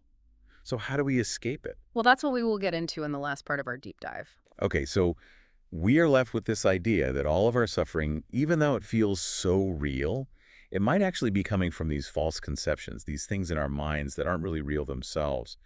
So how do we escape something that doesn't exist? It's like trying to outrun a shadow, right? It's a great question. It's like, how do you solve a problem that doesn't really exist? And the text kind of says, look, it's not about destroying these false conceptions like they are these solid things we need to get rid of. Okay, so what is it then? It's about changing how we relate to them. It's about seeing them differently. Okay, so not about making them go away completely, but changing how we react when they show up. Yes, like how much power are we giving to these things? We've been talking about these defilements, right? All those difficult emotions and thought patterns. Like, just because a mirage isn't really there doesn't mean you can't get completely lost chasing after it. Oh, I like that. So it's like we can still get caught up in those negative emotions, even if deep down they are rooted in something that isn't real. Exactly. Yeah. We waste so much time and energy on things that aren't even real. And that's why this whole idea of false conceptions is so important, just because something isn't ultimately real, in this big philosophical sense. It can still cause us real suffering. Yes. We might know intellectually that it's an illusion, but we still feel it. So then what's the answer? What are we supposed to do? The text suggests that the key is recognizing that these thoughts and feelings, these false conceptions, they are always changing. They are impermanent. And ultimately, they are empty. Empty of. Empty of any real independent existence. It's like once you see through the illusion, it loses its power over you. It's like once you realize the ghost is just a sheet, you aren't scared anymore. Exactly. Now, that doesn't mean it's easy. You know, this isn't some quick fix. This text is talking about a lifelong practice of awareness, of really paying attention to what's going on in our minds. So it's more about recognizing when those false conceptions pop up and then choosing how we react to them. Yes. And the more we do it, the easier it gets. That makes sense. We train our minds like we train our bodies. Every time we do these deep dives, I swear my brain gets a workout. Yeah. But also, it's like something loosens up. You know, I start to see things in a new way. That's what I love about these conversations. We get to really challenge our assumptions and see things with fresh eyes. And this idea that our suffering might actually be coming from chasing after illusions, it's kind of a lot to take in. Yeah. But it's also hopeful in a way, right? Yeah. Because if we're the ones creating our own suffering... We also have the power to create something different. Exactly. We aren't just stuck. We have a choice. That's the empowering message at the heart of all of this. We are not just victims of our thoughts and emotions. We can choose how we respond to them. Wow. That's a powerful place to end this deep dive, but it also leaves me with so many more questions. Like, if our reality really is just our minds playing tricks on us, what does that even mean for free will? Do we actually have any control over our experiences? I guess those are questions we can all keep exploring. Until next time, keep diving deep and keep questioning everything. All right, so imagine this. Taking a belief system and challenging its core principles using its own teachings. Sounds a bit like a philosophical smackdown. It kind of is, and that's exactly the kind of deep dive we're doing today. We're tackling emptiness in Buddhist philosophy. Emptiness. Yeah. Always good for a lively debate, even, or maybe especially, among people who take Buddhism seriously. Totally. And the text we're exploring dives right into that debate. It's called An Analysis of the Four Noble Truths. Quick recap for anyone who's new to this. The Four Noble Truths are essentially Buddhism's foundation. Yeah, the bedrock. They lay out the whole deal, the nature of suffering, what causes it, the possibility of liberation, and the path to get there. Exactly. But then this text comes along and says, hold on, what if emptiness throws a wrench into all of that? Which is a pretty big what if, since emptiness is this concept that says nothing has inherent existence. So it makes you wonder, how can the Four Noble Truths, especially that first one about suffering being real, how can they hold up? It's like saying, if everything's an illusion, why even bother with any of it, right? Yeah, exactly. The text lays out this opponent's argument, and they're essentially saying, if there's no real inherent suffering, then how can there even be a real cause to fix, or a real path to liberation, or a real state of enlightenment to reach? So it's like trying to solve a problem that doesn't actually exist. Precisely. The opponent argues that emptiness just negates the whole foundation that the Four Noble Truths are built on. It calls the whole framework of Buddhist practice into question if you really take this idea of emptiness seriously. So we've got this opponent making a pretty strong case against emptiness. Almost makes you wonder if they're about to drop the mic and walk away right there. But what's the response to this in the text? It goes right for the counter-argument. And this is where we meet Madhyamaka Buddhism, specifically this philosopher Nāgārjuna. Okay, so who are we talking about here? Nāgārjuna was this heavyweight Buddhist philosopher who really championed the idea of emptiness. And the text is basically saying, look, the opponent's problem isn't actually with emptiness itself, it's that they're missing something crucial about what it means. Ooh, intriguing. So how does this Nāgārjuna, how does he address this misunderstanding? Like, how does he turn the tables here? Well, he brings in this idea of two truths. So there's conventional truth and then there's ultimate truth. Two truths, right? Right, so the conventional truth, that's like our everyday experience. We look around, we see chairs, we drink from mugs. Everything seems solid, like it's a thing on its own, right? But then Nāgārjuna is saying, when you get to the ultimate truth, when you really look deeply through meditation and contemplation, you realize that this solidity, this idea that things exist independently, it's kind of an illusion. So you're saying it's not like the chair I'm sitting on doesn't exist, but it's like we need to look past that everyday understanding of it? Exactly. At a deeper level, the chair, like everything else, it's empty. It doesn't have this inherent unchanging essence. It's a bunch of parts constantly changing depending on a million other things. And this is true for everything. Okay, I think I'm following this whole two truths thing a bit better. But how does that then connect to what the opponent was saying about emptiness not squaring with the idea of suffering? And this is where Nāgārjuna brings in dependent origination, which is like the heart of emptiness. Basically, it's the idea that everything arises because of this whole web of causes and conditions. Nothing exists just by itself. So he's saying this constant change, this interconnection, that's emptiness in action. So how does that then validate the Four Noble Truths, especially the truth about suffering? Because think about it, if suffering wasn't empty, if it had this fixed, unchanging essence to it, then how could you ever overcome it? I mean, if things never really change at their core, then how could we ever move from suffering to liberation? Ah, I see what you're saying. So the Four Noble Truths, the whole idea that you can move from suffering to liberation, that only works if things are empty, like if they are subject to change at a fundamental level. Exactly. Emptiness, in this context, it's not about denying that suffering is real. It's about understanding its true nature, which is that it's not fixed, it's not permanent. And that's actually what makes liberation possible. So we went from emptiness sounding like it's going to wreck everything to it actually being like the key ingredient that makes the Four Noble Truths work. But I got to ask, how does this idea, which might still feel kind of out there, how does it really play out in our lives, you know? That's the million-dollar question. Right. Right. And the text actually gives us some pretty cool examples. Like, it argues that if our actions had this fixed, inherent nature, if they weren't also empty, in a sense, then ethical choices wouldn't really matter that much. Because they'd already be, like, set in stone. We'd just be going through the motions. Yeah, exactly. But the fact that we struggle with decisions, that we can learn and grow and even become more compassionate, that points to this idea that our actions are also empty of that inherent, unchanging existence. It's like they have the potential to create real change because of that emptiness. So it's not nihilistic. It's not saying nothing matters. It's more like recognizing that because things are empty in this way, that actually means they're full of potential. That's a great way to put it. And it applies to things like even the pursuit of enlightenment. If enlightenment was something we already inherently possessed, like if it had this fixed, independent nature, then there'd be no journey, no path. We'd all just be, like, born enlightened. Right. But the fact that we experience personal growth, that we can develop wisdom and compassion, that shows us even enlightenment arises from causes and conditions. It's not some pre-existing state. It's something that emerges. And that's, I think, really empowering. It really is. Because it means we're not just stuck with some pre-programmed destiny. We can actually impact our own lives and the world around us. And that ability, that agency, comes from this understanding of how interconnected everything is, how everything arises from causes and conditions. It's about understanding emptiness, not as a void, but as, like you said, a space of possibility. So, wow, we really came full circle here. We started with what seemed like this total contradiction, right? How can something called emptiness be so central to a philosophy like Buddhism?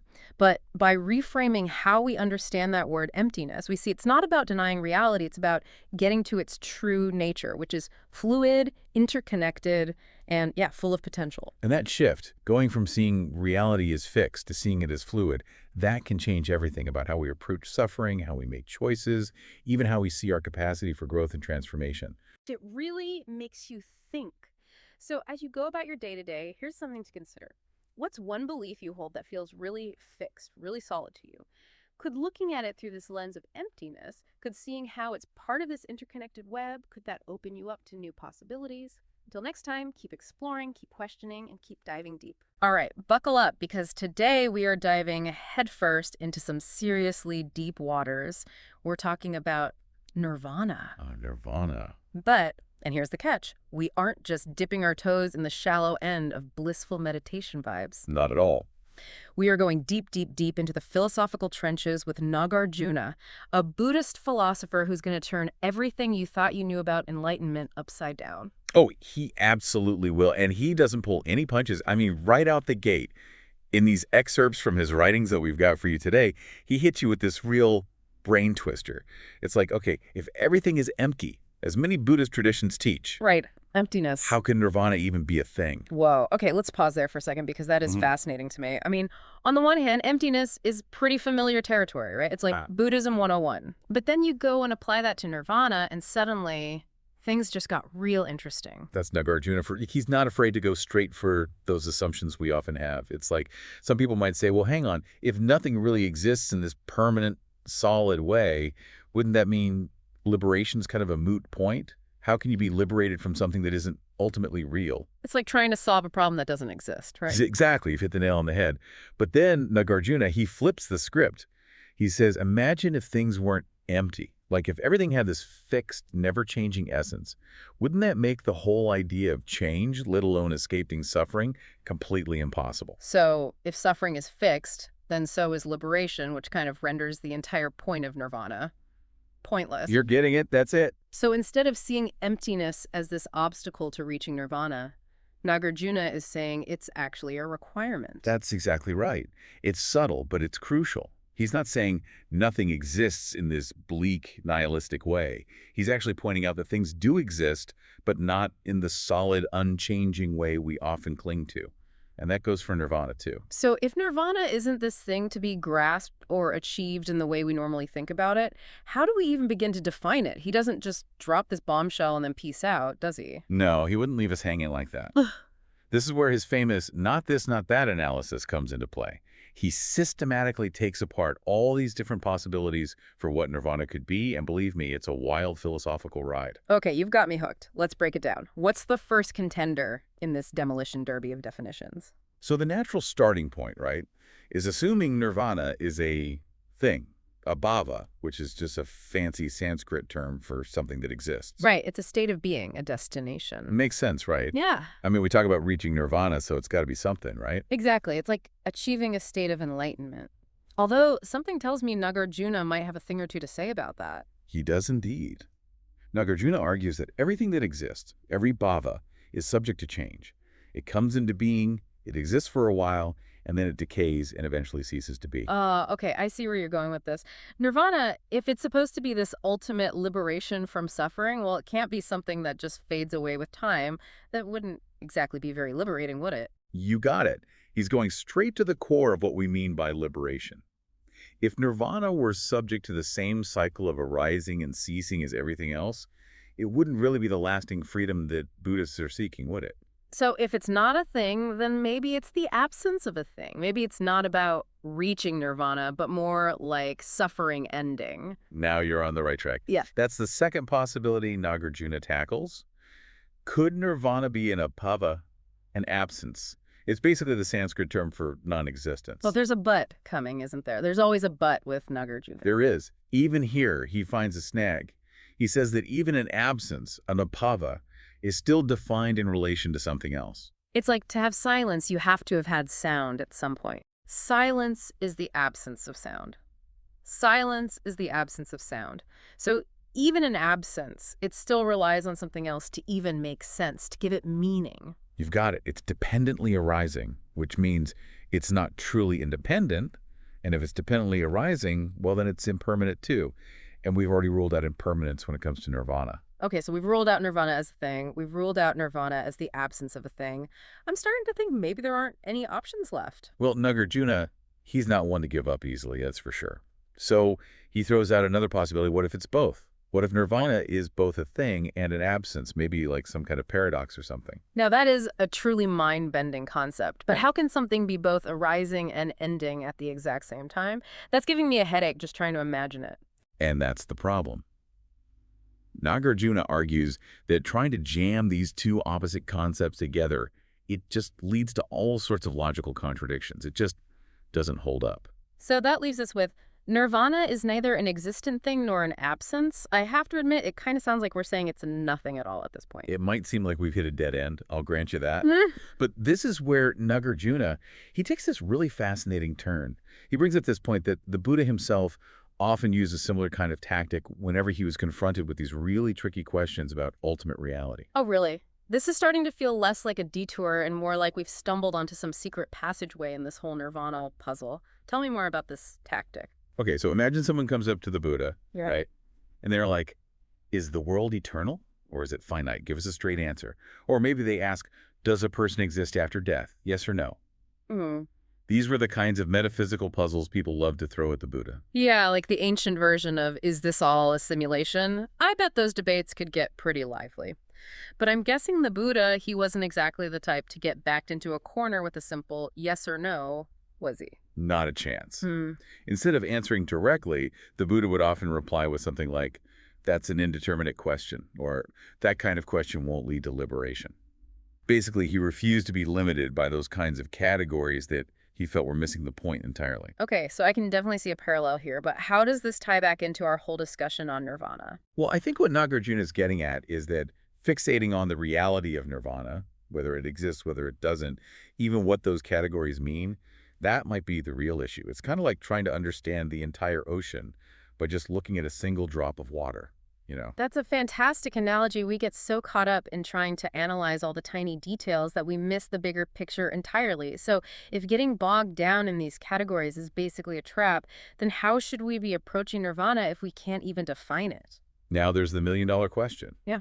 And this is where Nāgārjuna makes what might be his most bold, his most paradoxical statement of all. Okay, you can't just leave me hanging like that. What does he say? He says that ultimately there's no distinction between samsara, the cycle of suffering and rebirth, and nirvana itself. Wait, back up a second. No distinction. Is he saying that being stuck in this endless cycle of suffering is the same experience as reaching this blissful state of liberation? That doesn't seem right, even for Nāgārjuna. I hear you. You're not the only one to feel a little, confused by that statement. But to really understand what Nāgārjuna is getting at, we've got to go back to this whole concept of emptiness. It's not that samsara and nirvana are same in the sense that they feel identical. It's more that getting hung up on their separate ultimate realities, that's the distraction. That's a subtle form of clinging. Okay, yeah, that makes a little more sense, I guess. But I gotta say, it still feels like I'm trying to grab onto smoke here.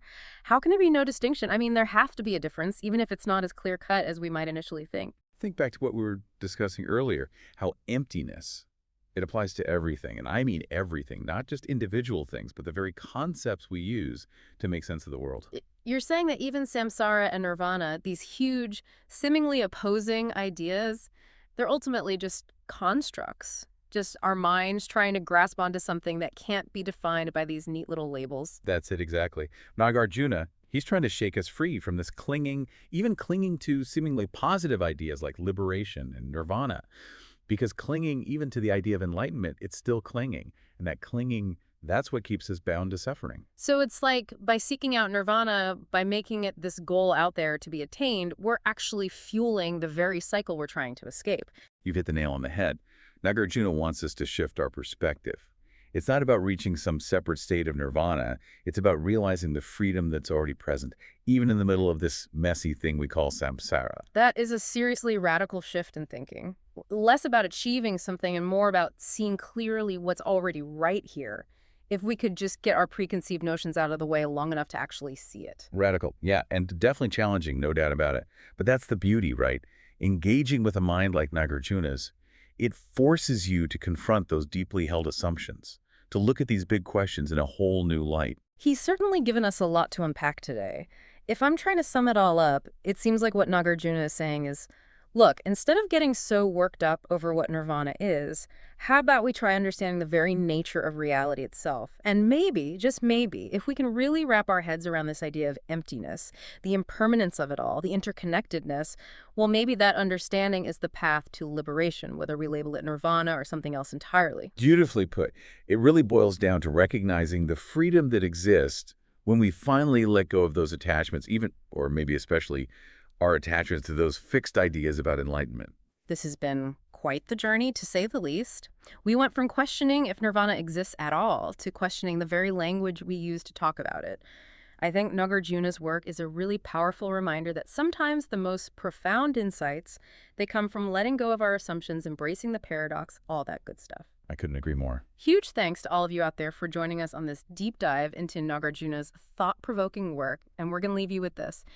If clinging to any idea of nirvana, even the seemingly positive ones, if that's still clinging, what does that mean for us as we try to find peace and liberation in our own lives? That's something to think about as we navigate this wild ride we call life. Until next time, keep exploring, keep questioning, keep diving deep. All right, you ready to dive in? Today, we're going deep on something pretty major in Buddhist thought. Dependent origination. Yeah, we're talking about that chain reaction, the 12 links, all that. And I know what you might be thinking, wait a minute, isn't Buddhism about, chill vibes and finding some peace? Why are we wading into this heavy stuff? Because, and stick with me here, this heavy stuff, it's more like a map, shows us how suffering pops up, how it just keeps going, and get this, maybe even how we can get out of it. And that's what makes this deep dive so interesting to me. We've got these excerpts from an analysis of the 12-fold chain, and it's all about this dependent origination thing, how it basically explains why we suffer. But here's the kicker. It's talking about it through this lens of emptiness, like the idea that nothing really exists on its own. Oh, you're hitting on it. It's like a puzzle, right? How can you have this process, this chain, if everything's empty? Exactly. It's a head-scratcher. So to even begin to get it, we got to talk about two kinds of truth. The conventional... everyday kind. Yeah, like the world we see, cause and effect, all that. And then there's the ultimate truth. Okay, I'm intrigued. So, like, two levels of reality. Think of it this way. In our regular world, this 12-fold chain, it's real. It explains suffering.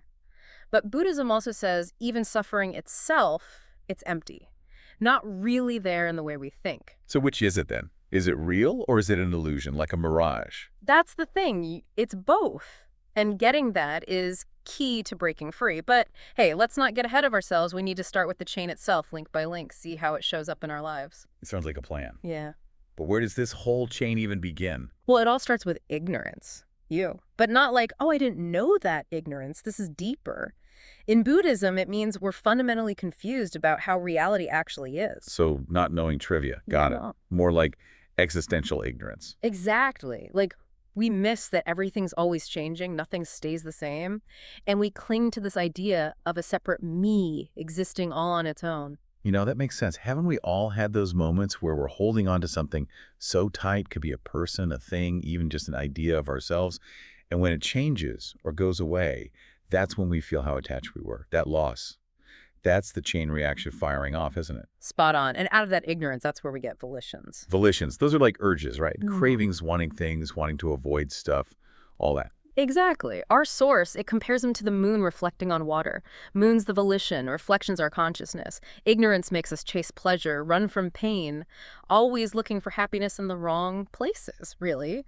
And those desires, they create karma, which shapes what we experience next. Okay, so ignorance makes these volitions pop up, and those volitions, they color our consciousness. So then that sets us up for what's next. It's rebirth, right? That where this shaped consciousness comes into play? Right on. Driven by those past volitions, our consciousness kind of launches us into a new existence, which brings us to Nāmārūpa. Nāmārūpa. Now that sounds pretty intense. Break that down for me. What is that exactly? Think of it like the blueprint for a new life, the mental and physical form. Our source is very clear, though. It's not like some soul that gets reborn. More like, remember we talked about echoes before. Right, the process continuing, not like a thing traveling along. Yeah. It's wild how these Buddhist teachings flip the script on how we usually see things. So, okay, we're back in the game, a new life, and it's all shaped by this chain reaction still going. What happens next? What links get activated now? Well, once you've got Nāmārūpa, that's when the six senses develop. Sight, hearing, all that. And thinking, too, right? Our inner world of senses. Exactly. And with those senses up and running, boom, contact, next link in the chain. Now we're interacting with the world around us. And, of course, contact means we start to feel things. Good, bad, neutral, the works. That first bite of ice cream on a hot day. Or stepping on a bee ouch. Seems so basic, but it's part of this bigger chain, isn't it? Absolutely. Every little thing that happens to us, it triggers a feeling. And from those feelings comes desire. Right. Wanting more of the good stuff, none of the bad. Like wishing that ice cream would never end. Yeah. Or that you'd never crossed paths with that bee in the first place. Bingo. That desire, that thirst for certain experiences, it's powerful stuff. Remember that ignorance we started with? It's fueled by that. We see these good feelings and we grab on thinking they'll make us truly happy, but nothing lasts forever. That's what's so tricky. So all that grasping, it backfires because things change, they disappear, and then we suffer more. Exactly. And here's where it gets really sticky. This is where that sense of self really takes hold, which brings us to appropriation. Appropriation.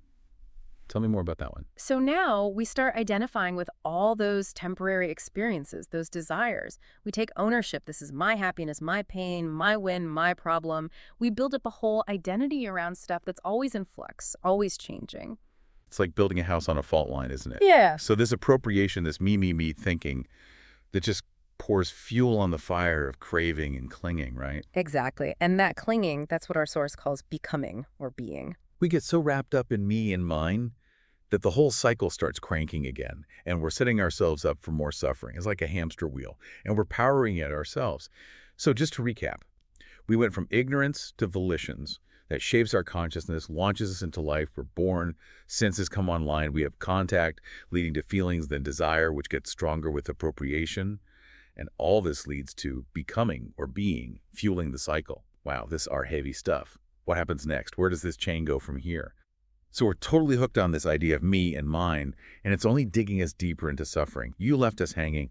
What happens next? Where does this becoming lead? Well, you see, all that clinging, all that identifying with a separate self, that's what leads to action, karma.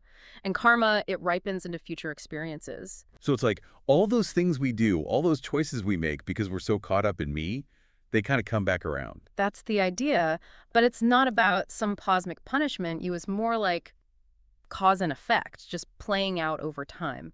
And that brings us to the final links in this chain. You ready? Birth, aging, death, and all the suffering that comes with being alive, really. Yeah. Not as punishments, but just as natural consequences. Because we're clinging to this idea of a self in a world where nothing stays the same. Okay, wow. We went from ignorance all the way to the whole birth, life, death thing. It's a lot, honestly. It feels kind of like we're stuck on a hamster wheel, you know? Like, is there any way to get off this thing? Our source does mention liberation. Yeah, and you're right. It might seem kind of bleak if we stopped here. But the good news is, Buddhism, it offers a way out. And our source says the key is understanding this chain reaction, really getting it. Wait, so just knowing about it is enough to break free? That seems almost too easy. Oh, it's definitely not just about knowing the words. It's about really seeing how this chain is playing out in our own lives. How our cravings, that clinging to me and mine, that's what creates the very suffering we're trying to avoid. So it's like we're running on that hamster wheel, but we're finally starting to notice it to see how it works. But how do we actually stop running? How does just knowing this help us break free? That's where meditation comes in. Our source, it points to meditation as the way to dismantle this chain. Meditation. Okay, that makes sense. But I gotta ask, how does sitting quietly, focusing on your breath, how does that actually untangle all this suffering we've been talking about? It seems like a lot for just breathing to fix. See, that's where things get really interesting. Because meditation, it lets us practice observing our thoughts and feelings without judging them, you know? It's like we can see the gears of the chain turning as it's happening. So instead of getting swept away by craving or those negative feelings, we ride them out. Just observe without letting them control us. Exactly. We start to know the chain so well, how clinging pops up in the mind. And when we do that, something amazing happens. Okay, now you can't leave me hanging. What happens? How does changing how we see things actually lead to liberation? The power of that initial ignorance, it weakens. We start to see through that illusion of a separate self, that me that always feels threatened or like it needs something. And as that happens, the chain starts to come apart. So the me that was trying to escape from the chain was actually what was keeping it all stuck together. Whoa. You got it. Clinging to that idea of a separate self, that's what keeps the cycle going. That is a powerful insight. But, and maybe this is just me, it still feels kind of like a paradox. Remember how we talked about emptiness? How ultimately even this chain isn't really real? So how do we square that with the fact that suffering feels incredibly real? And this chain describes it so well. And that, is the beauty of Buddhist thought. It doesn't shy away from those seeming contradictions. Remember the two truths, conventional and ultimate. On that everyday level, yeah, the chain is real. It's a useful map for how we experience suffering. But ultimately, even the chain itself, it's empty. So it's not about denying what we experience, but seeing it differently. Exactly. And Candrakirti, he wrote a whole commentary on our source text, and he says getting this emptiness thing, that's what really breaks the chain for good. Because if there's no self to claim those experiences as mine, then there's nothing to cling to in the first place. The whole cycle loses its power. Like trying to grab onto smoke, you know? Mind blown. Yeah. This is why I love these deep dives. They always leave me with more to think about. And that's how it should be. Because the real work starts when we take these ideas and actually try to live them. So true. This deep dive, it's given us a taste of Buddhist thought on suffering and freedom, but it's just the start, isn't it? Like we've seen the trailhead, but now the adventure is getting out there and exploring the path for ourselves. Thanks for joining us on this deep dive, yo. We'll catch you next time for more explorations into the nature of reality and what it all means. Until then, keep seeking, keep questioning, and as always, take care. Okay, getting right into it today. Yeah. We are diving deep into some Buddhist philosophy. Specifically, this idea of emptiness. Okay. We've got some excerpts from 27, an analysis of views that you sent in. Right. And yeah, this is going to be fun. it seems like it really kind of takes some pretty big swings at some common assumptions. It does not pull any punches, this text. Yeah. Let's get right into it. talk about this problem of views that the text kind of starts out with. Yeah, absolutely. It seems to be saying that, okay. those big questions like, did I exist before? Will I exist after? Mm-hmm. Maybe the questions themselves are flawed. They might be flawed from the very beginning. Right, from the get-go. Yeah. How Yeah. so? Well, it's like arguing about what a cake tastes like before you even know if there is a cake. Yeah. Right? Okay. So the text is saying that debating, did I exist in the past or did I not exist? Mm-hmm.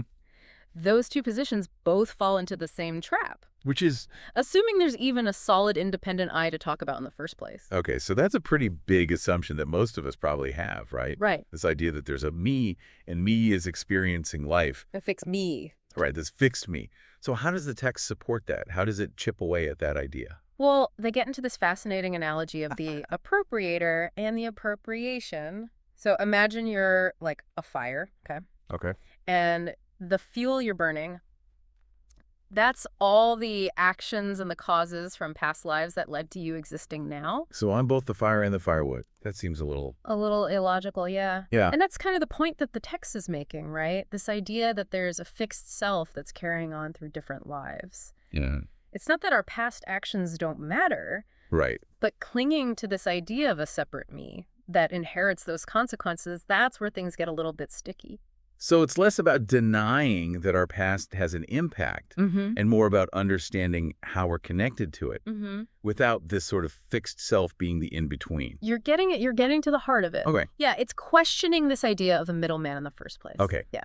So if we ditch this idea of like a fixed self just being like reborn over and over, Right. how does Buddhism explain rebirth? Because it's not like they're saying like, this is it, Right. you know? Not at all. Not at all. Rebirth is still very much a part of Buddhist thought, but they want us to understand it in a very different light. Okay, so how, like, what's the other explanation? Ever heard the saying, you can't step in the same river twice? Yeah, classic Heraclitus. Everything's in flux. Exactly. The river is constantly changing, flowing, but it's still considered the same river, right? Mm-hmm. Buddhism applies a similar concept to us, to existence. Okay. The text uses the example of a lamp flame. So picture a lamp flame. Okay. It seems continuous, Right. but each flicker is actually a new flame, Okay. arising from the conditions of the previous one. Right. So I'm seeing where you're going with this. Yeah, so you have this continual process of arising and ceasing, of change and interconnectedness, but there's no single unchanging flame that's being passed along, right? Yeah. And that's similar to how Buddhists view consciousness. Okay. It's constantly evolving, shaped by past actions, by experiences, giving rise to the next moment. Okay. And that's rebirth. Okay. But without a fixed soul or self that's being transferred. So it's less about me being reborn and more about the actions, the experiences of this life, kind of planting the seeds for what arises next. That's a great way to put it. Okay. Now, where do you think this line of thinking leads? To a concept that can be a little tough to wrap our heads around. Which is emptiness. Right. Emptiness. Yeah. It's yata. And it's one of those words that gets thrown around a lot, but I think at face value, it can easily sound like Yeah. nothing matters. Yeah, nothing matters. It's all pointless. Right. And that's where the text really wants us to dig a little deeper. Yeah. It's an understandable initial reaction, but there's more to it. So emptiness. Yeah. It's not about things being meaningless. Right. What's that deeper meaning? Well, it all comes back to that interconnectedness we were talking about. Okay. Because everything is in constant flux, constantly influencing everything else. The text argues that nothing has a solid, independent essence. Okay. There's no fixed self to things. Okay. No unchanging core. And that's what emptiness is. Okay. The absence of inherent separate self in anything. Okay. So it's not about denying reality. Right. It's about seeing it without those fixed labels and boundaries that we're always putting on things. Exactly. And, emptiness is a shift in perspective. It's a way of recognizing that our usual way of seeing things as solid and separate, it's actually causing us a lot of unnecessary stress. Right, because we're so busy clinging to those fixed ideas, to those fixed versions of ourselves, to the world. Absolutely. It's like trying to hold on to water. Yeah. The tighter you grip, the more slips through your fingers. Such a good analogy. And the text doesn't just throw out these mind-bending concepts without any practical application. Okay. It really wants us to use this understanding of emptiness to actually transform our lives. So how do we do that? Yeah. How do we take this from cool philosophical concept to something that actually helps us deal with, just everyday anxieties and struggles? Well, think about a time you got caught up in an argument. Maybe you were convinced you were right, totally attached to your viewpoint. Or a time when you felt anxious, really wanted to control how a situation was going to turn out. Oh, you're describing like my inner monologue on a daily basis. Right. Yeah. But it all comes from that clinging, right? Clinging to our opinions, our desires, this idea of a separate self that needs constant defending. Okay. Emptiness doesn't erase those experiences. Okay. But it allows us to approach them with more open hands. Okay. Recognizing their impermanent, interconnected nature. So it's like trading in a tightly clenched fist for an open palm. Yeah. We're not denying that we experience these things. Right. But we're holding them differently. Beautifully put, yeah. It's about recognizing that letting go of those rigid views and expectations, it doesn't mean erasing ourselves, right? Right. It's about understanding our true nature. Okay. Which is always changing, always interconnected, always a work in progress. It's like we're a part of that constantly flowing river. Right. Not just a bunch of little isolated puddles trying to define ourselves. It's a powerful image. It is a powerful image. And it's one that the text really wants us to carry with us. Okay. Because when we grasp this idea of emptiness, it can change how we approach everything. Okay. Our relationships, our goals, even our failures. So for our listeners who are out there, they're digging this idea of emptiness. Yeah. They want to bring it into their lives. Yeah. What's a good starting point? I think the key is to find those small moments where you can practice letting go of that rigid thinking. Okay. Maybe it's approaching a disagreement with a bit more openness. Okay. Or embracing the uncertainty of the future. Okay. Instead of trying to control it. Yeah. Even just noticing those moments when we're really tightly gripping onto a particular viewpoint or outcome. Okay. That can be a powerful first step. It's like we're flexing a new mental muscle. Yes. Learning to loosen our grip on those fixed ideas that cause so much suffering. Yeah, and like any muscle. Right. The more we use it, the stronger it gets. What an incredible takeaway from just a few pages of text. It really goes to show how much wisdom is packed into these ancient teachings. Well, huge thanks to you. To you as well. And a huge thanks to our listener for sending in this fascinating excerpt from 27, an analysis of views. Remember, there's always more to explore, more to discover, and more to learn on our journey of lifelong learning. Until next time, keep diving deep.